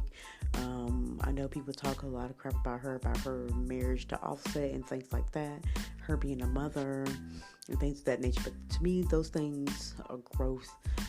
When you grow into a different person, when you're getting up in age, when you're getting money and things like that, you obviously have to grow. I mean, she doesn't even talk the same. She's getting more into politics and things of that nature. So I'm not sure what it is that you guys want from this lady. I mean, really, goodness gracious sakes. Like, I don't know. It's completely ridiculous in my opinion, because there's nothing wrong with her not wearing makeup. I mean, and she did it on purpose. It's not like you caught her, like, ooh, she walked to her car, you snapped a photo of her not having makeup on. She posted her with no makeup on purpose. So people are acting like it was like the paparazzi that caught her. Oh my God, Cardi B without makeup. No, that's not what it was. She posted it on purpose. She said what she said. She did what she did, and she meant what she said, and she said what she meant. And that's period, point blank, all the way through. I mean, what else can you do? We have this thing where we want women to be all up, have their updos, hair done, slick back, eyebrows, eyelashes, makeup, and this. Then you want to say something about that. You know, too much makeup. Oh my God, look at those eyelashes. Oh my God, her nails are too long. Oh my God, her nails are too extravagant. Oh my God, look at what she's wearing. She's a mother. She don't need to be wearing that. So, blah, blah, blah, blah. Can she live? Can she live? Can women live? Is that okay with the rest of the world? There's always something to be said about women.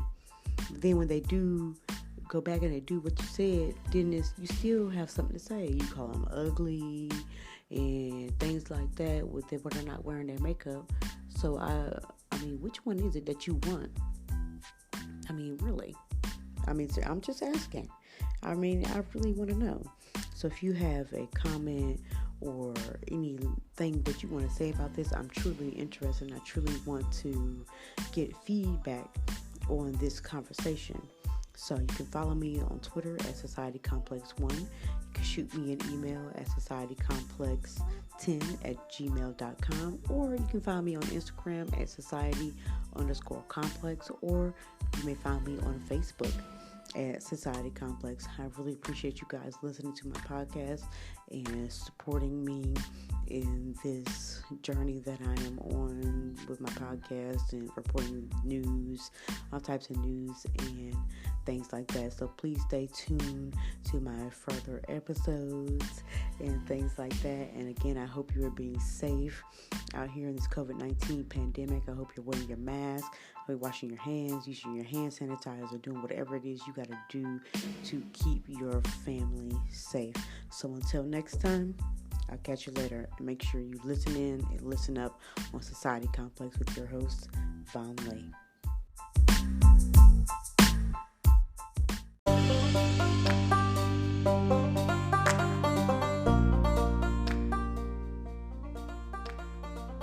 Hi, this is Winter Madison on Society Complex. Thank you so much for having me, Von. You are very, very welcome. Now, I know this week we're talking about current events, so I want to start with something that's been really, really, really on my mind. What do you think of...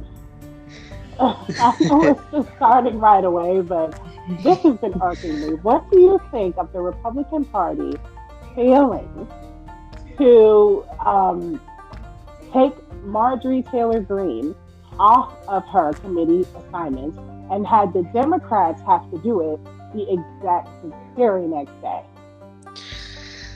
I think right now the Republican Party is full of crap. Because after Joe Biden was got into his post, and Kamala Harris and everything, they got to the post, and actually a little bit before that, right after the second impeachment of former President Donald Trump, they got up there and they talked about unifying and coming together and doing what they need to do to get their party back and stopping these conspiracies and these lies coming through their party. So they did that.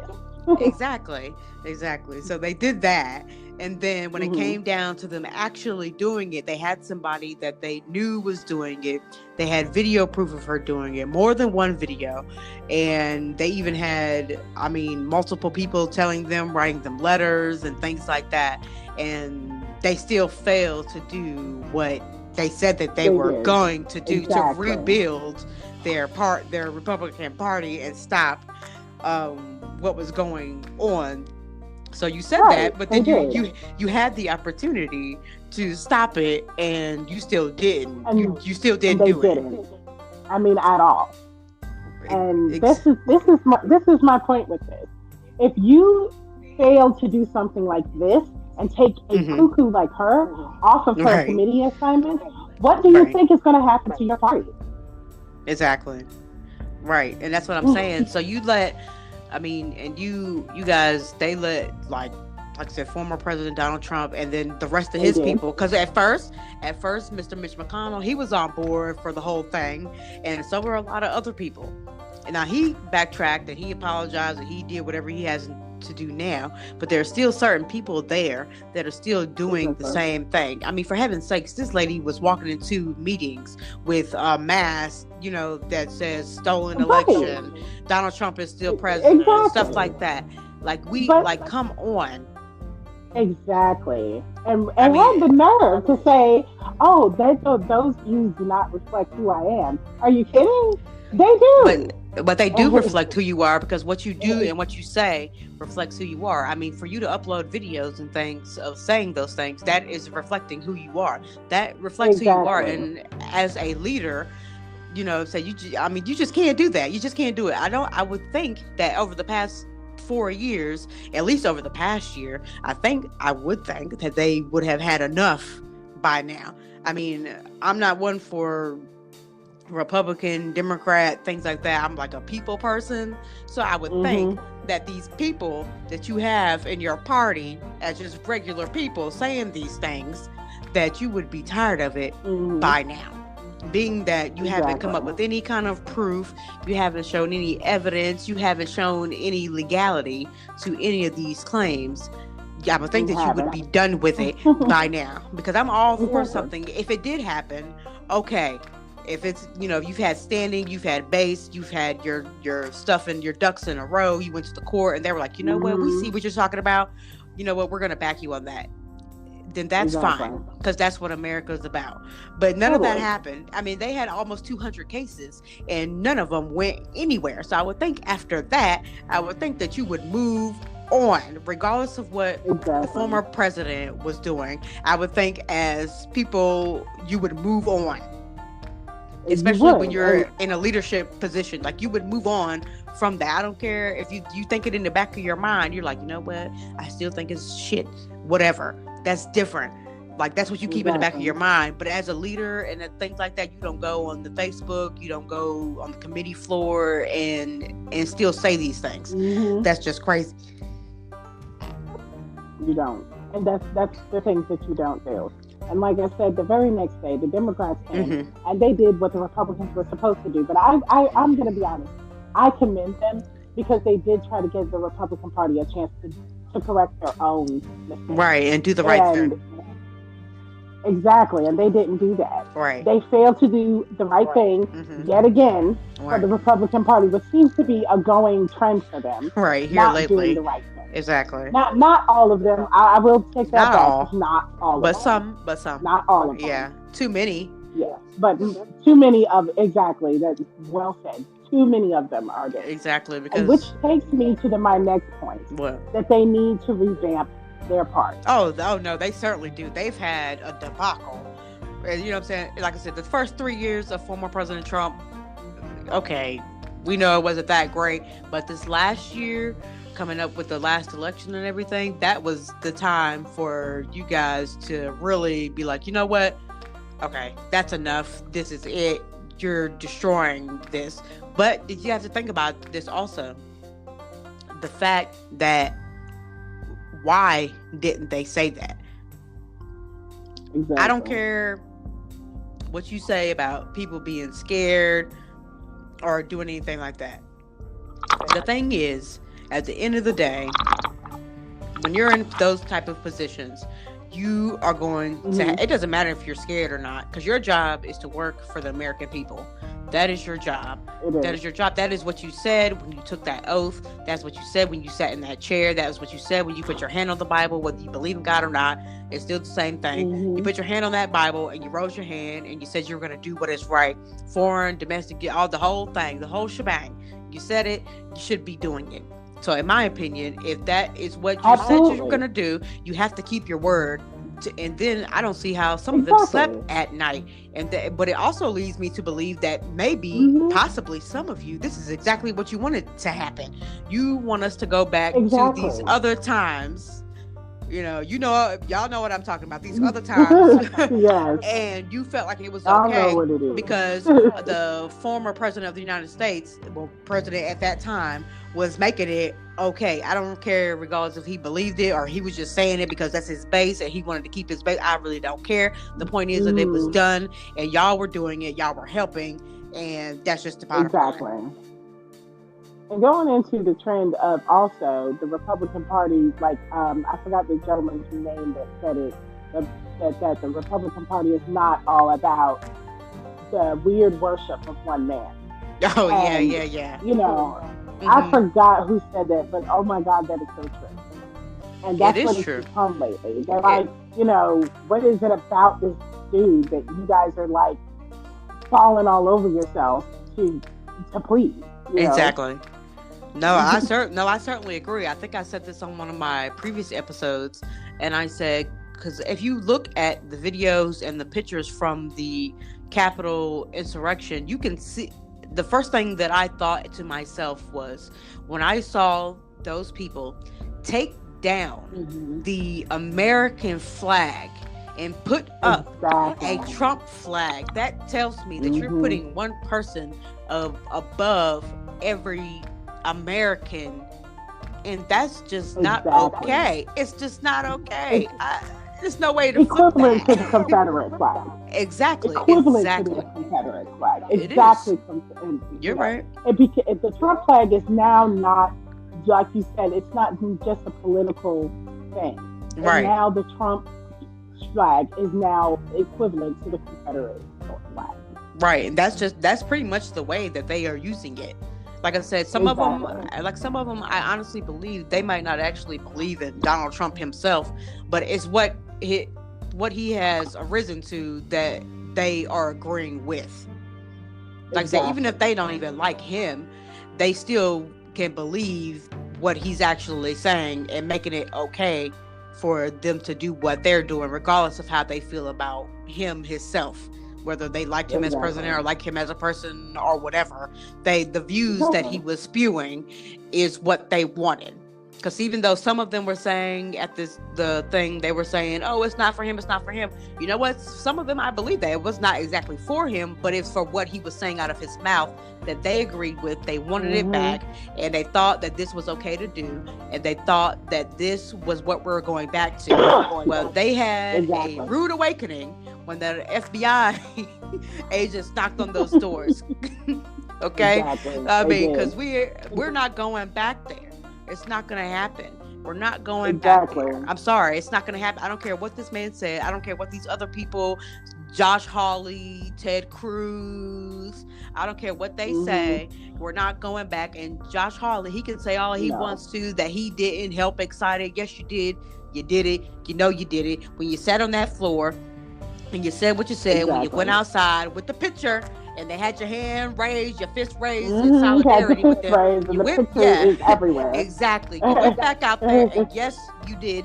You did it. You did it. Yes, you did. And now they don't want to take responsibility for what they did. Now that people are actually holding them partially accountable, people like Nancy Pelosi is holding them accountable, and AOC and a lot of other these people, they're holding them accountable. And now, for some reason, I don't know why, now they want to walk back and they want to try to act like, they didn't do what they did and they didn't say what they said. I'm like, no, you said it right. So you say what you mean and mean what you say. You said it, you should be bold enough to stand on it. So don't try to walk it back now. Exactly. Well, exactly. Because because even with this Marjorie, even with her, she's still holding her guns.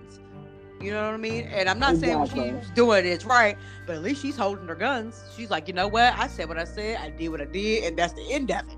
She's even calling them. What did she call them? Traitors, and they. What did she say? She said that they betrayed her. Is what she said.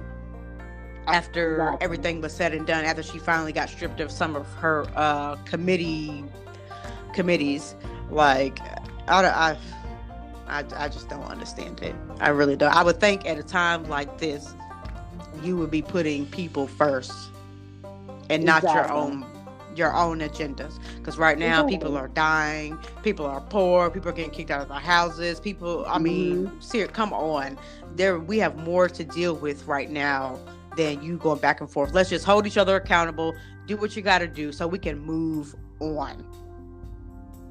Exactly. That's what we need to do. And right. The thing is also with some of this, I mean, I think it's messed up exactly how they failed to kick her off of her committee assignments.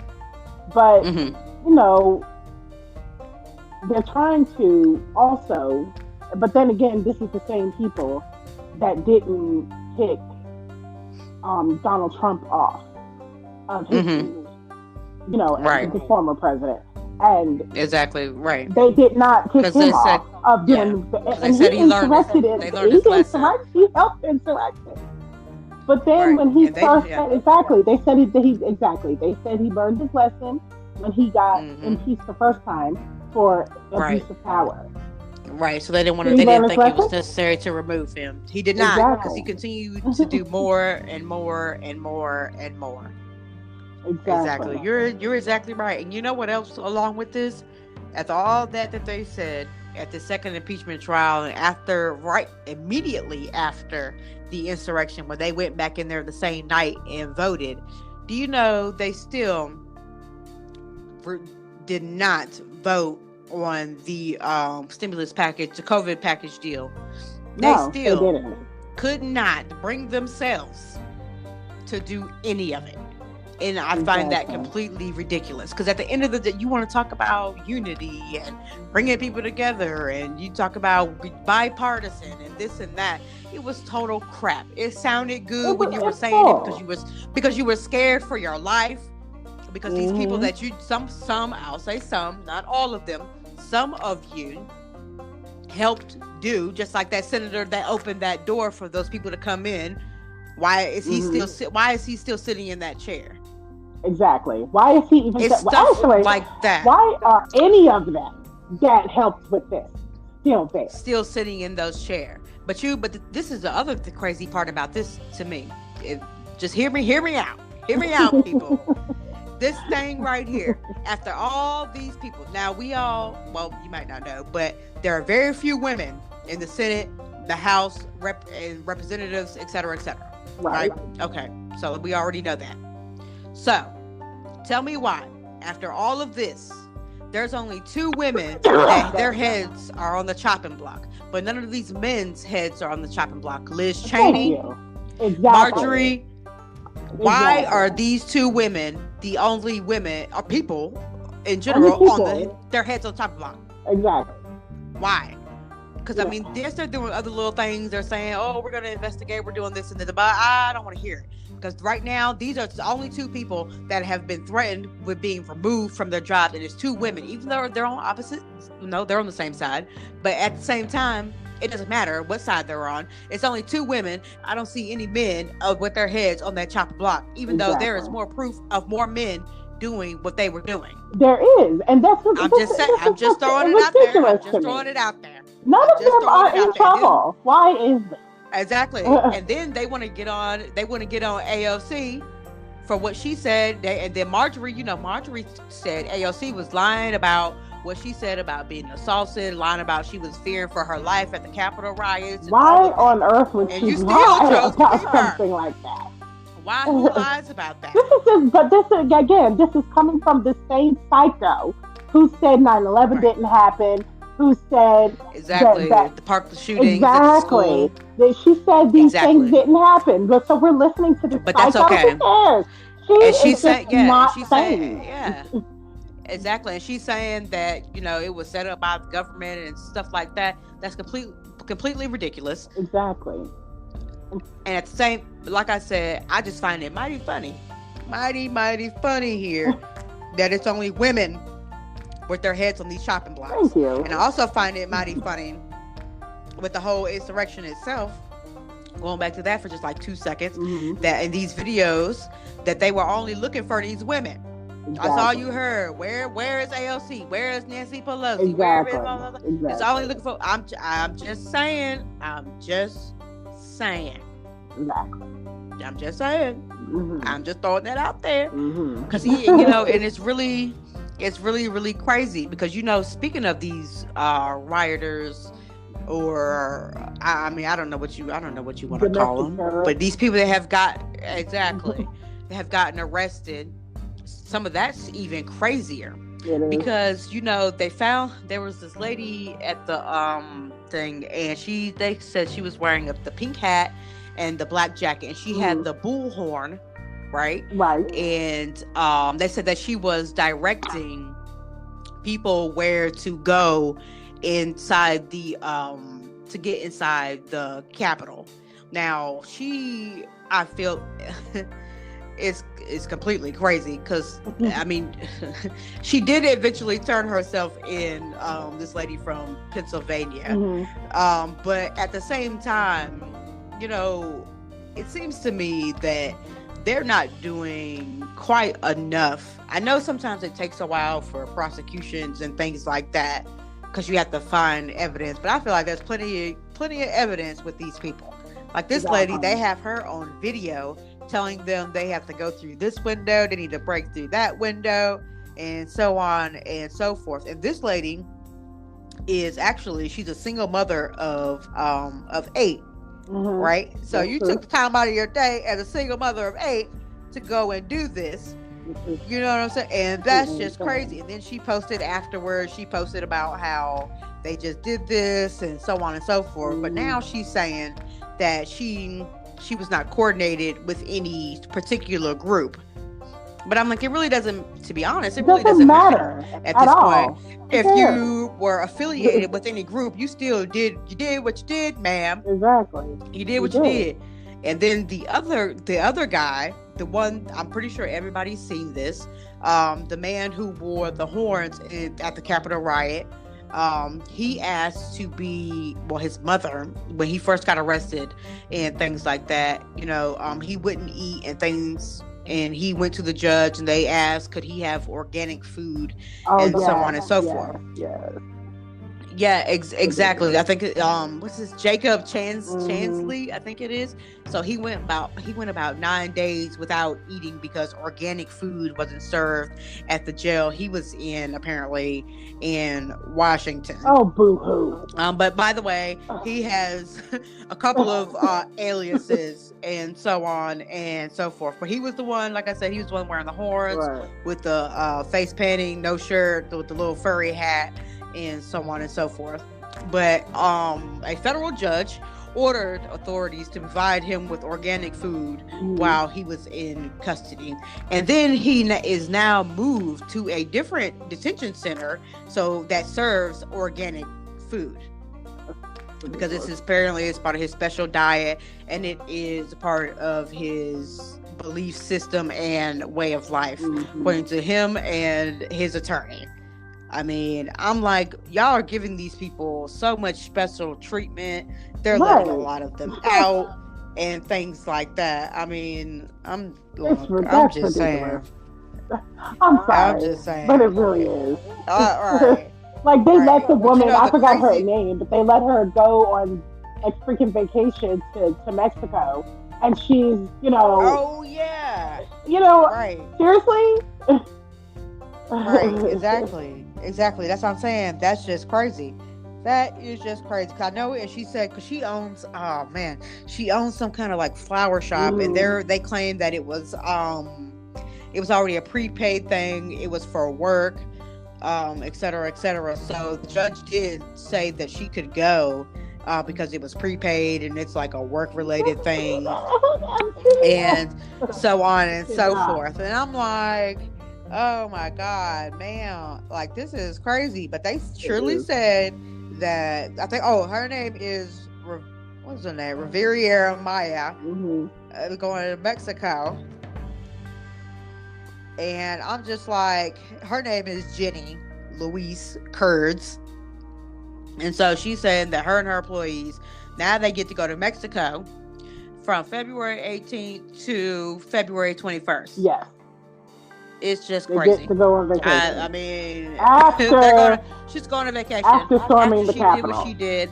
It's yeah, she gets to go on Ridiculous. vacation. Exactly. I'm Ridiculous. just saying, Exactly. that's just crazy. But the craziest one, other than that one, there was another lady in California.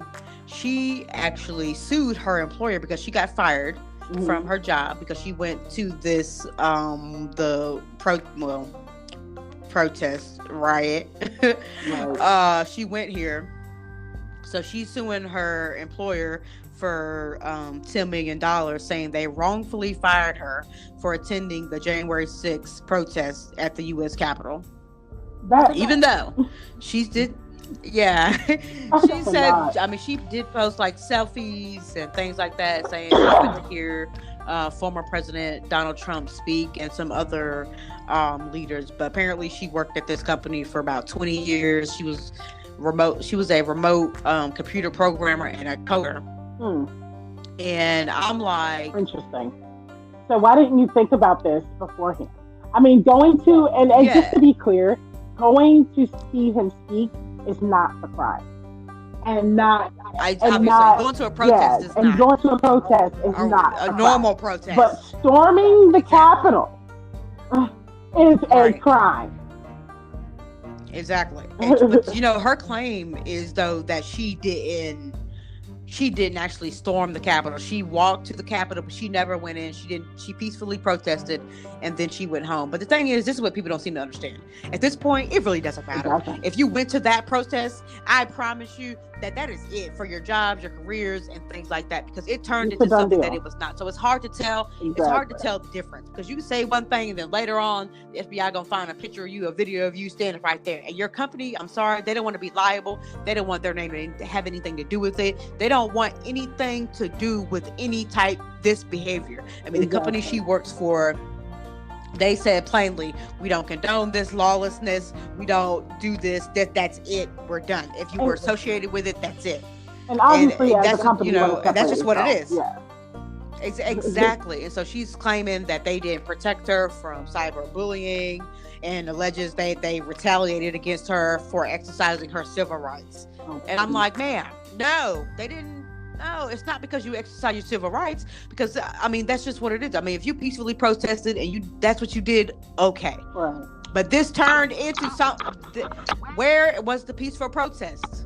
Where was it? Did anybody see it at that particular? Did anybody see that? The thing is, I mean, now some parts of it I think actually were peaceful, but that was like when they were speaking and they were things like that. That's peaceful because they're just standing there, they're listening to Rudy Giuliani and President Trump and there was whoever, nothing wrong with that and part. everybody else. But except for them, the words that Exciting.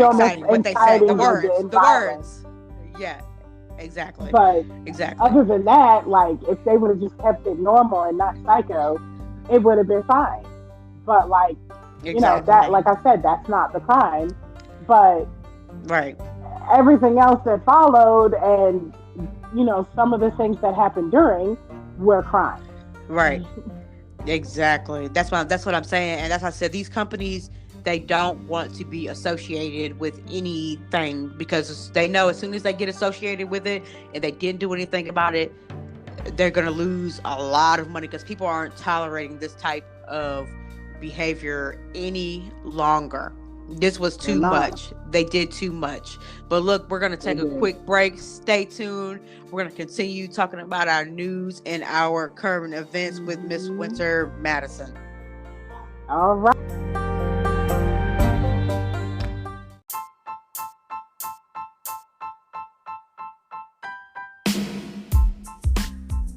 Hello, you are tuned into Society Complex. This is your host, Von Lee, and I hope everyone is being safe, wearing your mask, using your hand sanitizer, washing your hands, and doing whatever it is that you have to do to keep your family safe in this COVID-19 pandemic that we are experiencing right now.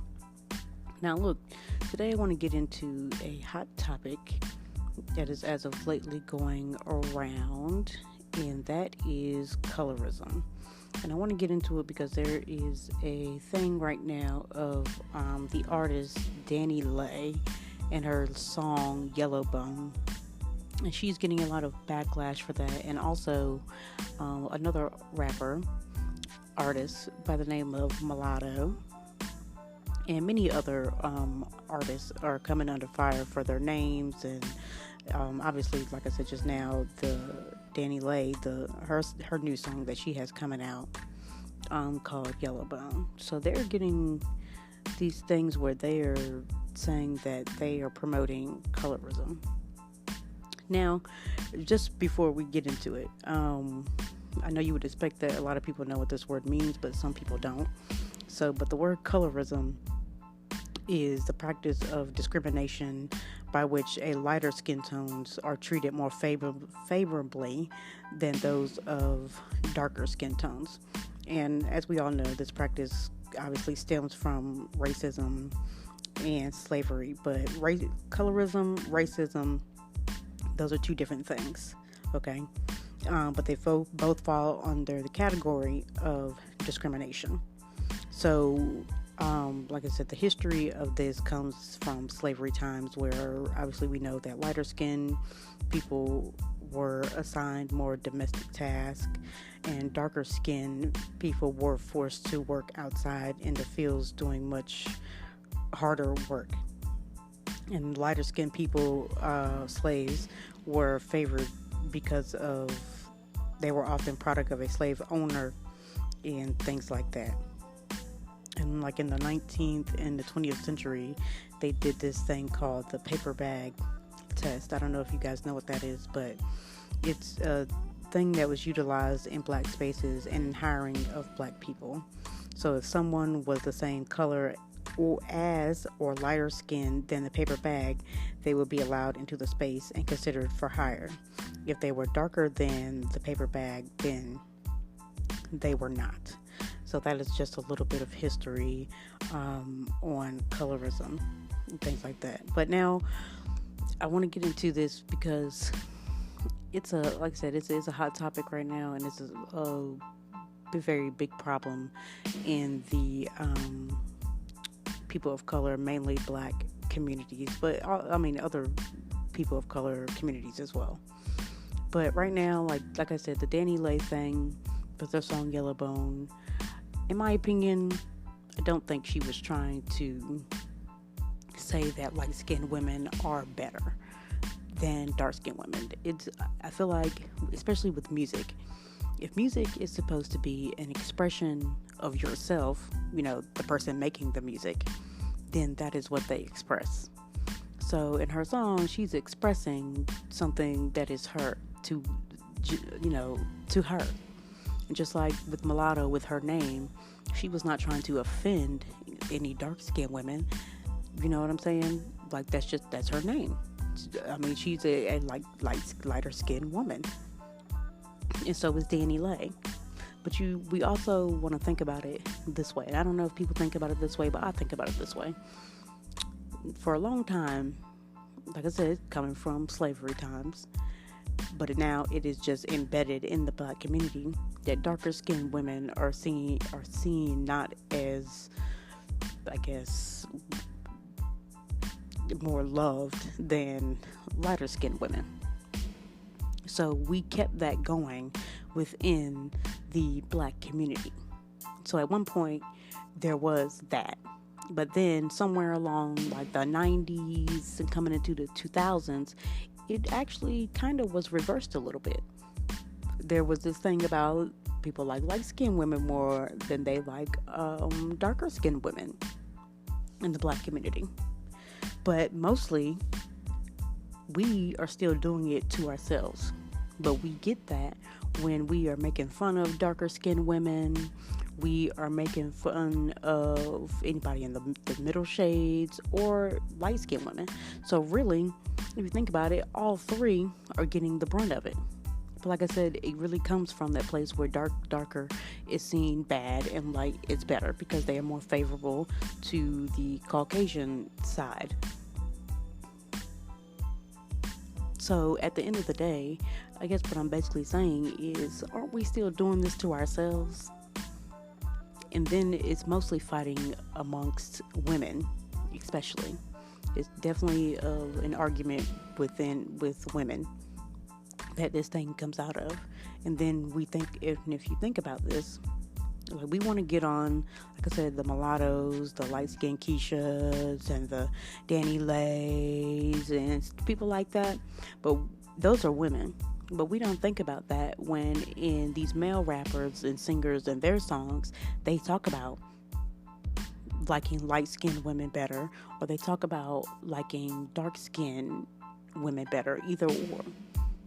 We're not talking about that, but as soon as a woman says it, and then as soon as a woman is proud of saying or making a song saying that she is proud of her skin tone, then it becomes a problem. It's just like right now, last year, when Megan Thee Stallion and Cardi B came out with the song WAP. It was a big problem, and I'm not sure why. Why is it such a problem when women want to talk about things? I mean, the WAP, it was, women shouldn't be talking about sex. They shouldn't do this. They shouldn't do that. But as if you remember, in the 90s, like I said, we're going to keep referring to the 90s. I mean, you had your Trinas, your Little Kim, and a bunch of these other artists that Salt-N-Pepa, since that movie just came out on Lifetime, no affiliation or anything. But I mean, that song, they just made a movie about that, about Salt-N-Pepa. And you don't think they talked about sex and things like that? And they were even seen as controversial. But why is it controversial when a woman talks about sex? When a woman says what she likes? Why does that have to be a thing? Women are, I'm not saying that, we should be held to a standard. But at the same time, Jesus Christ. Come on. Really, think about what you're actually saying. It's not okay for a woman to talk about sex, but it's okay for a man to talk to a woman about sex, but it's not okay for a woman to talk to a man about sex. That's completely ridiculous. That's ridiculous. But this colorism thing, like I said, obviously it is a real thing, but we are keeping it alive in our own community. Like we just keep going round and round and round and round.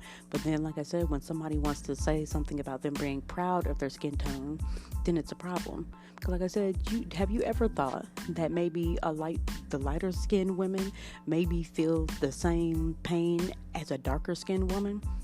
Have you ever thought about that? Seriously, think about that. A darker skinned woman can feel the pain of somebody saying she's too dark, she's too this, she's too that. Your skin might not be all the same dark color, it's this or that. But have you ever thought about how a light-skinned woman may feel when they get called white, or they say they think they're white, or something like that? Have you ever thought about that? Maybe it's the same pain.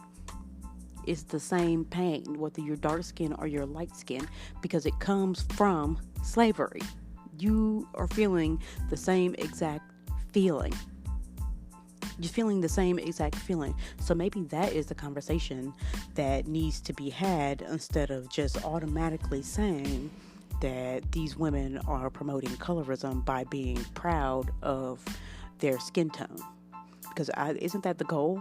Is not that the goal in the Black community and people of color community? Isn't that the goal, to be proud of your heritage, to be proud of where you came from, be proud of your skin tone, be proud of the way you talk, the way you walk, the way your hair looks, whether you got an afro, straight hair, long hair, bald head, no hair?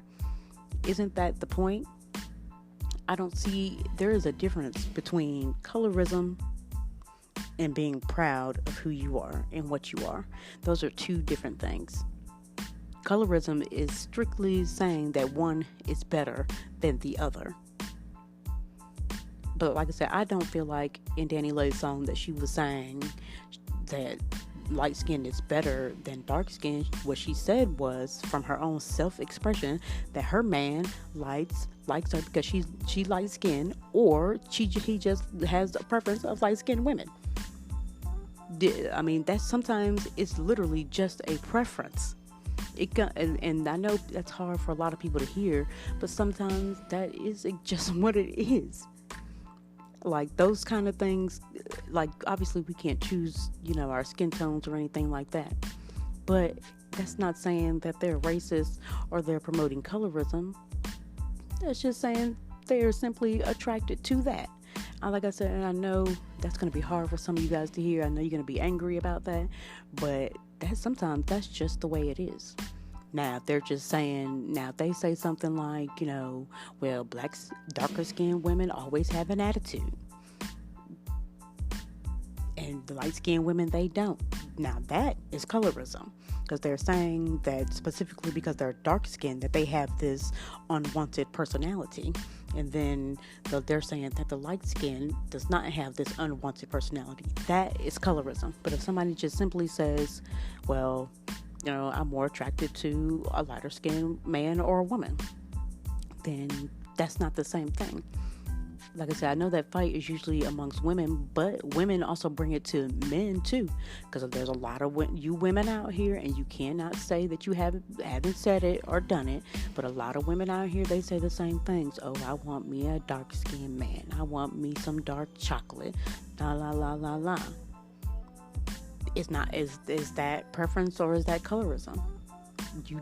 You're saying it. You're saying it about a man. So which one is that? Which one is it? But then like I said, then the women amongst each other, they want to say the opposite of that. So which one is it?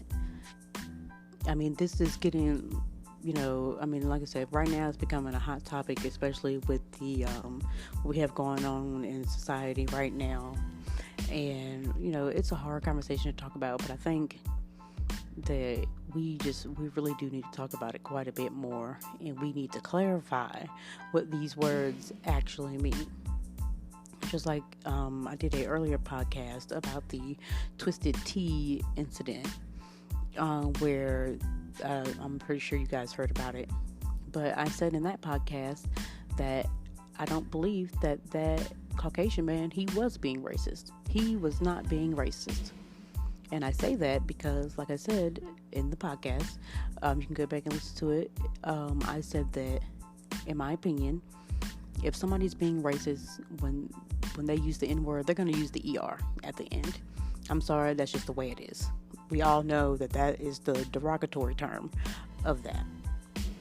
So, and I've heard it from a black person to a black person, Hispanic person to a black person. I've heard a Hispanic call another Hispanic that word. The derogatory term. But we also have flipped that, or tried to anyway, flip that into the less derogatory term of it, which is GA at the end. Now, like I said, in my opinion, there's no coming back from that word. I don't think you can make it into anything else. I just don't believe that. But, and I said that if we're going to call ourselves that and we try to flip it around and make it something else, and it's seen as not such a bad word, why wouldn't someone else of a different race say it? If it's not seen as a bad word anymore, when you're using the GA at the end and not the ER. So now we're associating the ER to a racist person and the GA to not a racist person. But then we use it in our community, and like I said, we have made it to where it's not a bad word, and then other people say it, but then when someone else says it, it's a bad word. No, it doesn't work that way. It just doesn't work that way. It doesn't work that way, because we don't want to separate ourselves, but then it seems like sometimes we also don't want to be include ourselves in things. So we have to pick one. We have to pick one as people of color. We got to pick one, whether we want to be in there or we want to be out of there. Because sometimes I feel like in people of color community that sometimes we think that we're like including ourselves and we want this and we want that, but then sometimes we do separate ourselves because we're saying that we own this thing and nobody else can do it, and that's not the case. Because if that's the case, then we got a lot of things that we need to solve. And one of the main things that comes to my mind with that subject is hair. We want to talk about other people should not have locks, right? We think that Caucasian people shouldn't have locks or anything, right? That is what some of us say. But then we turn around and we wear blonde wigs, dye our hair blonde. Aren't we thinking in our mind that blonde hair, blue eyes is most associated with what? A Caucasian woman, or Caucasian male, or Caucasian person in general. But when we get that, we get blue and green contacts in our eyes. But those things are associated, well, what we associate with is Caucasian. So which one is it? I mean, I know, like I said, some of this stuff is going to be a lot of real hard for some people to hear. It really, really is. But with that being said, we're going to take a short break. Please join me after the break, and we're going to continue this conversation.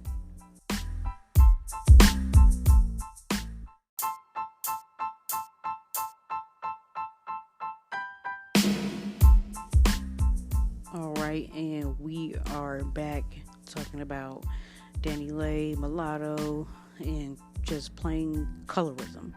That's what we're talking about. But I want to be very clear about something. I'm not saying that colorism doesn't exist, because it does. It really, really does. I mean, the numbers are there. I mean, light-skinned women who were sentenced in criminal cases are 12% less likely to go behind bars than darker-skinned women. And then, so, I mean, the numbers are there. And obviously we feel it. So, like I said, I'm not saying that it doesn't exist. I'm not saying that. But what I am saying is that it's up to us to do something about that. It's up to the people that it has something to do with to do something about it. Because we're doing it to ourselves. Other people are going to do it. That is just the bottom line. And that's another hard truth that people probably don't want to hear, but that is something that we should be thinking about in regards to plenty of things. Just like I know people don't want to talk about black on black crime. They think that doesn't exist, but it does exist. Black on black crime, when somebody says that, they're simply just saying a black person killed another black person. Just like there's white on white crime. It's a white person killed another white person. Even though we don't have to make it a race thing, and that's not making it a race thing, but that is true. We do kill each other. There's a lot of gun violence. Just like last year in 2020, I mean, how many rappers were killed by a person of their same race? How many? 10? Pop Smoke, King Von, MO3.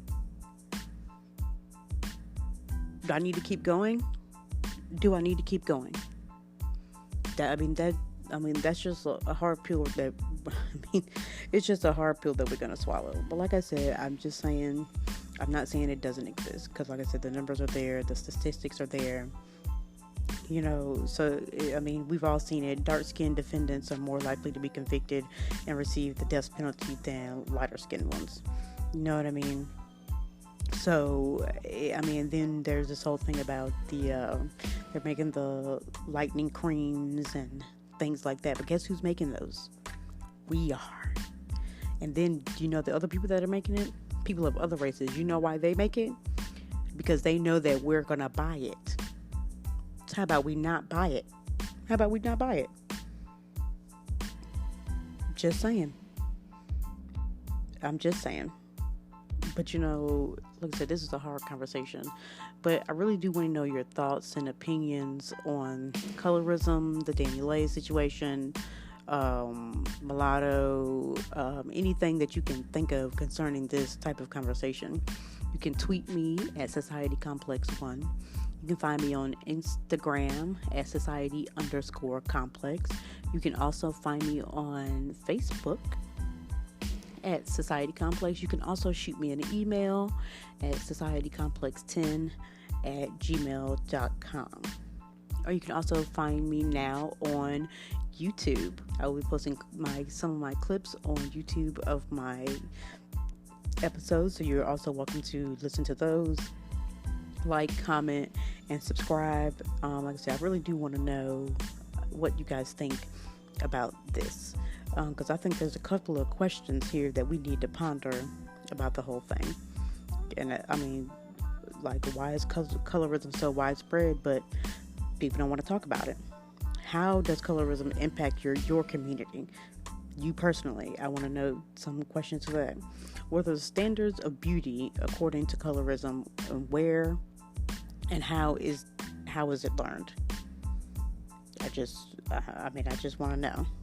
I mean, like I said, you're welcome to hit me up on social media to answer some of these.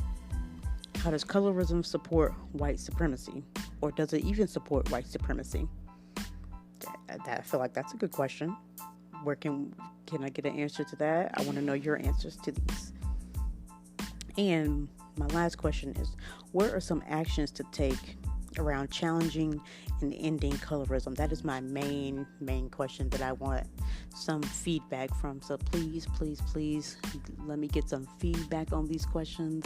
And also, if you have the Anchor app, you can leave me a voice message, but I will post my voice message link on my Twitter, Facebook, and my Facebook page, so that even if you don't have the Anchor app, you're still welcome to leave me a message with your voice, so I can hear your voice, and so you can voice your opinion on these topics.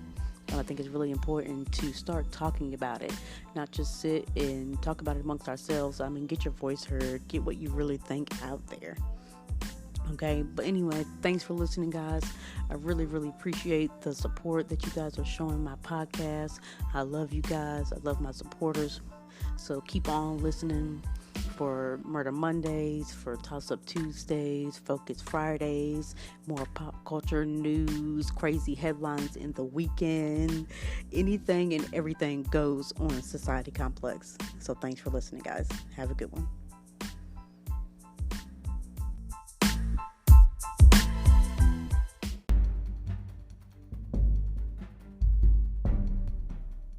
Thank you for staying tuned into Society Complex with your host, Vaughn Lee.